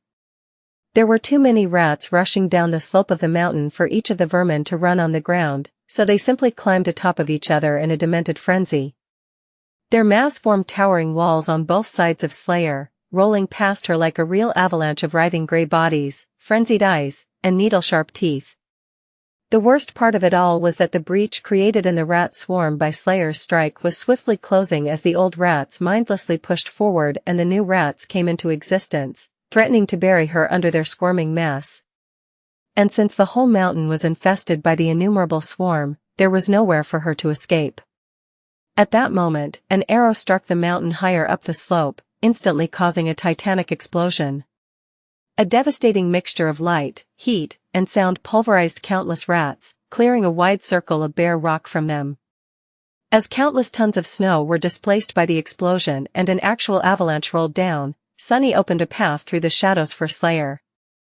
Before the wall of rats looming above them toppled and buried her, she stepped through the shadows and escaped into the safe circle created by Kai's arrow. The shallow crater left by the explosion was surrounded by the walls of frenzied rats, as well, and was only destined to exist for a few moments. Before it was erased by the carpet of gray bodies, Slayer cleaved a path through the rats again. And before that path was swallowed by the swarm, a second arrow fell some distance away, causing another explosion and clearing another patch of empty land. The carnage continued. The writhing mass of gray bodies flowed like a flood, devouring the entire mountain, while Slayer moved through it and brandished her sword. Arrows rained down on the quaking peak like a heavy artillery bombardment, pulverizing countless rats. Slayer's blade cut down even more, and the stench of blood permeated the air. The mountain would have become like a hideous, dreadful slaughterhouse if not for the fact that torn, bleeding remains of countless rats were immediately devoured by their numerous brethren, who only grew more numerous as moments flew by, enraged and emboldened by the nightmarish carnage. Sunny was, honestly, at a loss. He had rarely encountered an enemy who grew exponentially stronger the more it was slaughtered, eviscerated, and killed. Slayer and Kai were dealing grievous wounds to the swarm, but the more wounds they dealt, the vaster the swarm became. What a vicious little menace. He was not sure what role he was supposed to play in this battle, apart from opening paths through the shadows for Slayer. Abundance had possessed a singular vessel, at least. Sunny had not been able to suppress its will, but he managed to slowly poison it with his own.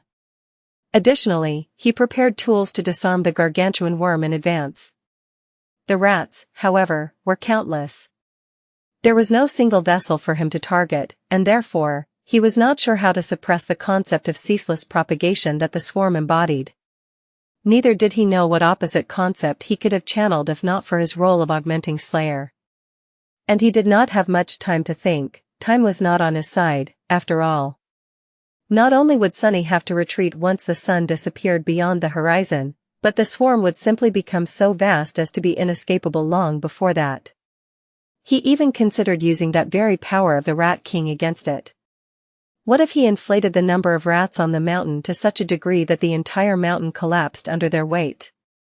There was certainly a poetic lesson hidden in that approach, and it could have even worked in some other circumstances. But not now. After all, Sunny needed the mountain to remain standing, because he could not conquer it if the mountain was gone. And if he failed to conquer the mountain, 2 cursed devils would descend upon him come morning. That was a clash he wanted to avoid at all costs. So, in the absence of a clear way to defeat the vile swarm of cursed rats, Sunny could only put his faith in Kai. "Come on, buddy. You can do it." He had left Kai on the roof of the Shrine of Truth for a reason. Sunny had suspected that the cursed beast would possess a power that defied reason, and he had also suspected that its power would have something to do with numbers. Something like that was not difficult to guess, after all, because the worst part about a swarm of enemies was that they were a swarm. And the world almost never failed to deliver on its worst promises. So, Sunny had given Kai a special task. He wanted to exploit the power of the Snow Tyrant against its emissary. Kai had to find the invisible string with which the tyrant controlled its beast. Sunny reasoned that the Rat King could not be merely a swarm of mindless vermin. He had battled hordes of abominations before, and they were not at all like the adversary he faced today. The entity he was facing was indeed a swarm, but one guided by a single will.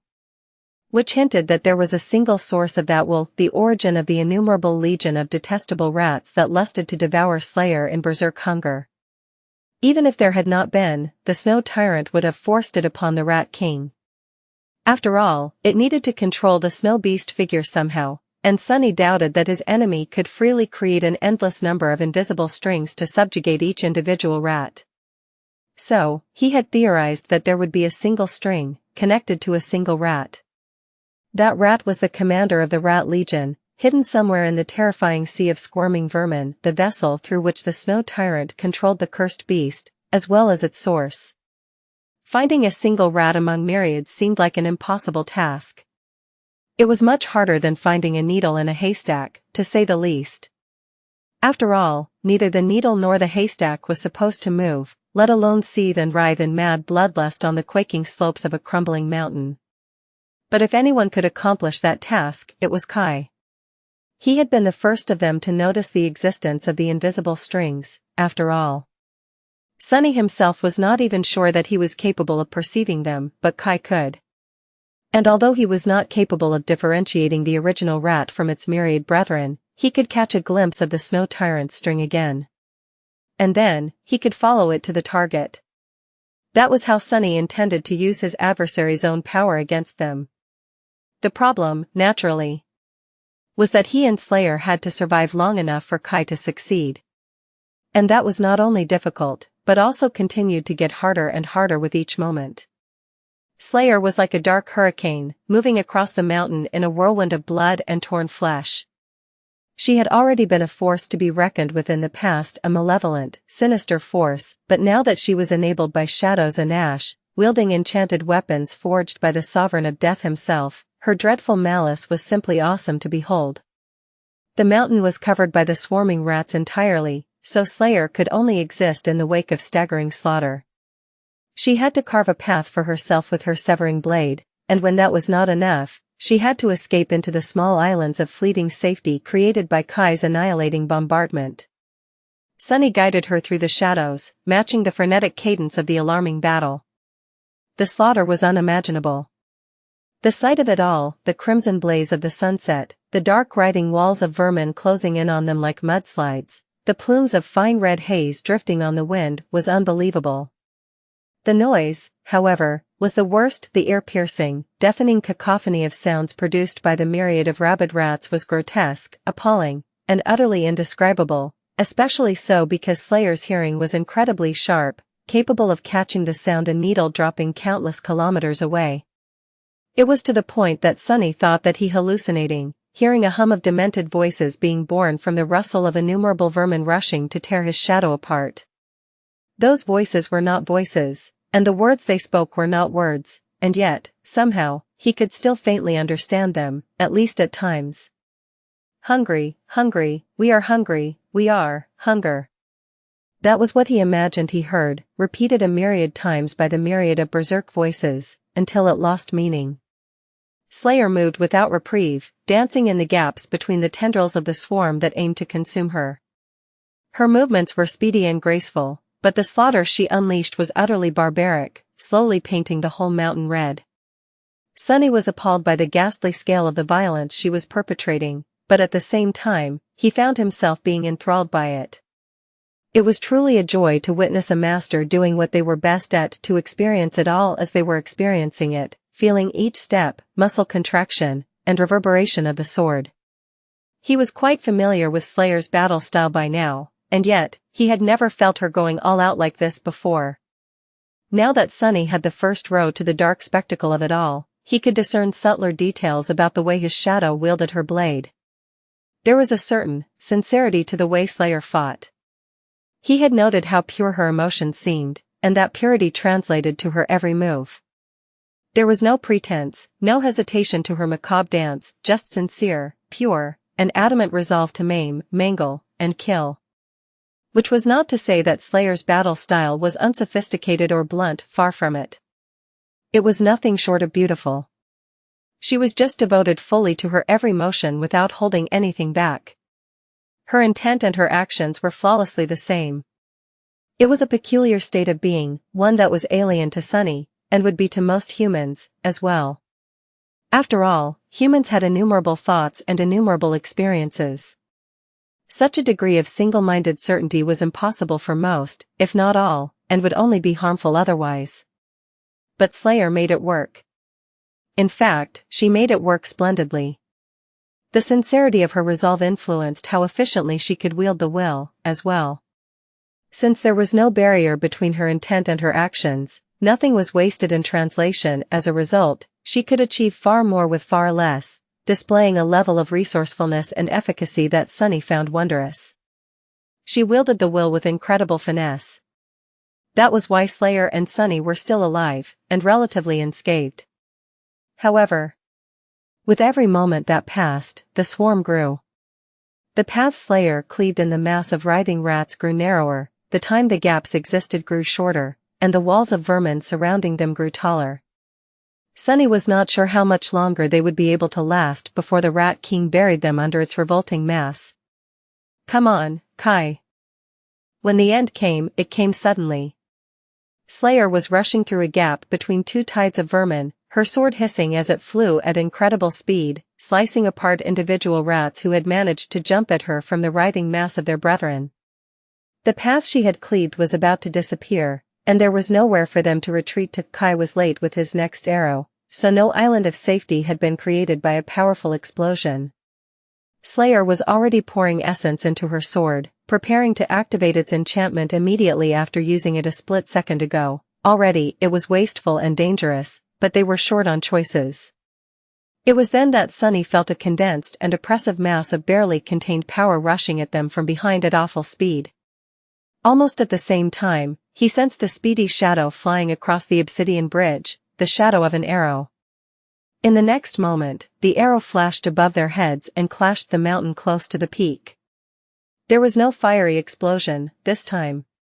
But what followed next was several magnitudes more violent. The mountain shuddered as an incredible amount of concussive force and sound was released in an instant. A myriad of rats were instantly pulverized by the obliterating shockwave, turning into a crimson haze. More than that, there was no island of safety created on the slope this time. Instead, the impregnable stone simply shattered, and myriad tons of it were thrown high into the air.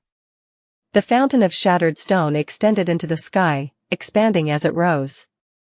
Then came the deafening roar of the impact and the powerful tremors that made several sections of the fractured slope collapse. The damage near the peak was much worse, though. In fact, the entire peak was obliterated, crumbling under its own weight and plummeting down. A gigantic rockfall turned the western face of the mountain into a scene of chaotic devastation, billowing clouds of dust obscuring the view as myriad rats were crushed and buried under the enormous boulders. Then, the debris that had been sent flying into the sky rained down, pulverizing even more. That was the result of Kai using the final enchantment of the supreme bow Sunny had crafted for him, the tried and tested, Death Dealer, modified to incorporate his latest insights into weaving. Kai had to have poured most of his essence into this one shot, sending his most fatal arrow fly. And there was only one reason he would have done that. Sunny wanted to grin. The destruction of the peak of the mountain, the countless rats destroyed by the initial impact and the rockfall that followed, all of it was merely a side effect. Kai's true target was a single rat, the source of the Rat King. He must have found the invisible string and traced it to the source rat's back. After that, his task was easy. He had to clash that single moving rat among a million identical vermin, from dozens of kilometers away. What could have been simpler than that? And he did. Sunny was sure of it, because he could already sense the behavior of the swarm changing. His heart was filled with vicious glee. The first change was somewhat subtle and hard to describe. The rats were not disoriented, and the will of the swarm did not diminish in its harrowing, oppressive power, but it became wilder and more unbridled, losing all pretenses of guidance. That was because the rat swarm had escaped from under Snow Tyrant's control. The second change was far more impactful, though. It only took Sunny a moment to realize that there was something lacking. And when he concentrated on that stark absence, he realized that no new rats had appeared to replace the ones killed by the rockfall. With the death of its progenitor, the swarm ceased its endless growth. The Rat King was Rat King no more. Now, it was merely a vast horde of starving abominations. And these nightmare creatures were already starting to devour each other. Sunny wasted a heartbeat observing the distressing sight of a myriad of rats lunging at each other to rend each other apart. Maybe if this was allowed to continue, if all the myriad rats were given a chance to devour each other, then, at the end, a new Rat King would have been born. A single dreadful creature who had feasted on the flesh of its kin, and absorbed the essence of the entire swarm to become the source of a new rat plague. But Sunny and Slayer were here to prevent that from happening. Well, mostly Slayer. Come on. Hurry. She did not make Sunny ask twice. Before the violent tremors shaking the mountain could cease, and long before the dust of the enormous rockfall settled, Slayer had already resumed her barbarous slaughter. She was almost gleeful, eviscerating vast swathes of the frenzied vermin with each graceful swing of her sword. This time, the gaps cleaved in the swarm by her blade closed much slower. And after a while, they did not close at all. Soon enough, Kai joined them, as well. He arrived in the form of a dragon, blasting the slopes of the mountain with the sonic booms of his haunting songs. The sun was speedily falling behind the horizon, and the mountain was groaning, barely supporting its own weight. After all, the rats had gnawed on it in their hunger, eating away at its roots. Sunny, Slayer, and Kai were racing against time.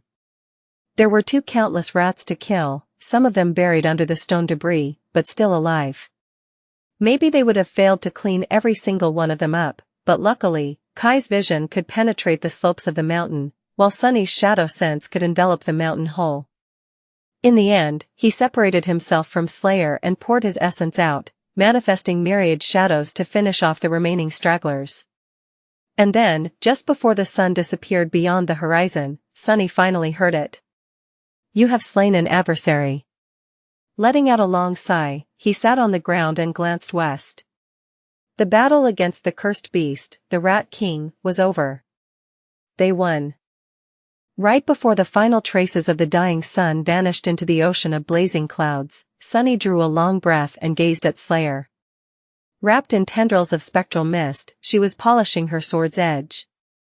His shadow appeared, frayed, somewhat. One arm remained twisted and drooped uselessly, her protective gear was ripped apart, and even her covering was damaged. Beneath the covering lay a face that Sunny recognized intimately by now, the stunning visage of the woman he had witnessed in the prophetic scenes, or more precisely, a variant of it apparently sculpted from perfect black volcanic glass. She was the unrelenting tracker whose destiny had been to destroy the demon of fate. Her shadow, anyway. Certainly, even after discovering the incredible reality of Slayer's history, Sunny harbored reservations about its accuracy. Weaver was the Lord of Lies, after all. Would it be impossible for that mysterious rogue to slip deceptions into the contest their sibling created to expose only facts? He couldn't tell.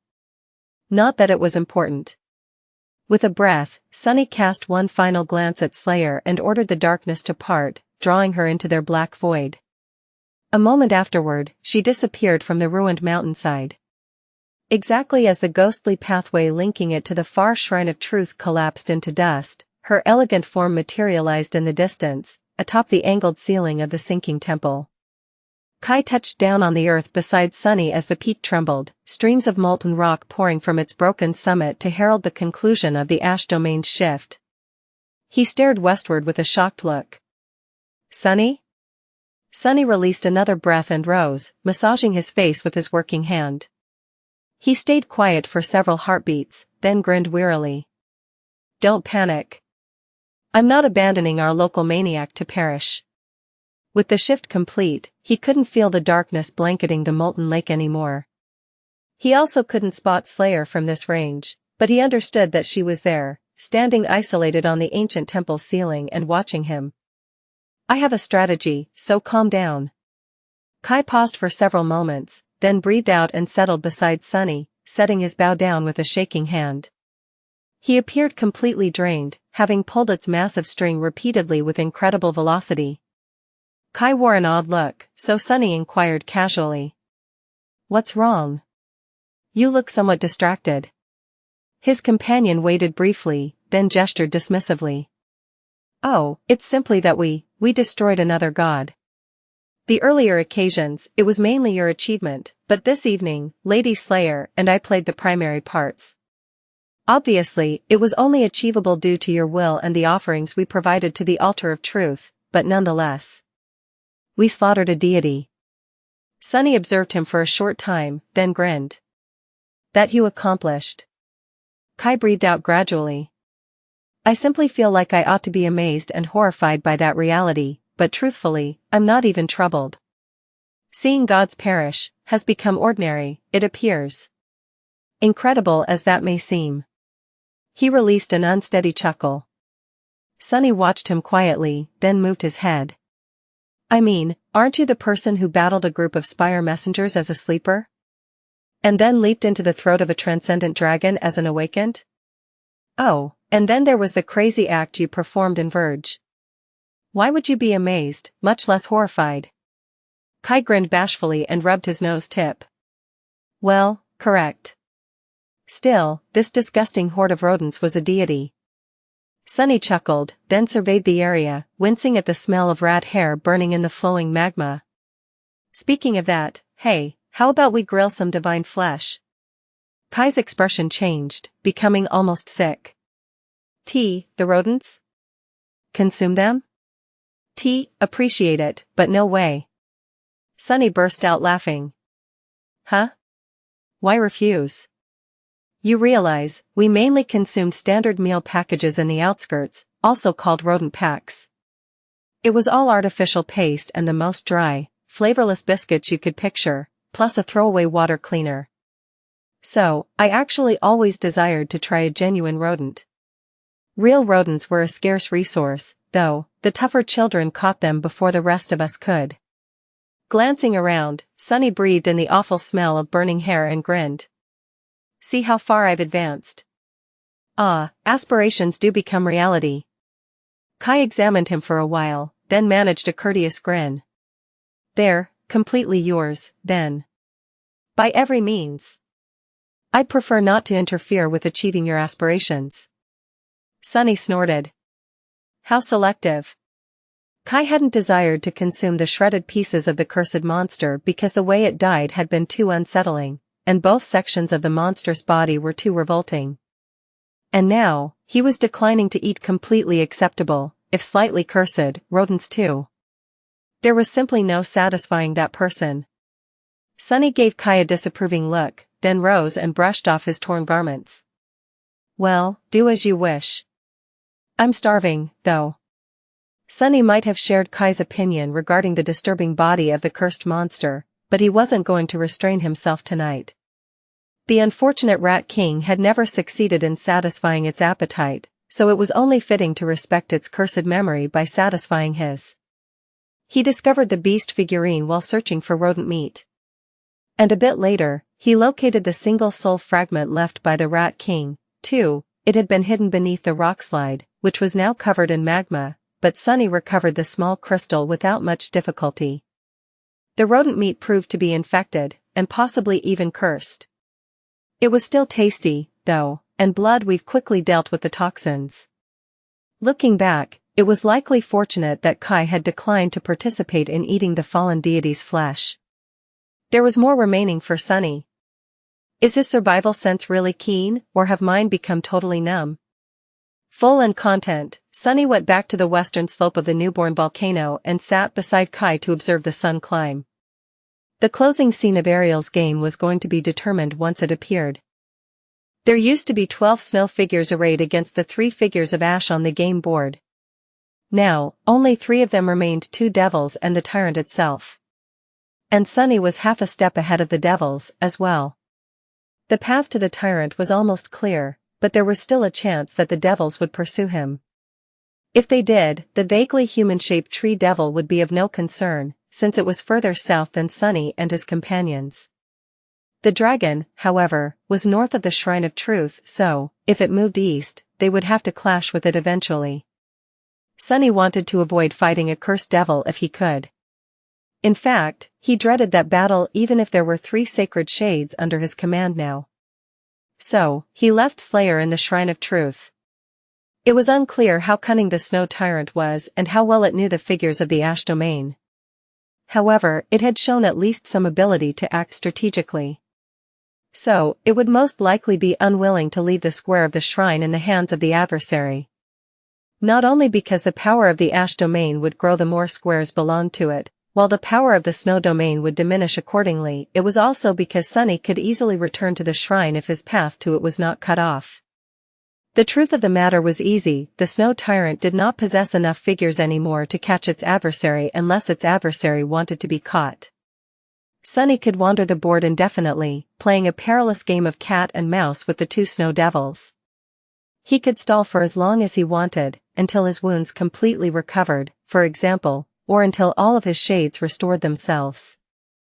Additionally, he had in his possession the jade figurine left behind by the Rat King. His power would increase even more if he was ever allowed to reach the Shrine of Truth, the Ash Castle, or, presumably, the Shrine of Fear. He did not even have to keep Kai and Slayer with him. He could send them to wander the miniature realm of Ariel's game on their own, conquering peak after peak until the Snow Domain lost its territorial advantage entirely.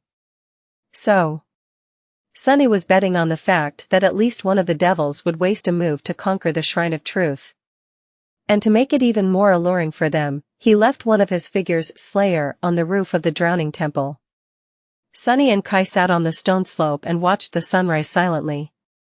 There was the gorgeous golden glow of dawn, and the plumes of snow freezing to turn into ethereal bridges.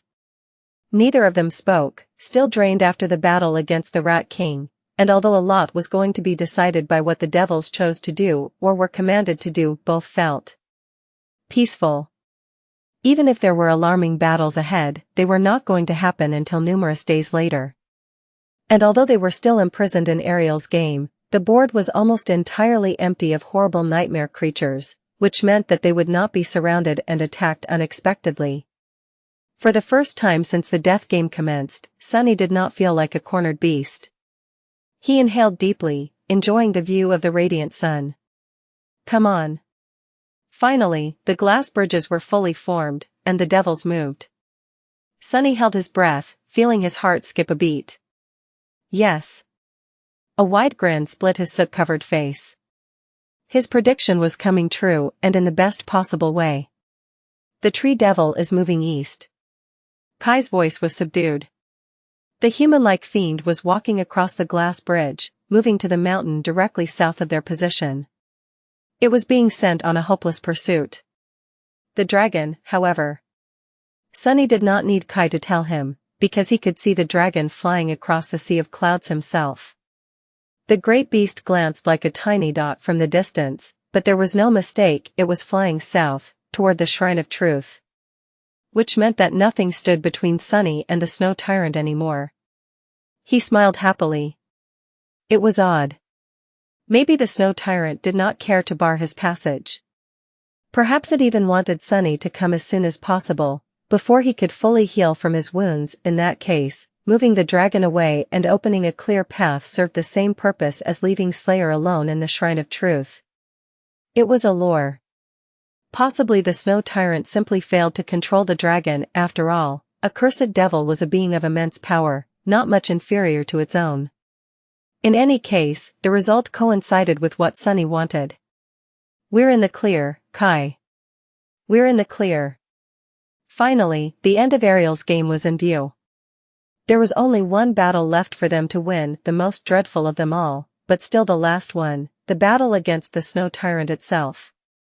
Sunny exhaled slowly and watched the dragon fly across the vast chasm separating the two mountains. He thought he even saw explosions bloom as Slayer set arrow after arrow flying. And just when the dragon was about to reach the lake of lava, Sunny narrowed his eyes and dismissed her, calling her back into the nurturing darkness of his soul. Somewhere far away, the graceful figure of the murderous huntress dissolved into the shadows. A few seconds later, the Shrine of Truth shook as the gargantuan dragon landed on its roof. Robbed of its prey, the cursed devil let out a frightening roar. Its echoes traveled across the golden clouds, reaching Sunny and Kai on the slope of the distant volcano and making them tremble. And soon after that, the snow domain's move was over. Sunny let out a happy sigh and glanced at Kai. "See?" He smiled in satisfaction. "Let me tell you, buddy, a game has not been invented yet that I cannot cheat." Sunny and Kai slept like dead men in the warm cradle of ash. This time, there was no manner of shadows to shelter them. Sunny was too hurt and exhausted to raise one, and did not feel the need to do it either. They woke up from the sounds of the dragon roaring at the setting sun. The volcano Sunny had destroyed was now a mountain once again. Granted, the mountain seemed crooked and low, not at all as tall and magnificent as the snowy peaks that surrounded it. He was faintly glad to have left a scar on the realm of Ariel's game. The Shrine of Truth was now encased in ice and hidden in the depths of the mountain. The dragon rested on the peak, baring its fangs at the falling sun, as if warning it not to come closer. The sun, naturally, paid it no heed. Sunny studied the distant peak for a while, then looked at Kai and asked in a tone of contemplation, "Do you think all dragons come from Sun God?" Severax, the ivory dragon, was a descendant of Sun God. Granted, he was merely a saint who could transform into one, or rather, had been. Still, all creatures except humans had either been made by the gods or were sired by those creations. Except for the nothing creatures, I guess. And the remainder. And the darkness creatures. Also the stone saints. Who else? Nephilim as well. Actually, I take it back, not all creatures were created by the gods. But most of them had been. So, who had created the dragons? Kai hesitated for a while, then shrugged. I am not sure. Perhaps all white dragons do? Sunny yawned, then rose to his feet and studied his unresponsive right hand for a few seconds. Then, he glanced west. Chances are we won't have to fight this particular white dragon. Are you disappointed? Kai raised an eyebrow. Huh? Why would I be disappointed? Sunny chuckled. Well, don't you want to add a third dragon to your collection? Kai studied him with a sour expression, then shook his head lightly. I am not greedy. You are welcome to take this one, if you want. Sunny grinned. Thank you kindly. I'd rather not. He was indeed a little envious of Kai the Dragon Slayer because of his glorious track record. How was it fair that Kai went around slaying dragons, while Sunny was stuck with rats, worms, and the like? That hint of envy was far too slight to survive the sight of a cursed devil, though. So, Sunny had no desire to battle this particular dragon. He sighed. Let's go. We'll be leaving this place soon. At this point, Sunny had a choice to make. He could reach the snow tyrant in 5 moves at the earliest. Coincidentally, that was also how long his shades would take to repair themselves. Slayer was most likely going to heal from her wounds in that time as well. Sunny did not see a lot of sense in delaying the final battle, so he was leaning toward taking the shortest path. There were 3 routes that would take him to the snow castle in 5 moves, and he did not have to take just one. He could just as easily travel west to the axis tree, and then turn north. Kai, meanwhile, could travel north to the edge of the board, then turn west. That way, they would reach the snow castle at the same time, with the added bonus of possibly bringing 4 volcanoes into the ash domain. That was an alluring prospect. But it was also too risky. After all, Sunny was only assuming that the snow tyrant remained in the snow castle. If it had left the heart of the snow domain, though, then sending Kai out alone could mean sending him to die. They could only see the neighboring mountains, after all. If the snow tyrant was waiting in ambush one peak over, or just happened to be in the way by chance, then there would be no chance for Kai to escape, not as long as one of the devils chose to pursue him instead of Sunny, at least. So, Sunny had to swallow his regret and abandon the plan of potentially expanding the territory of the ash domain. The two of them were going to stay together until the very end, for better or for worse. Ah.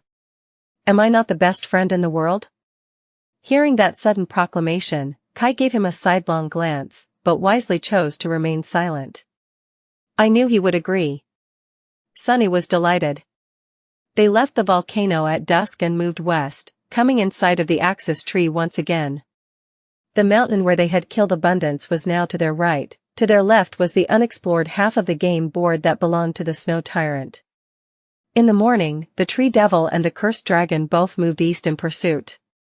Watching the mountain where the Rat King had died become covered by snow, Sunny could not help but feel uneasy. He found it hard to believe that Kai would not end up fighting the cursed dragon, somehow. But then, he had to remind himself of one easy fact. Not everyone was fated. In fact, very few beings were, and Kai was not one of them. He could end up facing the cursed dragon by some improbable twist of fate, or not. Actually, Sunny himself was not fated anymore either, so the odds were in their favor. The only probable future in which they would be forced to fight the dragon was if they failed to kill the snow tyrant and had to retreat. Then, the tyrant and its 2 devils would descend upon them together, and they would die. There is no way back, only forward. Failure means death. The enemy is overwhelmingly powerful, and mistakes are not allowed. Ah, how nostalgic. Sunny smiled faintly, knowing that he was staring death in the face. That felt like home. After all, he was the sovereign of death. The next evening, as the falling sun set the sea of clouds ablaze, Kai and Sunny crossed the obsidian bridge and set foot on the titanic branch of the axis tree. They had reached the very heart of Ariel's game. The axis tree was so vast that it could only be perceived as a place, not as a thing. After all, it towered higher than the great peaks of Ariel's game, which were already taller than any mountain on Earth. The branch Sunny and Kai were standing on was numerous kilometers long and as wide as a field, the ridges of the bark covering it more than spacious enough for 2 people to walk on. A complicated tangle of similarly enormous branches extended far down and high up, creating a dizzying 3-dimensional labyrinth. A whole nation could have made their home on the branches of this great tree. Today, however, Sunny and Kai were the only people populating its desolate immensity. The sun had just disappeared beyond the horizon, and although the sea of clouds still glowed with the last vestiges of a dreamlike crimson sheen, the night was already enveloping the world with a veil of velvet darkness. The world was still, but it was not silent. Instead, it was permeated by the soothing murmur of flowing water. The axis tree had been covered in snow just a few seconds ago.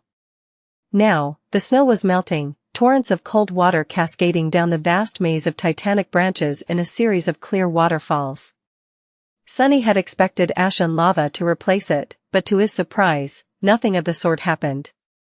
Instead, the great tree was simply stripped of its white mantle and left bare, its naked branches swaying gently in the wind. There were no leaves, no fruit, no sign of vitality to their vast expanse. In fact, countless of the branches were broken, while many more seemed frail and diseased. It was as if the axis tree was truly and utterly dead. Sunny looked around cautiously. What do you think this place does? There were 5 special squares on the game board: the castles, the shrines, and the axis tree.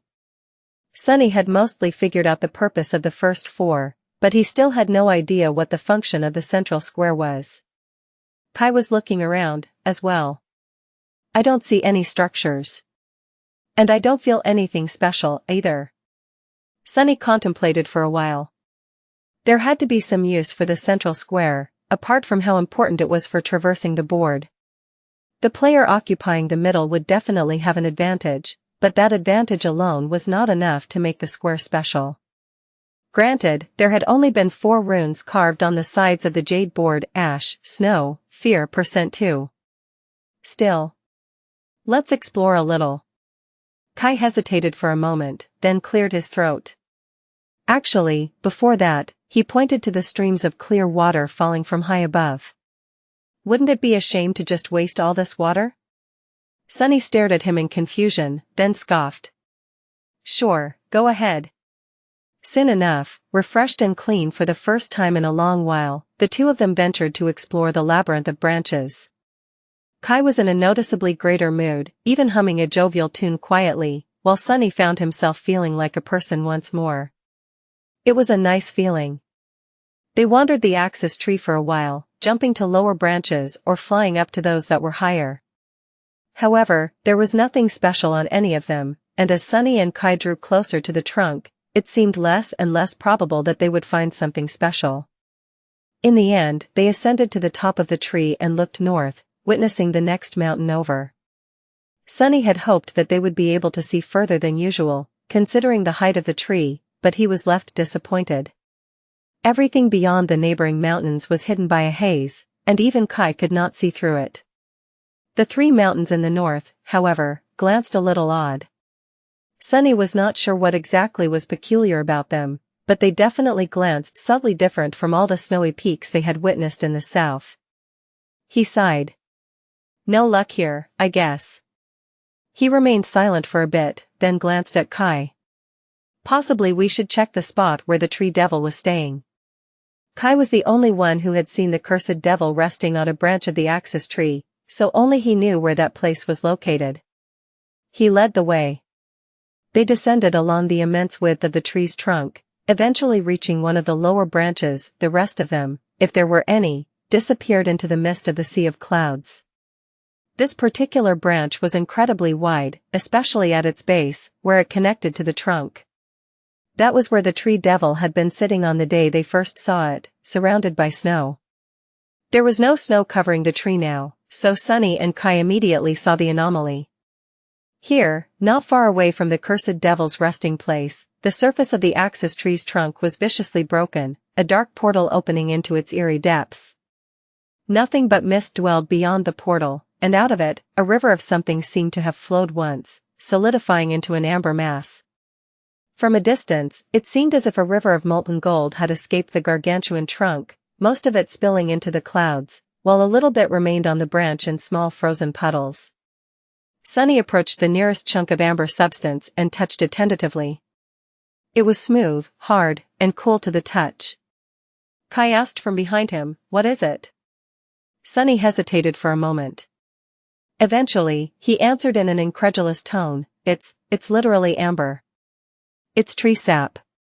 Standing up, he glanced at the breach in the trunk of the axis tree and frowned. Eventually, Sunny glanced at Kai. I think it's dead. The breach was a wound dealt to the great tree a long time ago, and the pieces of golden amber were its blood. He took a deep breath. Rather, I think it was killed. The breach in the trunk of the tree was enormous, but it was insignificant compared to its titanic size. Such a small wound would not have killed the axis tree unless it was simply an opening someone used to suck its amber ichor dry. Maybe the tree devil had not spent these thousands of years simply waiting for an adversary to show up. Maybe it had drained the young sapling of the world tree of its boundless life force and vitality, devouring it hungrily to nurture his own corrupted soul. If so, then possibly whatever it was that the axis tree was supposed to grant the domain controlling it was long gone, that function of the game destroyed when the great tree died. Ariel's game was broken. Sunny looked at the pieces of golden amber with a distant expression. It was a little bit sad, and a little bit encouraging, to know that even things created by the great and horrible Ariel, the demon of dread, were not eternal. The nightmare spell had been created by a demon as well, after all. So, maybe one day they would be able to kill it, too. A pale smile touched his lips. When Nephi's first proclaimed her intention to destroy the spell, it sounded like pure delusion. But it did not seem that way anymore. Looking at the deadly wound dealt to the axis tree, Sunny suddenly felt for the first time that their goal was within reach. Sunny was getting used to the feeling of being pursued. He and Kai had spent a peaceful night in the dead branches of the axis tree, and in the morning, the tree devil and the cursed dragon conquered the mountains to the south and west of it. He watched the western volcano be extinguished and shrouded in snow, familiar with the sight. For a few seconds, Sunny allowed himself to contemplate turning back and attempting to take out one of the devils come evening. It was an alluring idea, no doubt, facing each of the two fiends in sequence, slaying them, and arriving at the snow castle after having completely cleared the board. But no matter how much he wanted to kill the snow devils and add them to his shadow legion, Sunny knew that it was a bad idea. He had not even recovered from his wounds yet, and both Slayer and his most powerful shades were still unavailable. More importantly than that, facing these powerful creatures was at best a gamble. He might have allowed himself to become a little arrogant after attaining supremacy, but the eerie events in the recent past helped him regain his senses. In truth, he had no business confronting a cursed tyrant in his current weakened state, even if he could wield his full power. A battle like that would be a lethal challenge. Sunny was ready to die. Losing one incarnation would be painful, but not disastrous. However, if his avatar died here, Kai would die too. And that was not something he was willing to consider. So, he had to win. The battle against the snow tyrant was unavoidable, but fighting these two devils was unnecessary. Sunny was not going to gamble 3 times in a row if he could do it just once. With a sigh, he turned away from the distant mountain and glanced at his right hand. A few seconds passed, and then, his fingers twitched faintly. A subtle smile appeared on his lips. It's healing well. There was another piece of good news, as well. His soul had been healed completely. It happened in an instant, actually, not too long ago. This incarnation of his was isolated in Ariel's game, but it still shared the soul with all the rest. That meant that they had suffered the agony of having their soul wounded at the same time as he had. But, that also meant that Nephi's could heal his soul by touching any of the avatars. That was what must have happened. The rest must be really confused right about now. I'll have new stories to tell when I come out. Shaking his head, he concentrated on weaving. The pieces of golden amber lay near his feet, glistening in the morning light. In the evening, Sunny and Kai left the axis tree and crossed the obsidian bridge, moving north.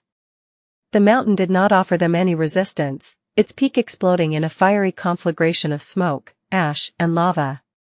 Sunny could almost move his fingers freely by then, which helped him weave at greater speed. They ascended to the smoking caldera and climbed its edge on the other side, looking north at the last mountain they would have to conquer before coming into sight of the snow castle. And froze. What the hell is that? Sunny could not help but say the words despite promising himself to hold back on using them for a while. But he had a good reason to. The landscape in front of them was not at all what they had expected to see. In fact, it was something that no one could have expected to see, because Sunny had never even imagined something like that existing. The vast expanse of the chasm between the two mountains was entirely obscured by a vast, tattered shroud. The 3 peaks in the distance were overgrown by that dark mass, as well, appearing like towering pillars enveloped in black spider webs. Enormous sheets of ghostly, tattered cloth billowed in the wind, stretching for numerous kilometers in all directions, their surface frayed and uneven, comprised of innumerable strands. These eerie, tenebrous strands reached the northern slope of the mountain Sunny and Kai were standing on, as well, disappearing into the snow. As Sunny glanced closer, he saw that the dark mass consisted of myriad threads of flawlessly black silk, each of them as fine as a hair. The entire northern side of the miniature realm created by Ariel was shrouded by this black web, as if a distressing spider had made its nest somewhere beyond the horizon. The silk strands were so countless, in fact, That one could walk from where Sunny stood to the snow castle without needing the obsidian bridges or ever touching the clouds. He shivered. Ah. Just what kind of horror had Weaver put on the board? Sunny remained silent for a while, then said in a subdued tone. You know, Kai. Weaver's symbol was a spider. Kai did not seem happy to hear that. Sunny shook his head slowly. But actually, it was not Weaver who chose the spider as their symbol. Rather, people commenced to associate spiders with the demon of fate. After all, spiders are masters of weaving, as well. He smiled darkly, remembering the spider silk he had found in the nest resting on the branches of the soul-devouring tree. Perhaps even spiders themselves came to see their tribe as servants of Weaver. But, come to think of it, even the name Weaver is simply a description of what that demon was. The demon of fate never shared what they knew, so they would naturally never reveal their true name either. I'd imagine someone simply commenced calling them Weaver, and that was what they went on using to introduce themselves. Nether and Hope were also like that. Their names were simply descriptions of what they were. The demon of desire gave living beings hope, while the demon of destiny ruled the underworld. The titles given to them by people had slowly become known as their names, but they were merely descriptors. So, in truth, despite inheriting the cursed lineage of the demon of fate, Sunny did not really know anything about Weaver at all. Even their name was a deception. Kai raised an eyebrow. Why, exactly, are you telling me this? Sunny cleared his throat. Well, it's just. I am trying to convince myself that the snow tyrant is not necessarily a spider. You know? Kai let out a deep sigh. Do you hate spiders, as well? Sunny forced out a smile. Not really. But I am considering starting to hate them right now. When the morning came, the sight of endless webs enveloping the entire world became even more eerie. The billowing, frayed tapestries of ghostly black silk covered everything in sight, disappearing behind the horizon. The mountains were buried under them entirely, like gravestones overgrown by mold. Come to think of it, the mountain they had left yesterday must have been infected by the black silk as well. That was why it had seemed strange to Sunny from the axis tree. The webs had just burned away when the mountain erupted, but here, there was too much mystical silk for it to be consumed by ash and lava. Sunny observed the nightmarish landscape silently, slowly clenching and unclenching his right fist. I don't like it at all. There were less than 2 days left before the battle against the snow tyrant, which meant that he had to start preparing himself mentally, for whatever it was he would face. Before that, however, he had to finish the memory he was creating from the golden amber of the axis tree and the 3 sacred soul shards in his possession. This time, he wanted to create a charm. The design of the enchantment had already come together in his mind, and he already created enough strings of shadow essence to weave it. Now, Sunny was simply going over the mental image of the sorceress tapestry while patiently carving the piece of amber into shape with a knife made of shadows. The golden amber was impossibly tough, but it slowly gave in under the sharp blade. The shape Sunny was carving was both beautiful and simple. It was a star. That star was going to help him kill the snow tyrant, whatever the snow tyrant was. After that, he was going to give it to Saint. She had gone without a powerful charm to fit her underworld armament for too long, so he really had to make sure that the evening star looked worthy of its future owner. I'll be able to build on the initial enchantment later, as well. These sacred soul shards are truly remarkable. The weight of the spellweave they can support is simply insane.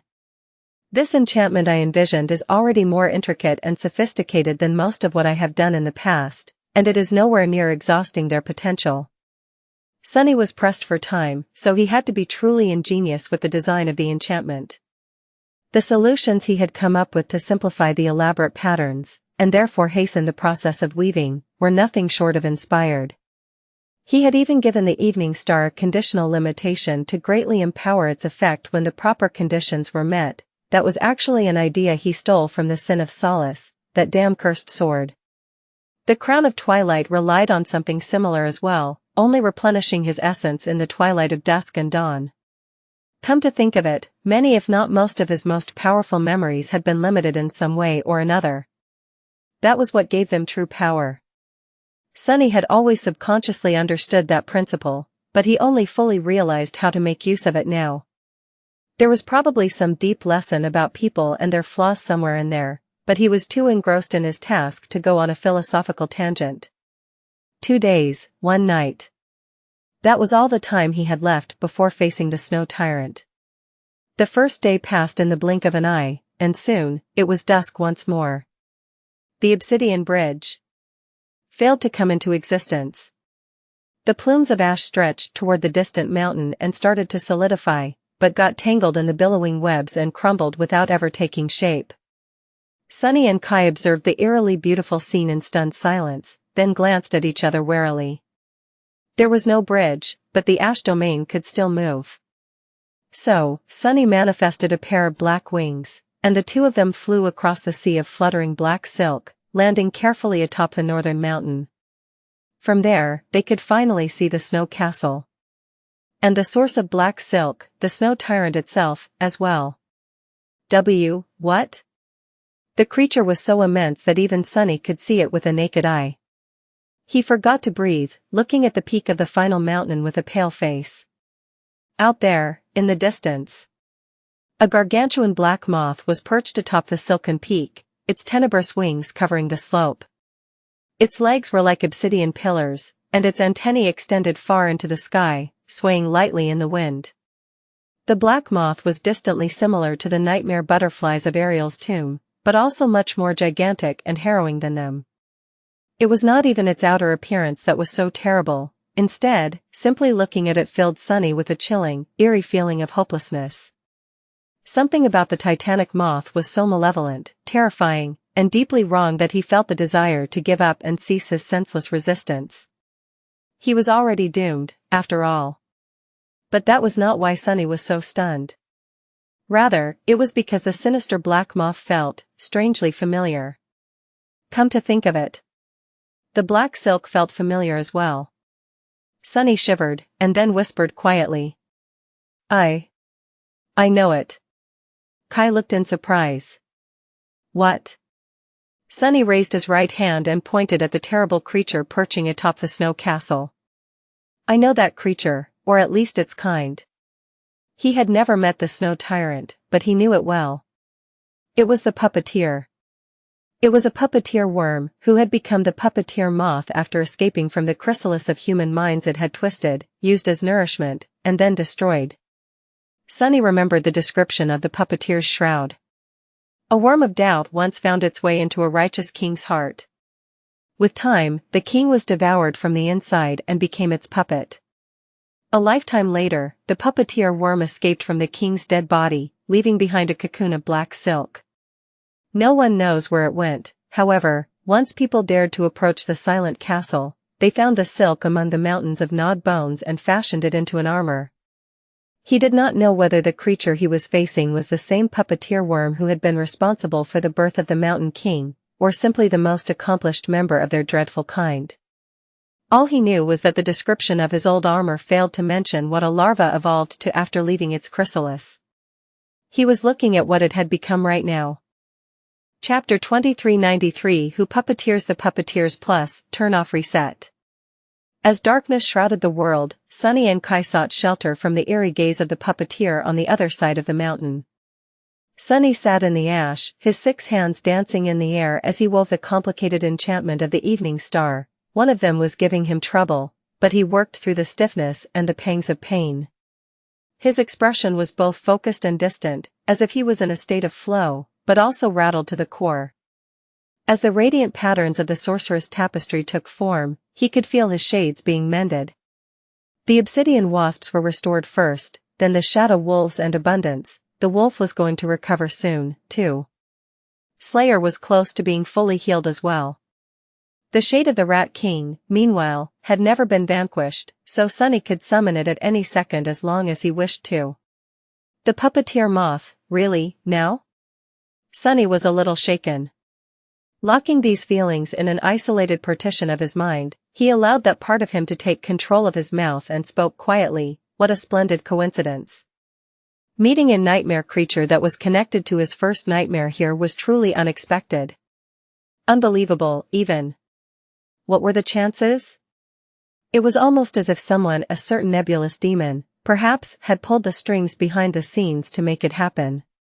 Not the strands of black silk that the puppeteer used, though, but an entirely different kind. The strings of fate themselves, maybe. Who was the real puppeteer here, then?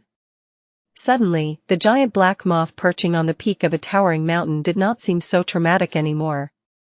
It even seemed a little pitiful. But, naturally, that feeling only lasted for a moment. Kai, who had been staring at the stars idly, turned to look at Sunny.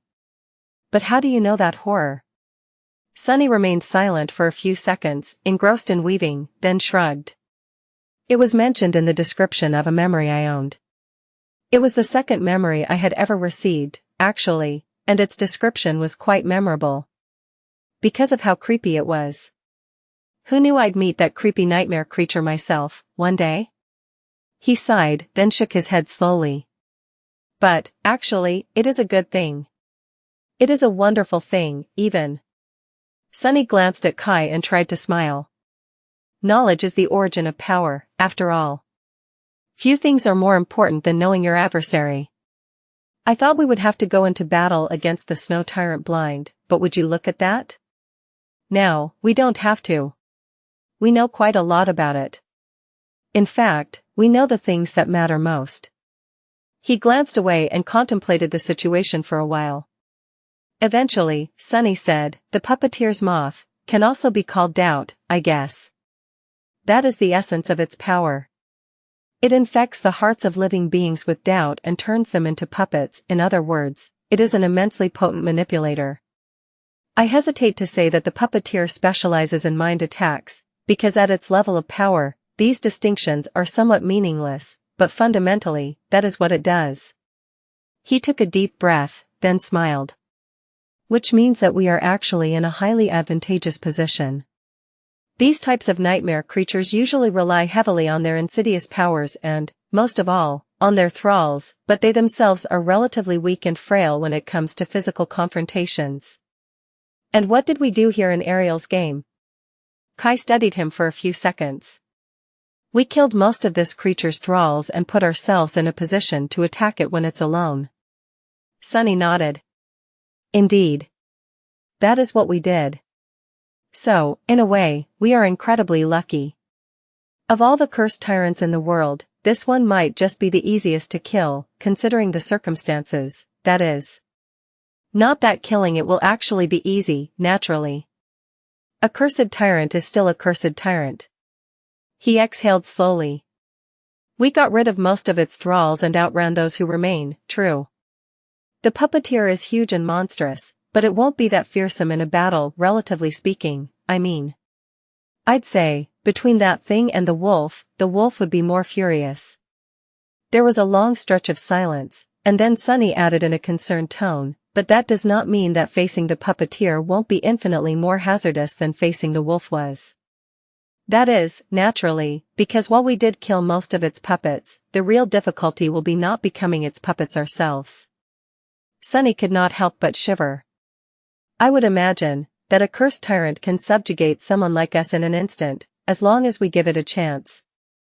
It will make us doubt ourselves first, and then, before we know it, there will be invisible strings wrapped around our hearts. Doubt, that was the weapon the puppeteer would use against them. Doubt was truly an insidious concept because no human was really immune to it. Even supremes like Sunny were susceptible to doubt, as for saints like Kai. Sunny glanced at his friend and shook his head. Actually, I am not really worried about you. Kai raised an eyebrow. You're not? But I am quite an insecure person. I doubt myself all the time. Sunny smiled faintly. That is exactly what makes you dreadful prey for the puppeteer. You do indeed seem to suffer from self-doubt a lot, and yet, you have never allowed it to control you. On the contrary, you have overcome yourself at every step of the way. It is like you've been training for this exact moment all your life, really. Kai, despite his lack of confidence, was a faultlessly dependable person.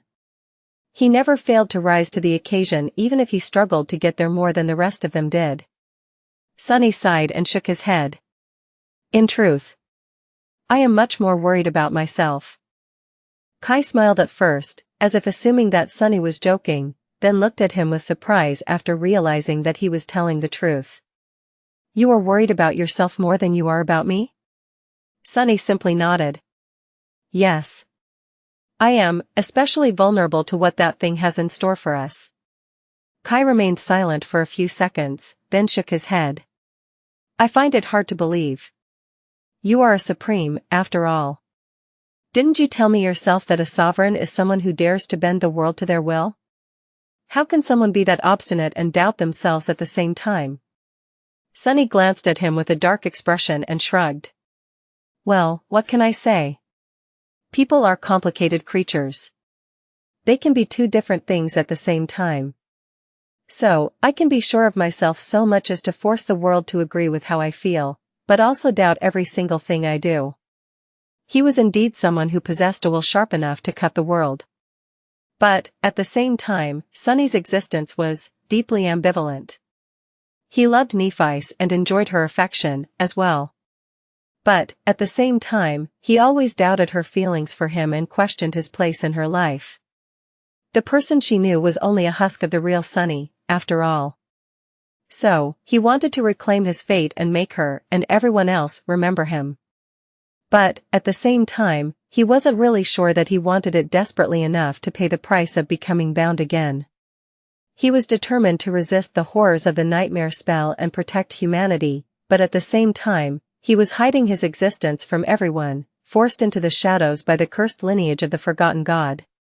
Sunny was a confluence of irreconcilable contradictions on a good day, and a bad day. He was one push away from losing control and falling into a murderous frenzy. All these conflicting emotions had been simmering quietly in the background as he lived his life. Usually, they were not a problem. But tomorrow, each of the unresolved doubts he harbored would become ammunition the puppeteer could use to destroy him. Each of them was a crack in his armor through which the enemy blade could slide. So, tomorrow's battle was not going to be fun for Sunny. He groaned. Ah. I really hate nightmare creatures who mess with my mind the most. Shaking his head, Sunny resumed weaving the enchantment of the evening star and grumbled. Well, you don't have to worry about me, really. I'll handle it. If everything else fails, pure spite has never let me down. His expression turned concerned.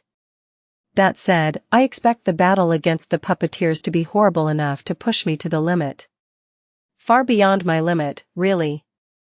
I might be forced to resort to doing something really desperate. If I do, your role will be the most important. You will have to help me come back. Kai frowned. Come back? What do you mean? Sunny smiled faintly. It's easy, really. You'll have to make me remember myself. By reminding me who I am. Kai stared at him for a while, then cleared his throat. But, Sunny. I am sorry to say this, but despite our wonderful rapport in these last couple of weeks, I don't really know who you are. We are barely acquainted. Sunny let out a laugh. Fair enough. Then, he scowled. No, wait. What do you mean, barely acquainted? You and I are best friends. We fought side by side and killed literal gods together. We rolled in the same mud and ate the same rats. Are there even a closer pair in the world than us? Kai coughed. I didn't eat the rats, though. Oh, right. He refused to partake in the rat barbecue, the fool. Sunny sighed. Naturally, Kai was right. How could Kai make Sunny remember himself if he himself could not even remember the real Sunny? It sounded like a problem, but actually, the answer was quite obvious. In fact, Sunny had experienced a very similar situation once, only his role now was the opposite of what it had been back then. A long time ago, Nephice had taught him how to make her escape the mind hex of the Soul Devourer, at least to a degree. All he had to do was recite 3 names to her, the names of the people she hated, and would therefore remind her of the most important thing in her life. Her ardent desire to destroy the spell. Aster, song, veil. Sunny had to come up with an Aster, song, veil of his own. He hesitated for a while, then said, Just recite a few names to me: Nephis, Cassie, Effie, Kai, Rain, Jet. If that doesn't help, throw in Noctis and Ananke. Iko, Julius, Beth, Kim, Luster, Quentin, Dorn, Belle, Samara, Abel. That should do it, I think. These were the strongest connections to his sense of self he possessed in the absence of a true name. The tethers that bound Sonny to the world, and therefore shaped him. If anything could remind him of who he was, and what was most important to him, it was these names. In an odd way, these few words were the most meaningful summation of his life. Kai gave him an odd look, then nodded slowly. All right. I'll remember. He lingered for a while before adding. I must admit that I feel a bit weird about my name being there, though. Sonny grinned. What can I say? You make an impression. With that, he beckoned Kai to come closer. Oh, by the way. I am going to punch you really hard now. Kai blinked a couple of times. Huh? What? Why? Sonny shrugged nonchalantly. You see the horizon? The sun is going to rise soon. I doubt that the puppeteer will leave the snow castle, but it can surely subject us to some kind of terrifying mind attack without moving. You don't want to endure a mental attack of a cursed tyrant more times than necessary, do you? Kai moved back a little, a wary expression on his face. I don't, but what does it have to do with me getting punched? Sonny scoffed. I mean, the best way to avoid a mental attack is to be unconscious. That's just common sense. So, come closer, it will only hurt a little. Kai, however, did not come closer. A few moments later, a cloud of ash rose above the slope of the towering volcano. In the end, Sonny did not punch Kai into unconsciousness. The charming archer did, however, put himself into a state of deep slumber by commanding himself to sleep without seeing any dreams. Sonny remained nearby, standing guard above his sleeping figure while focusing completely on weaving. When the sun rose and an ethereal bridge of glistening glass formed between the snow castle and the fuming volcano, a terrifying mental attack did, indeed, descend upon him like divine punishment. Sonny winced as his hands faltered, a sudden discord introduced into the vast tapestry of essence strings he was weaving. Is it playing with me? Shaking his head, he corrected the flawed pattern and continued with his work. The puppeteer seemed to be probing his mental defenses. Even then, that single distressing attack easily pierced his resistances and the invisible armor of will he had forged around himself, forcing its way into his mind. Sonny felt himself reeling, an insidious presence taking root in his head. His sense of reality started to fall apart. Grumbling under his breath, Sonny partitioned the compromised part of his mind and isolated it from the rest of him. It helped to cope with the insidious, irresistible mental invasion of the puppeteer, but only for a short while. Soon enough, the tendrils of mind-altering corruption spread beyond the walls Sonny had erected, infecting more of him. Luckily, it was not the capital letter corruption, but simply the mental plague summoned into existence by a cursed tyrant instead. Luckily? Does that word really apply here? Sonny smiled darkly. Just a fallen god taking over my mind. No big deal. He isolated the newly compromised parts of his mind too. Let's see who'll last longer, bastard. Sonny had developed quite a breathtaking ability to split his mind into innumerable streams over the years, after all.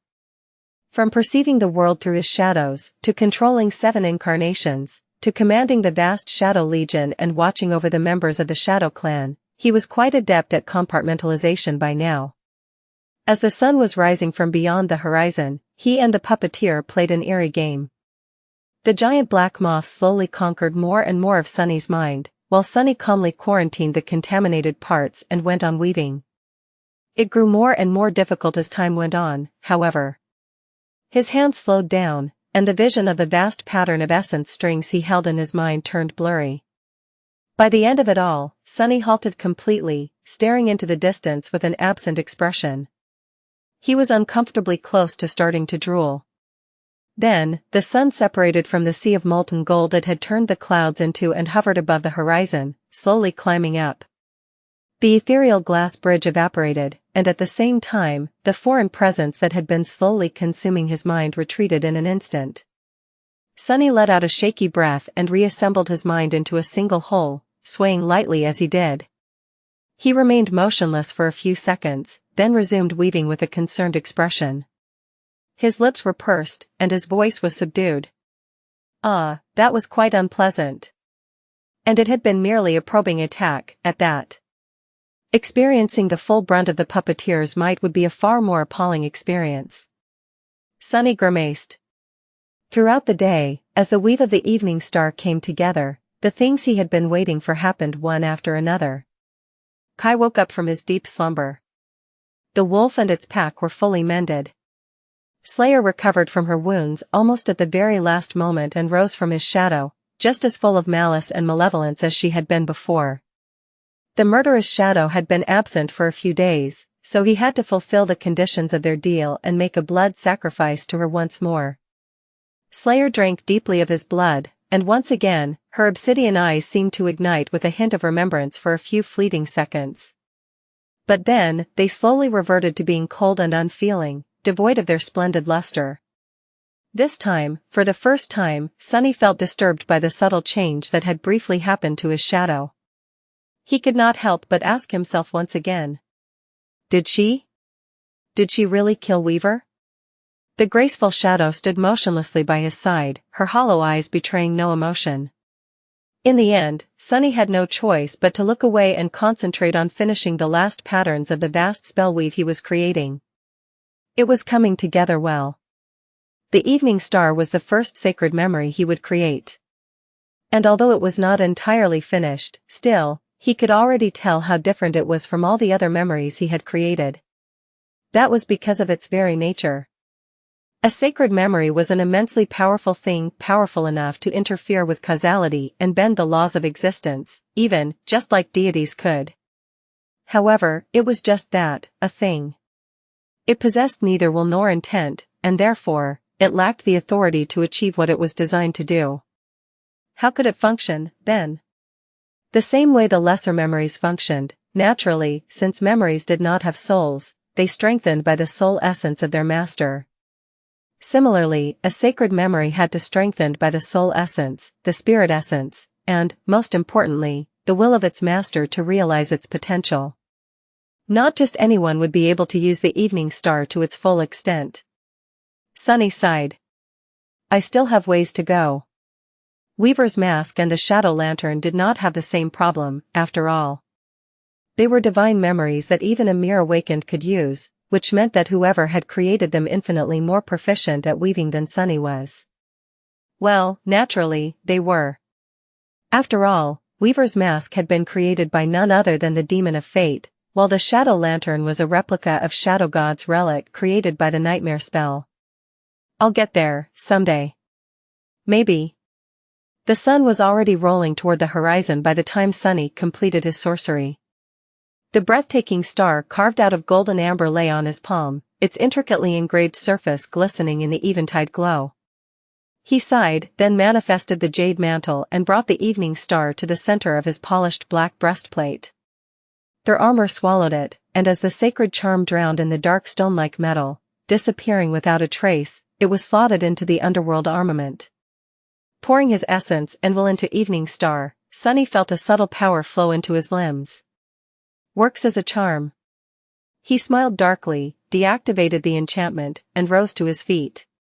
The sun would soon touch the sea of clouds. The battle against the puppeteer was about to commence.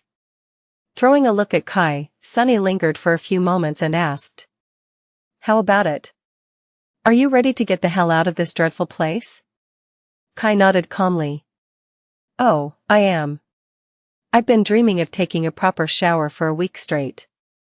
Of course he has. Sunny sighed, then glanced at Slayer. What about you? Have something to say to me? Slayer did not deem it worthy to give him an answer. Instead, she simply checked if her swords slid out of their sheaths smoothly. Sunny shook his quietly and glanced north. The sea of clouds was drowning in darkness in the east while burning with a fiery crimson glow in the west. The plumes of ash were stretching toward the snow castle like black tendrils.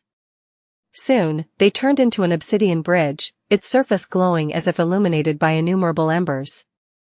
Taking a step forward, Sunny called upon the shadows and ash.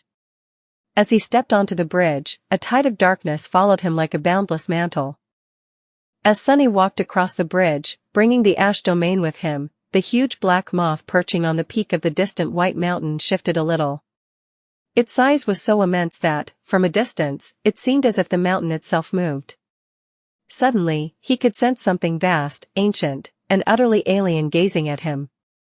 It was as if everything about him was revealed under that frightening gaze. The entity studied him with a dispassionate thoroughness, like one would study a strange and curious specimen after dissecting its body. Then, the entity seemed to lose interest. The heavy gaze followed Sunny, but it felt far less penetrating than before. He glanced up at the titanic black moth's face, if it could be called that. It was covered by what looked like soft black fur, with two enormous spherical eyes protruding from it on either side. Its maw was hidden from sight, and its two enormous antennae swayed faintly in the wind. Apart from the fact that each was hundreds of meters in length, they looked like the long cushy eyebrows of a wizened sage. The puppeteers stayed motionless, and it was that lack of movement that made the sight of a titanic moth so eerie. Sunny would have been less tense if the tyrant tried to threaten him or showed a hint of preparing for battle. But the creature stayed still, simply looking at him impassively. "It's not taking me seriously at all." The sea of clouds below was glowing, painted in a million shades of maroon and crimson by the sunset. Sunny took a step and activated the enchantment of the evening star. The shadows surrounding him seemed to grow darker, and the veil of ash more impenetrable. He felt more powerful. He was more powerful, in fact, albeit not by much. For now. The enchantment of the evening star was immensely potent, but simpler in execution than many he had woven before. That was because Sunny had chosen not to rely on the usual patterns he had memorized or developed while designing it. Instead of meticulously weaving the paths and mechanisms its enchantment was to follow, he wove the very concept of what it was meant to achieve into the pattern instead. Sunny based the spellweave of the evening star on two simple concepts, abundance and power. The evening star was meant to grant its master an abundance of power. Not the physical strength, soul potency, mental fortitude, or even willpower, but simply power in all its shapes and forms. Sunny did not need to meticulously design how that effect would be achieved precisely because he had based the spellweave of the evening star on concepts as opposed to sorcerous principles. After all, the evening star was a sacred memory. The ways in which it functioned were not as important as the very fact that it did. It did not work by adhering to cleverly designed patterns of cause and effect. Instead, it worked because it bent the world into a state that supported its effect. The effect came first, while the cause followed. That was how sacred beings exerted their power, so Sunny had surmised that that was how a sacred memory should function, too.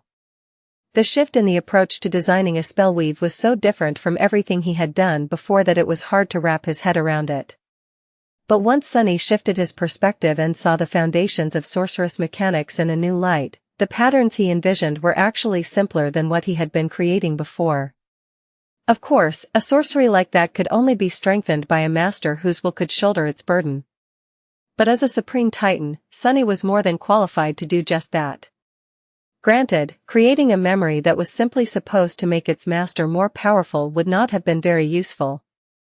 There were limits to his will, after all, and even if there were none, a simple sorcery like that could not bend the laws of the world too much.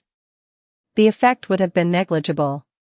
That was where the artificial limitation he had built into the spellweave of the evening star came into play. By limiting the sacred memory himself, he allowed it to bend the laws of existence much more than it would have been able to otherwise as long as proper conditions were met. It was as if he was focusing its power into a narrow ray instead of unleashing it upon the world as a diffused wave. The limit Sunny had placed on the enchantment of the evening star was as follows: its potency depended on how bright the world around it was. This sacred memory was almost entirely useless when surrounded by radiance and light. It grew exponentially more powerful the darker its surroundings were, though, and reached full potency in utter darkness. And since Sunny could only attack the snow castle at sunset, the evening star would enhance him more and more the closer nightfall came. The augmentation of a sacred memory was already immensely powerful. However, there was also the underworld armament trait of the Jade Mantle to consider, the trait that enhanced the effects of any charm slotted into the tenebrous armor. In short, the longer Sunny survived in the battle against the Puppeteer, the stronger he would become.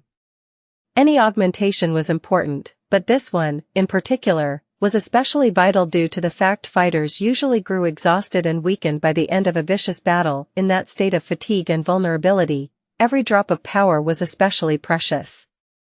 So, hopefully, the Puppeteer was in for an unpleasant surprise. Of course, Sunny was quite certain that the detestable creature had a few surprises in store for him, as well. All his senses grew taut as he approached the end of the bridge. All his muscles tensed in preparation for a furious, fatal battle. Sunny inhaled deeply, then gritted his teeth and stepped onto the snowy slope of the towering mountain. He had expected a destructive mental attack to slam into him immediately, possibly even some kind of profane assault that he could not even imagine, let alone describe. He had prepared himself for anything, or so he had thought. But he was wrong. Because what happened next left Sunny completely stunned, and more than a little bit rattled. Instead of a tyrannical assault, what met him on the slopes of the snow castle was a voice. The voice resounded from all around him, subtle and strangely soft. It said, "Welcome, Liberator." Oh. I've been waiting for so long. Sunny froze. He was not being subjected to a distressing attack, and yet, that did not make him feel any less alarmed. If anything, he felt more shaken than he would have if the Puppeteer had thrown all its profane power into an obliterating assault. Because despite the fact that the world had changed, and Sunny himself was vastly more powerful now than he had been before, one truth remained the same since the turbulent days of his youth. It was that among all the horrors of the nightmare spell, none were more sinister and harrowing than the ones who could speak like humans. Damnation. He glanced up and studied the motionless Puppeteer, who loomed far above him like a black insectal cliff. Don't answer, don't. Then, his lips moved on their own. Who's speaking? There were a few seconds of silence, and then the soft voice resounded from nowhere. It was as if the wind itself was answering. I am Moth. Sunny narrowed his eyes, unsure what to say. The cursed tyrant was talking to him. The frightening moth perching atop the mountain was engaging him in conversation, and on top of that, it was polite and soft-spoken. What the hell? He exhaled slowly. Why are you talking to me, though? The Puppeteer remained silent for a moment, then answered with a question of its own. Why not? Sunny could not help but let out a stifled chuckle. This is ridiculous. His flaw still forced him to answer, though. Because you are abomination. A nightmare creature. You and I are enemies, no? The huge moth moved its antennae faintly. Are we enemies? Why? Sunny laughed. Why? Oh, actually, you raise a good question. You, creatures of corruption, are all completely overcome by a demented need to eradicate anything and everything that is good and pure. I have no idea why, so now that I have the chance, let me ask you instead. Why the hell are you, vile fiends, so hell-bent on destroying us humans? The Puppeteer remained silent for a while, this time. Eventually, he seemed to sigh. Words have power, Liberator. The power of names is even greater still. And yet you use that power with such violence. You force them upon the world. The giant moth tilted its head down, looking at Sunny with its enormous black eyes. Corruption, nightmare creature, fiend, vile. Pure, good. These words you use may not form existence, but they form you. They form everything you touch, as well. They even form me. The winds howled, and the glistening strands of black silk enveloping the mountain fluttered in it like a tattered shroud. The cursed tyrant spoke again. What you have named corruption is the influence of the void. It does not corrupt things, it simply changes them. These things it changes are not malevolent or vile, Just like the things it spares are not pure and good. They are merely different. However, when the puppeteer spoke again, its soft voice sounded a little mournful. There exists a contradiction between those of us who have been touched by the void and those of us who have not, indeed. That contradiction gives birth to conflict. Those of my kind who are young and weak are not detestable. They are pitiful. They are neither of the void nor of the flame. They belong to both, but are welcomed by neither. The colossal moth moved its wings faintly, causing hurricane wind to blow across the silken mountain. Sunny shielded his face from the dancing snow and grimaced. This thing is really huge. The puppeteer continued, their existence is a battlefield, and the war they wage against themselves drives them mad. In that anguished state, they are lost and blind. All they can do is desperately seek salvation, like moths to a flame. They are consumed by the desire to possess the flame or to extinguish it. They are overcome by a misguided need to resolve the maddening contradiction and right everything that is wrong with the world, and with themselves. Only then would they know solace. Sunny smiled darkly. Solace? The reason for all this misery is that they seek solace? How truly ironic. No wonder someone told me once that solace is a sin. The puppeteer stirred. It is in the depths of the flame. Life is war, peace is death. These are the laws carved into existence by the incarnations of flame. Sunny was getting a little confused. The way the puppeteer spoke and the names it used were peculiar. The flame. Since the puppeteer described the flame as the opposite of the void, it must have meant the vast universe created by the gods, the existence itself. Or did it mean the original desire, from the flames of which the gods had been born? Possibly it was both. There was probably no distinction between the two for a creature like the puppeteer. The incarnations of flame it mentioned were the gods, then. While Sunny considered the implication of these words, the soft voice spoke again, this time hiding a hint of enmity. What a grotesque, cruel world they've created. Here, solace is indeed a sin. But more than that, it is a lie. There is no solace to be found, not for you, and not for me. Those poor wretches of my kind who are blinded by the flame cannot see the truth, but I am different from them. I am not blind, and I am not drawn to the flame. I have no desire to become ash. Sunny frowned, staring at the giant black moth with a peculiar expression. So, what you mean to say is that only the weaker abomination can't overcome the irresistible urge to devour and destroy anything not touched by the corruption. But you are so much stronger and above them all that you can keep that urge in check. In fact, you are not beholden to the corruption at all. The puppeteer did not answer immediately. It remained silent for a while, and then asked suddenly, a hint of something strange and eerie seeping into its seemingly soft voice. You have never known anything but the flame, liberator, so you do not question its tenets. But let me answer the question you asked of me with a question of my own. Why do we have to be enemies? Is it because of me, a creature touched by the void? Or is it because of you, a creature born of the flame? Of the flame. Where life was war. At first, Sunny laughed. The question was really too preposterous. What was the puppeteers insinuating?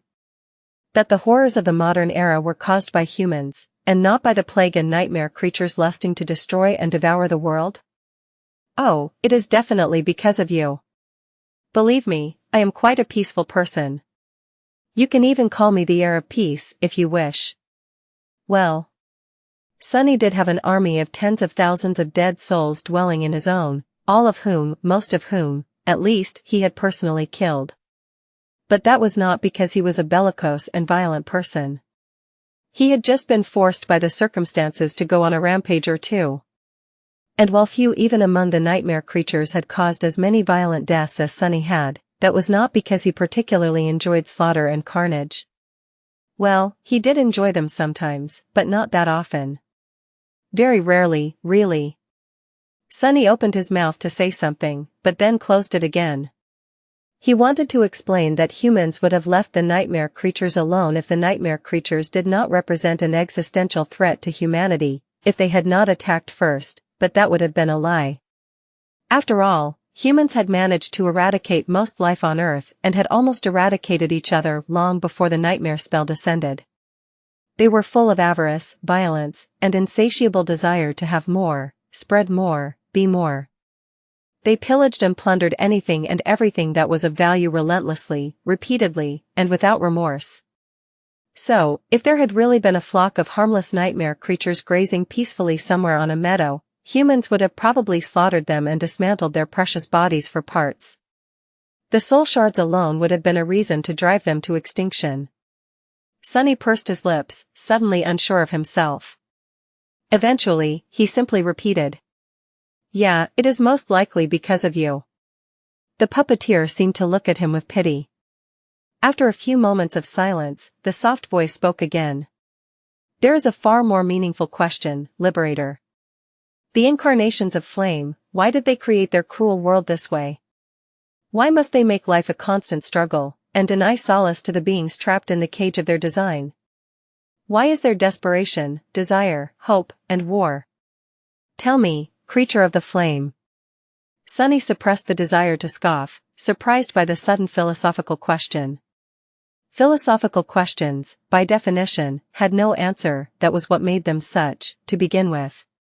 So, the better question would have been why the puppeteer insisted on wasting his time. But then, the derisive smile slowly drained from his face. Because Sunny suddenly realized that he knew the answer. He lingered for a few moments, and then whispered in a stunned voice. Because, the flame, wanes. The black silk fluttered in the wind, its many strings rustling like a sea. The soft voice of the puppeteer was born from that rustle. Indeed. The flame is desire, and desire is the flame. But flame needs fuel to burn, Liberator. It needs to be fed. It needs to devour something in order to sustain itself. Our longing, our yearning, our desire, our hope, they fan the flame. You and I are different, but in the end, we are both the same. Our lives are fuel, and we only exist to be devoured by the flame. The giant black moth lowered its enormous head, staring at Sunny from above. We are both prisoners of this game, as well. We are different, yes, but we are the same. What we share is far more immense than what divides us. And so, there is no reason for us to be enemies.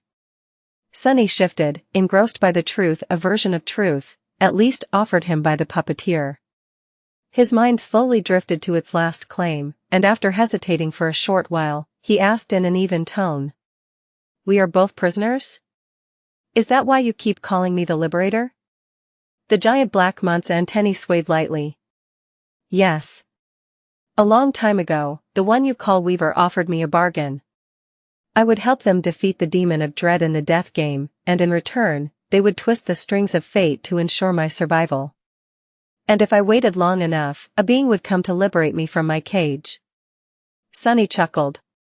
Weaver promised you freedom, huh? The puppeteer stirred. Freedom. Survival. Salvation. The winds howled above the silken making the strands of black silk billow fiercely, urgently. Sunny smiled darkly. Did you not know that Weaver was a consummate liar? No, really. You would have been hard-pressed to find a more treacherous bastard to make a deal with. He shook his head. Let me tell you, puppeteer. You should never trust the gods, but you should really never trust Weaver. Only a fool would. In fact, the only thing more foolish than that would be to trust a cursed tyrant. Looking up, he stared the colossal black moth in the eye. Let me ask you one question. Sunny sighed and raised his hand, stretching slowly. Actually, I asked it already. As a matter of fact, it was more or less the first question I asked. Why are you talking to me? He lowered his hands and regarded the puppeteer chillingly. It wouldn't be to stall for time and make sure that I can't kill you before the sun sets, would it? There was silence for a few long moments. And then, the soft voice resounded from nowhere once again. Only it wasn't so soft anymore. And neither did it resemble anything that could be even distantly mistaken for a human voice. Instead, an eerie, deeply disturbing, dreadful rustle washed over Sunny, making his skin crawl. Arg, kill, me? The world itself seemed to laugh at Sunny, full of scorn, sending his mind into a spin. Your death is liberation. Ash Tyrant. Weaver. Kept their promise.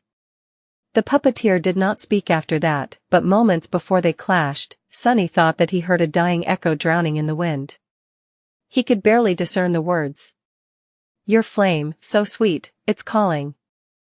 Sunny did not know whether the puppeteer had told him the truth or woven intricate lies, shaping them to suit the mind of its prey.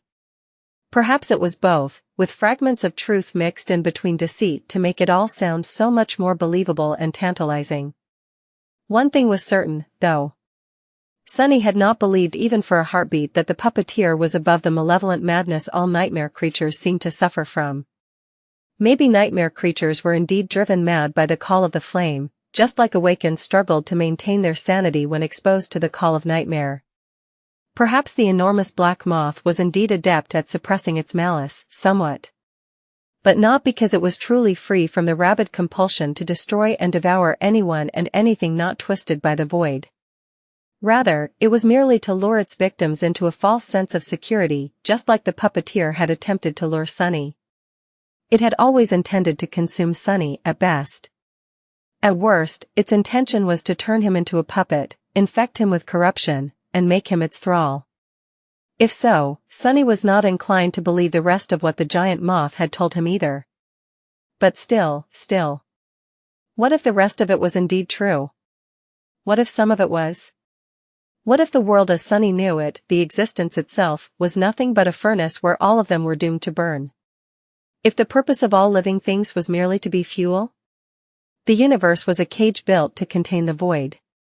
But weren't all of them caged within it, as well? It was such a dreadful thought.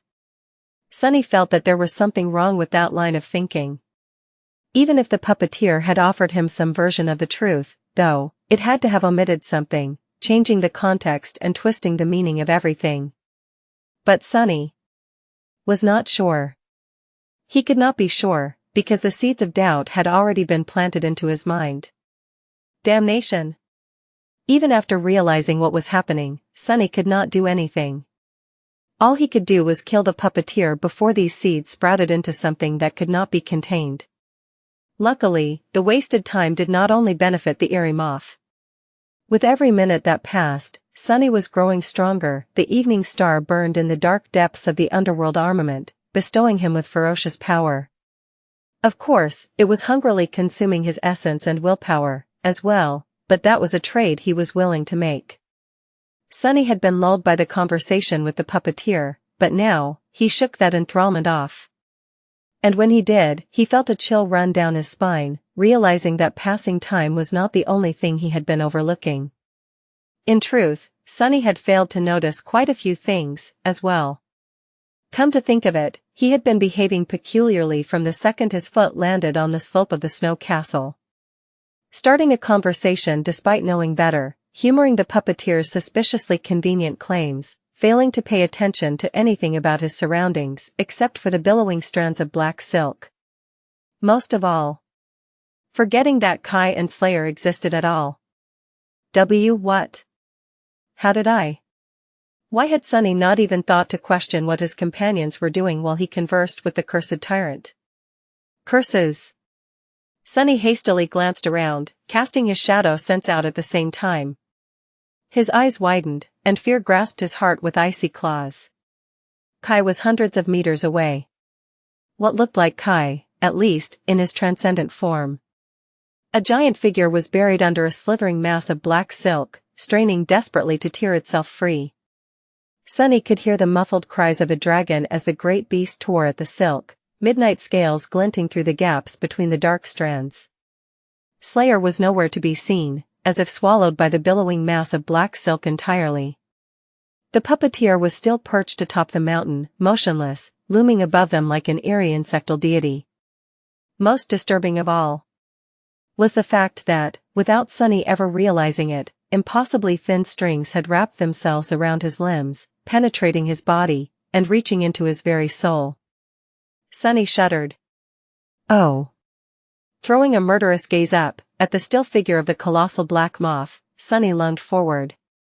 He tried, at least. But the black strings held him in place, controlling him like a marionette. Arg! A hint of panic flooded his mind like a dreadful wave. Suppressing it fiercely, Sunny strained against the invisible strings, feeling them tremble and give. His will cut at them like a blade, severing a few. But more took their place, piercing Sunny's flesh, soul, and spirit. These strings were both tangible and intangible. They restrained him physically, but much more perilously, they restrained him mentally as well. His mind was infected by doubt, and the puppeteer used that doubt to control him. When Sunny wanted to lunge forward, the strings strangled his determination to do just that, and so, he stayed in place, unable to force himself into commanding his body to move. You vile thing. Sunny growled and purged his mind, throwing it into the state of battle clarity. At the same time, he steeled his resolve and wrapped himself in an armor forged out of pure will. He rebuilt his consciousness around an indomitable axis. His killing intent. His cold, scathing, overwhelming desire to visit death and destruction upon the puppeteer. To tear that vile moth apart. Innumerable strings of black silk snapped. But even more surrounded him, binding him like a suffocating cocoon. Or a chrysalis, perhaps.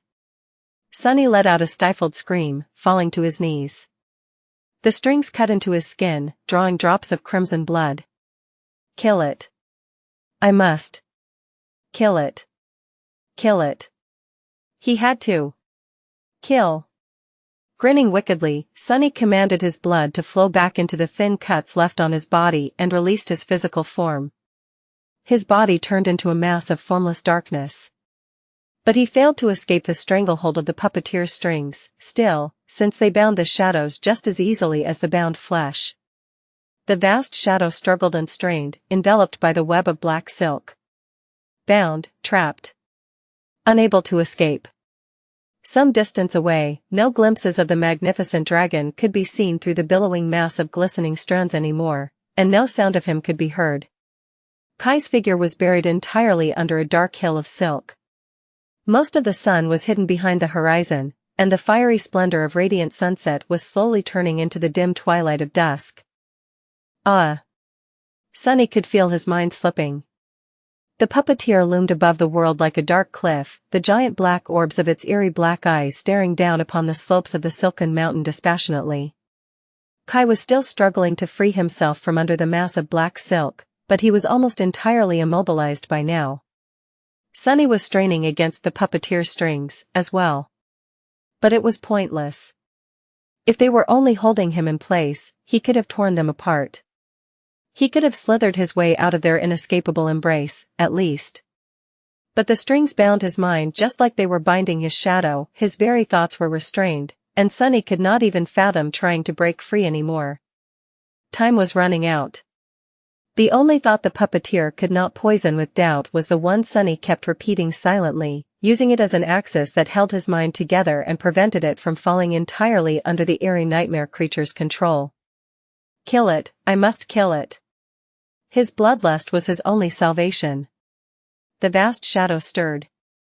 Sunny broke his mind apart into innumerable streams, abandoning most of them to free some from the insidious grasp of the puppeteer. He had to do something drastic. The time for desperate measures had come. And gone. Now was the time for pure madness. Sunny imagined himself taking a deep breath. Then, he took all his willpower, all his authority, all his killing intent, and all the power granted to him by the evening star. And used them to call forth a shade. If he thought about it, the puppeteer was really in a bad situation.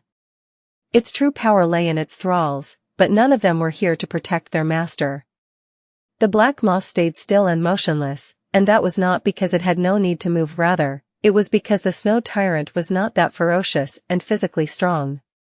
All it could do to deter the adversary was use its profane powers and peculiar will to reach it. On top of that, Sunny was more or less its natural predator. That was because Sunny commanded a legion of shades, and shades possessed neither will nor a sense of self. They had no desires, no resolve, no determination of their own. And therefore, they knew no hesitation. They were immune to doubt, because doubt was foreign to their very nature. There was nothing for the puppeteer to poison, so it was powerless to control the shades, it could only control their master. But as long as Sunny remained firm in his conviction, his shades would be able to do what he could not. There was just one enormous, mountain-sized problem. The puppeteer might have been weak in direct confrontation, but that was only in relative terms. It was still a cursed tyrant, no matter where its true talent lay. Not just any shade could face it in battle. The obsidian wasps would be destroyed by one flap of the puppeteer's wings. The shadow wolves would be vanquished and torn apart in an instant. Abundance would hold out longer, but it would not muster enough offensive power to kill the detestable moth before it was too late. The Rat King was vicious and annihilating, but it needed time to propagate and grow unstoppable. That only left the wolf. The ruthless, proud predator from the dawn of time, one ferocious and fatal enough to tear the puppeteer's wings off and crush its appalling head. And yet, Sunny was full of doubt. Would the wolf really be able to kill the snow tyrant? Would Sunny himself remain firm enough not to command his frightening shade into retreat? No. Doubt made Sunny weak and indecisive. It made him feel despair. He still was in control of enough of himself to summon a shade, but he was not confident that the same would hold true in a few minutes. So, he did what he always did when forced into a corner. He cheated. The shade Sunny called forth was not an obsidian wasp, abundance, rat king, or the wolf. Instead, it was the shadow of another cursed tyrant. It was condemnation. Sunny had lost access to his shades after entering Ariel's game, but they still existed somewhere out there, within his soul. Other shades might have been summoned and carrying his orders, but condemnation wasn't. Because it had never answered his call before. Augmented by the evening star, Sunny's tyrannical will and his undeniable authority descended upon the somber giant, commanding it to emerge from the peaceful darkness of his soul. Sunny had thought that he would be able to overpower the obstinate tyrant while strengthened by the sacred memory.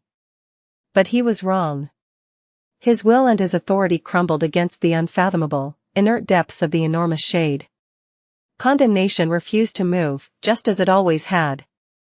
It remained still and motionless, towering above the silent waters of his soul. Sunny had expected as much. After all, he had not been able to call upon any other shade earned beyond the confines of Ariel's game either. But while Sunny could not summon them with his Shadow Legion aspect ability, which the laws of this artificial realm were interfering with, that did not mean that he could not fool these laws. So, instead of commanding the gigantic shade to reveal itself, he simply gathered all his willpower and banished condemnation from his soul. He threw condemnation out. Sunny had never done something like that before, which did not mean that he couldn't. Now that he was supreme and wielded greater authority both over his soul and over the shades populating it, he could summon them forth and call them back. He could also store physical items within his soul and expel them from it, effectively manifesting them. And that was what he did with the vast, huge shade of condemnation. He expelled it. Sunny had not attempted to do that with any of his shades in the past for a good reason, though. Any shade he could not summon with his Shadow Legion aspect ability was a shade that did not obey his commands. That fact would not change even if he managed to summon it into existence, somehow, which meant that once the shadow of condemnation emerged into the light, Sunny would have no control over it whatsoever. It could attack the puppeteer. It could just as well attack him, instead. It could even remain still and do nothing, content to simply be. But that was a risk Sunny was willing to take, at the moment. In fact, he welcomed it. The potentially deadly drawback of summoning a disobedient shade was actually a life-saving grace in his current situation. Because if Sunny could not control condemnation, the puppeteer could not control Sunny to order condemnation to stand down. And since he was not using Shadow Legion to summon it, the laws of Ariel's game would, hopefully, fail to prevent the Shadow Colossus from appearing. Snow Tyrant, Ash Tyrant. Let's add a third tyrant into the mix, shall we? Let's break the rules. as innumerable strings of black silk fluttered in the wind, rushing to bind the vast shadow. Reality seemed to ripple. The sea of clouds swirled. And then, the massive silk stance was torn apart when a huge hand emerged from Sunny's formless vastness, extending far into the sky and casting a titanic shadow onto the slope of the shuddering mountain.